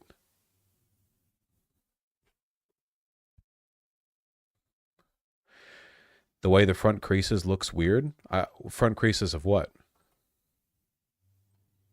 Thank you again, Benjamin. Still alive. Thank you for the $10. Can you clarify a bit more about what you mean when you say Kamala won't do anything? I don't think that Kamala is either able because of Republican control of the legislature or willing because of her spinelessness and willingness to concede in a bunch of issues now and in the past that she's going to engage in any of the transformative change that would be necessary to wrest control of this country back from the handful of oligarchs that are controlling the media. Also, even given that, do you also not think she's movable on issues if we protest / make enough noise over issues? I don't know if she'll be movable directly. I think that because she's a spineless worm, she might adjust her positions to whatever is more popular. So if we make certain things popular through public protest, you can make those positions more defensible to a coward.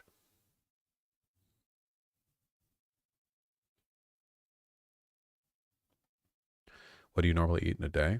About 1,800 calories.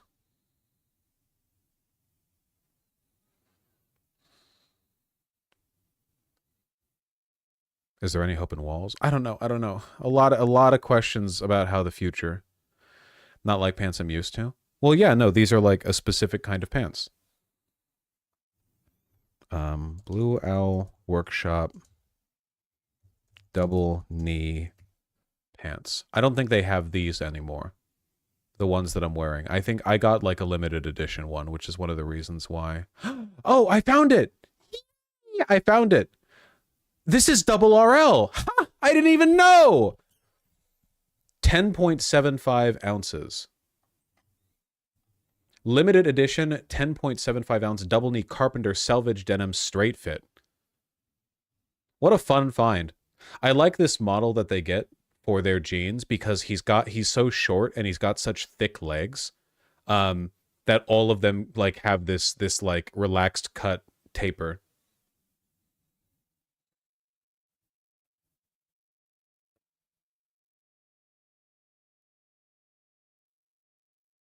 What, they measure jeans in weight? Yeah. All jeans are measured in weight. Well, all fabric is.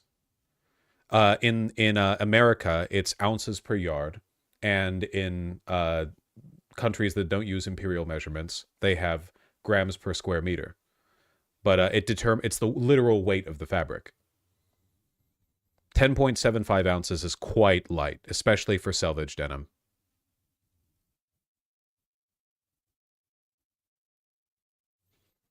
Lots of really nice detailing. It's one of the reasons why I like nice selvage denim. You get lots of really nice detailing. Ounces per square yard? Yes.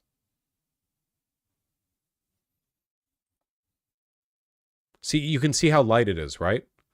Like, from the pull away here. Like, it's just a nice, light. I can't believe I got limited production double RLs. I'm really happy with that. I didn't even realize. I bought these back when I knew a lot less about jeans. Stitching looks messy. I don't see how.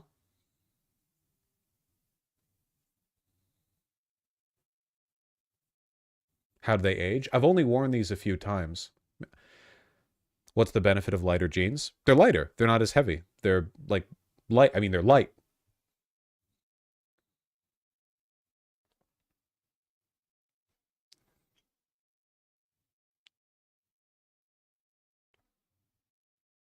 Also very high rise. I mean, you can see them on me too, but like very, very high rise. Oh, they're button fly? You're pretty much always going to get button fly with selvage denim, yeah. But these are meant to be like workwear, so they're light so that you can easily move around. Also, I really, really like the texture on them. Are they bleached or is that just a lighter dye? Let me see if it mentions that. My guess is that just went through a lighter dyeing process. It looks like it has a lot of, what's the term, nep? Or like, yeah, you see these white dots? My guess is that there's they only dyed some of the fabrics and that they left like irregularities in the wash and stitch. Just my guess though.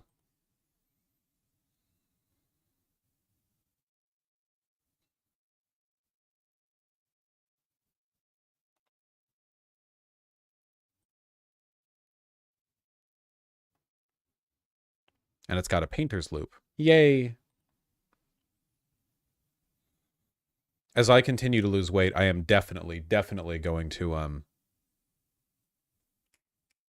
have these tailored so they still fit. A what loop? A painter's loop for your paintbrush.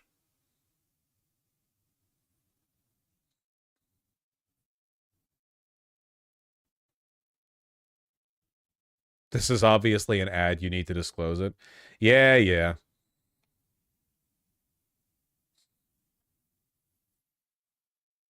That's pretty fast, Exalted Abyss. Don't lose it too fast.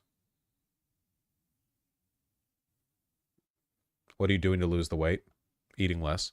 That's all. I haven't been working out. Also, it has 2 pockets.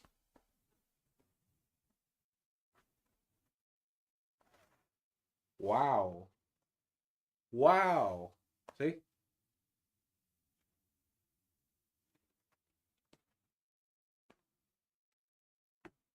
Wow.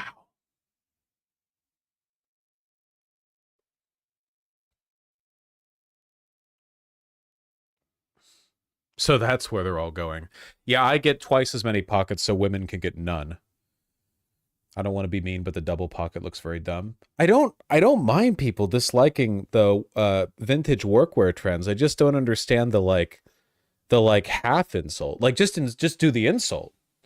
Like you could just say like I don't really like the look of double pockets. But when you say I don't want to be mean, then it's like, I mean, just commit to it. Like you don't have to say anything to begin with. Don't get me wrong, but I don't want to insult. I mean, your personal preference isn't necessarily an insult. You can just say, in my opinion, such and such. That being said, it's just a pretty standard like workwear thing. Well, I wouldn't say standard, but it's relatively common, you know. There's a heritage to it. I think it's nice. It's meant to keep your paint brushes separate, you know? You could keep like dirty ones in one pocket, clean ones in another pocket, that kind of thing. In reality, nobody buys $300 limited edition double RL jeans to then paint in them, at least not unless they're really committed to the bit. But we wear clothing that references its original purpose all the time. Most menswear was originally workwear or military. Why do you think jeans have copper rivets in them, you know? Why do you think cargo pants exist? Are you carrying ammunition through the jungles of Vietnam? No. Because they look cool? Well, yeah, I mean, nowadays it's mostly an aesthetic thing, but its origins are rooted in like a specific practice. I mean, it would be quite messy.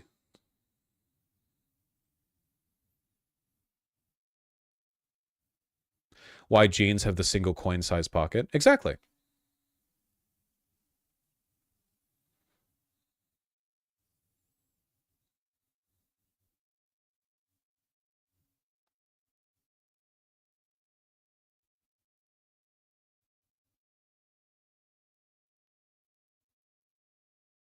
It's actually meant to keep your handkerchief separate from your tools so the cloth stays clean enough to wipe your face.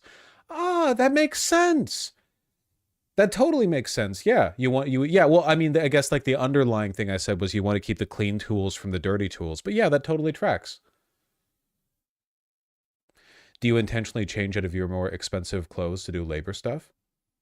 Well, I mean, I don't really do labor stuff, but like if I'm doing home renovations or cleaning the cat boxes or doing yard work or anything like that, yeah, I usually change into like an old beaten down graphic tee and shorts. You know, I'm not like wearing... That being said, most of the nice clothing that I wear is workwear, so it getting worn in tends to make it look better, in my opinion, you know? Progressive Victory File Not Found. They're a canvassing organization that I advocate for and have, you know, I'm on good terms with them. They've done a lot of incredibly good work. Canvassing, phone banking, trying to get the right people elected. It's like how heels were initially to help ride horses. Exactly, yeah. Like, why do you think, you know, men's boots often have, or like cowboy boots have the like heel, so they could fit in the stirrup, right? There's a lot of like modern day clothing stuff that we take for granted that's just an aesthetic thing, but if you look back at its origins, there was a very specific practical reason why it was done. Captain Lasagna, thank you so much for the $50. I really appreciate that. Out of all the streams I've seen, I'm not sure if I've seen your thoughts on Freemasons. Oh, that's why you can afford to donate $100 in total. I found some weird Freemason shit in my grandparents' house. Genuinely, I think that for the most part, Freemasons were just like a jerk-off club for rich white guys who wanted to feel smarter than the plebs. I really do. The grand conspiracies that were invented about them were almost entirely the fabrications of people who wanted to use them as a scapegoat. I really do think for the most part, them and other groups like them were just like cool guy lodges, which used to be really, really common, by the way. Men's cigar smoking rooms, or like gentlemen's rooms, those kinds of things. All of these were just versions of like, what if you were an above average income guy and you wanted to feel cool and occasionally have sex parties, you know? Yeah, they were essentially just social clubs. Honestly, I wish stuff like that still existed and was maybe a little bit less exclusionary. I think it'd be kind of cool.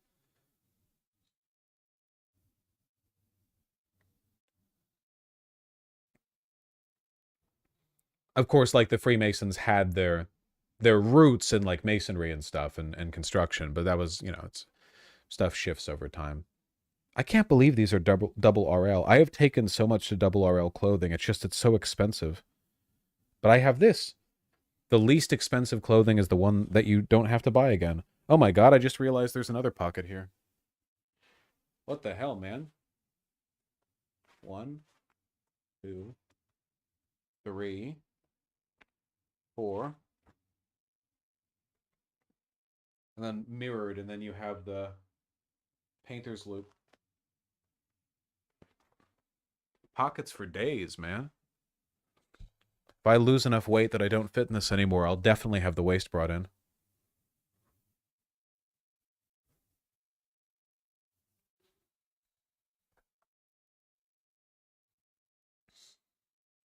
We didn't watch the whole thing, Bread and Bud. I can't because of copyright. Pink dot seething in chat. True. Let him seethe. What's your waist size? I normally wear 36 pants, but it's kind of different for selvage jeans because selvage jeans are usually, for one, they stretch, and for two, they usually don't have vanity waist sizing. Most of the clothes that you get are vanity waist sized, which means that they say 36, but they might actually be for a 38-inch waist because it makes you feel slimmer. For this type of clothing, though, they don't tend to do that. But it stretches as you wear it. So a lot of people will buy, if they're like a 36 true to waist, they'll buy like a 35. The main thing that you have to keep in mind when buying jeans is you have to size for the thighs. There are two, here, this is the lesson, okay? This is the lesson, okay?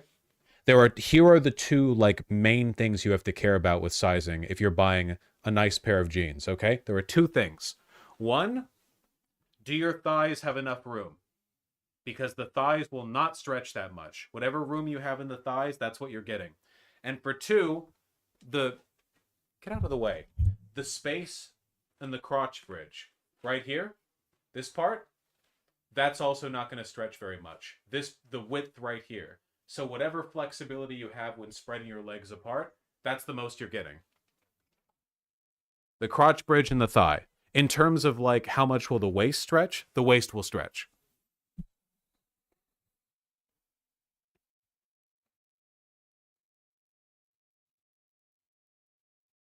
Literal children in here? Yeah. Fucking crotch bridge. Sake, thank you for the 5 tier 1 subs. Thoughts on this cardigan?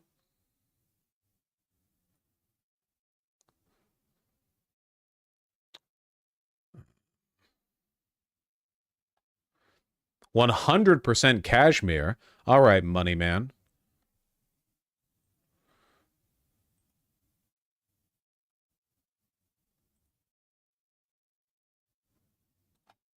I like the rib knitting, but for me personally, this is a little bit too much quiet luxury to me. You know what I mean? Like for me, if I was dropping that kind of dosh on a cardigan, I would want it to have like a really visible texture. I like the rib knitting, and obviously it's cashmere, so it's gonna feel amazing. I like the shawl collar, but I feel like if I was dropping that kind of money, I would want like a really rich texture.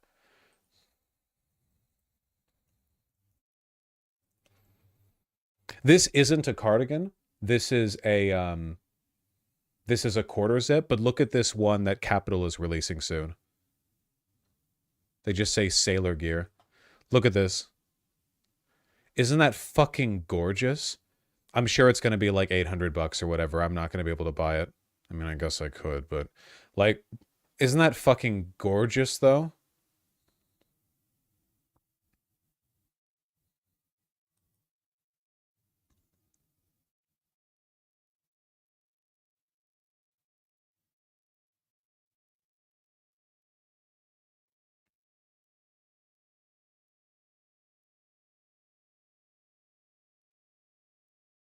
Didn't you say you hated quarter zips? I don't think there's anything innately wrong with quarter zips. I don't like super smooth, like merino wool sweaters or whatever, you know?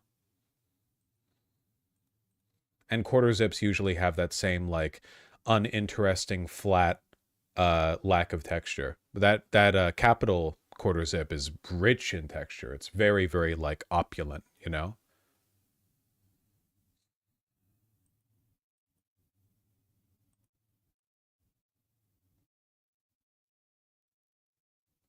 Thoughts on the potential Twitch adpocalypse? According to Devin Nash.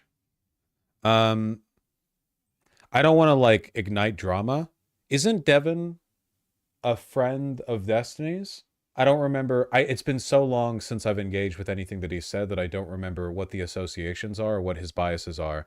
But Twitch is in an advertising nightmare situation. Advertisers are leaving the website, not returning. Twitch is controversy, saying that the advertisers are leaving Twitch due to unmoderated political extremist content.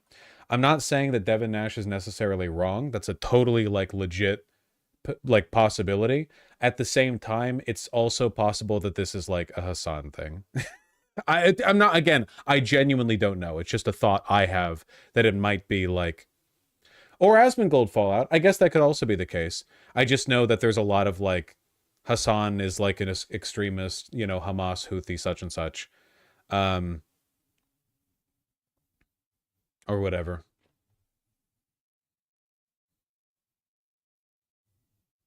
I guess that's me being a little bit overly cynical. Devin had a lot of industry connections. Maybe he still does. Again, I haven't engaged with anything he said in quite a while.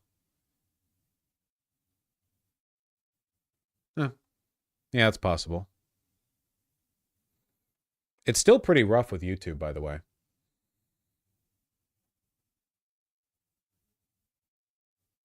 It's only going to get worse if Trump wins.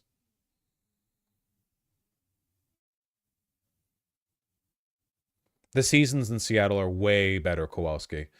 LA doesn't really have seasons. You have like, you just have like tones of summer, basically, and then sometimes the trees go orange. Seattle is temperate, but still has all the seasons distinctly. You have a distinct, you know, rainy spring, warm, balmy summer with clear skies, gloomy but crisp and seasonal autumn, and then like cold, sometimes snow winter, you know? Like Seattle has lovely seasons. Do you have construction all year long? Absolutely we do. It never stops.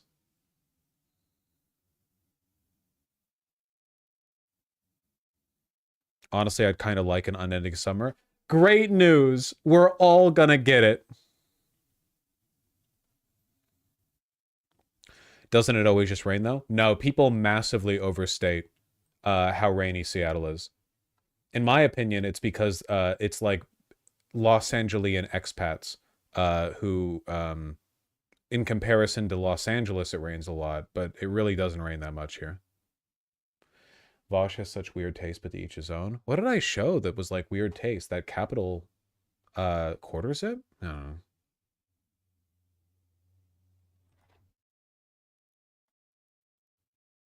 Expats, it's something people say about Los Angelians, and I think it's funny, so I say it too. I'm also a Los Angelian expat, so whatever.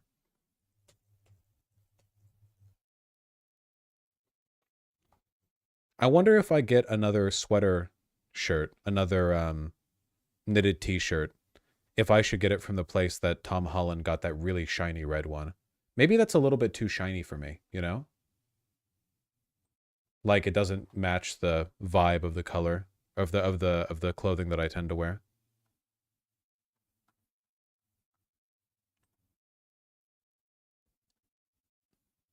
What is the size chart?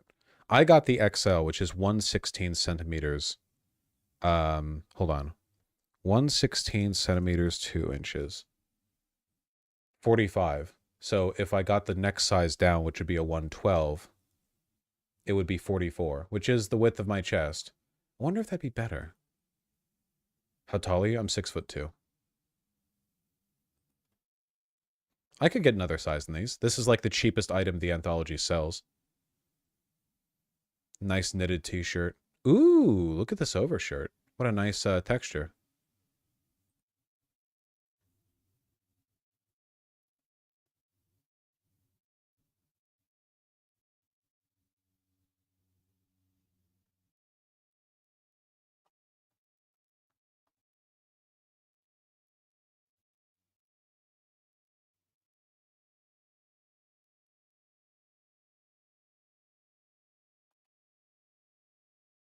Oh, these are cotton?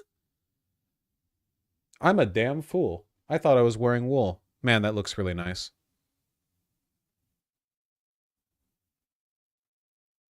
Well, easier to take care of.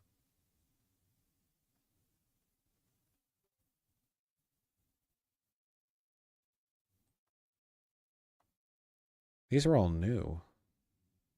Yeah, and it breathes better. Yeah, and for a knit like this, for sure. Looks nice, doesn't it? Man, your taste is so good. I appreciate that, but, you know, I don't dress as well as the models do here. One day, maybe.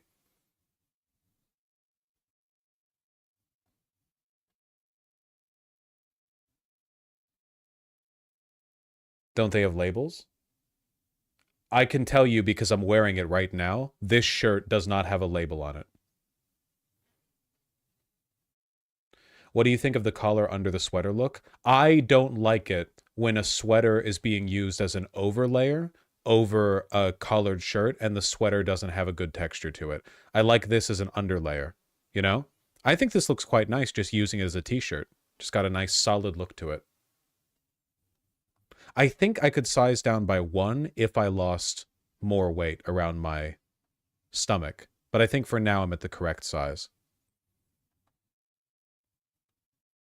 That looks really nice. The mustard one looks really, really good. Oh, this is what I was saying when I said earlier that in the Anthology's website, they have this shirt being worn with work pants. See the gigantic pocket here?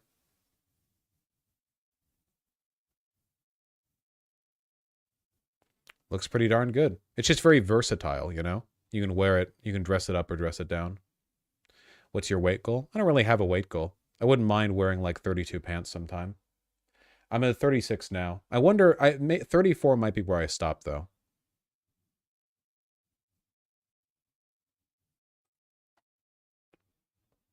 I'm still a big guy. Not great to have a number goal. Yeah, just follow where your body seems to be going. That pinstripe suit is amazing. I agree. Here's what I'm wearing right now. The rust-colored one. Looks really nice with tweed. Very autumnal. You look great, Soupy. Really. Okay, these to me right here. 1 second. These are like inspo fits. This to me looks fantastic.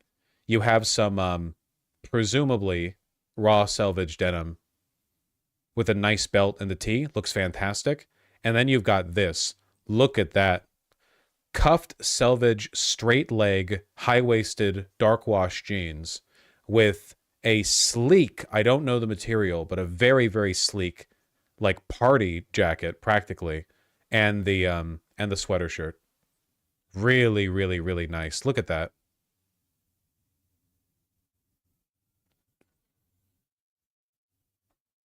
Shoes too small for that? You know what? I actually agree. I think that this fit would look better if he was wearing boots rather than loafers. Generally speaking, if you're wearing straight leg pants or any pants that are really wide at the leg opening, you want to pair them with wider shoes, with chunkier shoes. That way you have a more consistent feeling of weight running down. Should the jacket always go to the bottom of the pants pocket? I think generally speaking, you want... The good rule for me for a suit jacket is that it should cover your butt. You don't want it to stop like midway down your butt. You want it to cover the butt. And I think that's just generally good. Straight leg is acceptable as not skinny. I don't know, serious question. I don't know what you mean.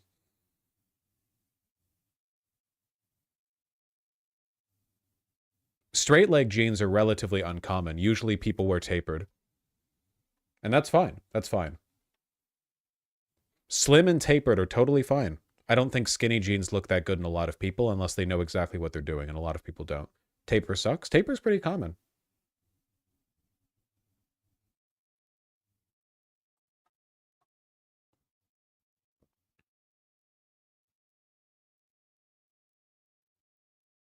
Every piece of this feels out of place to me in conjunction. This to me is like sleek as shit, but I understand. You know, there are different preferences and different, yeah.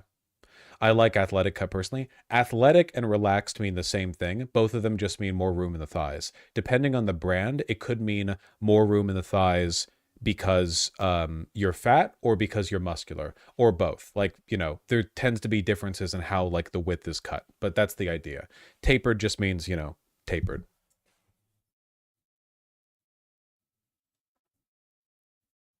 Viking Otaku 6, thank you for the $5. I'm glad you enjoyed the Chinese buffet hot and sour soup. And Electrified 101, thank you for the tier 1 sub. I've lurked for a while now. Trying to get involved as you helped me get into lefty politics. You've helped during hard times. Should I be worried, 20-year-old T-girl? We should all be worried, yeah. But if we take care of ourselves and we're smart and considerate, both of our finances and of our social connections, I think we're going to make it through this.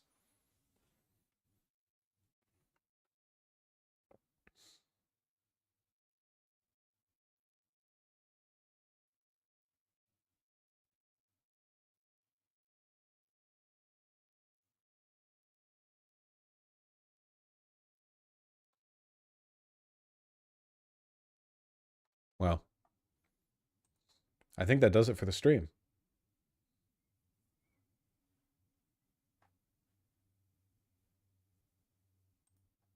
Kind of a meandering one. I still might do a stream later because I feel like there's some admin stuff that I want to take a look at. I'm going to raid Riverboat Jack. I love you all very much. To anyone who derived from this any negativity, I apologize. I really do try my best to try to like convey a kind of authoritative positivity, you know, not uninformed, but like, you know, let's look up. And I really, it's warranted, you know. Just keep in mind that you know, I do my best to do that.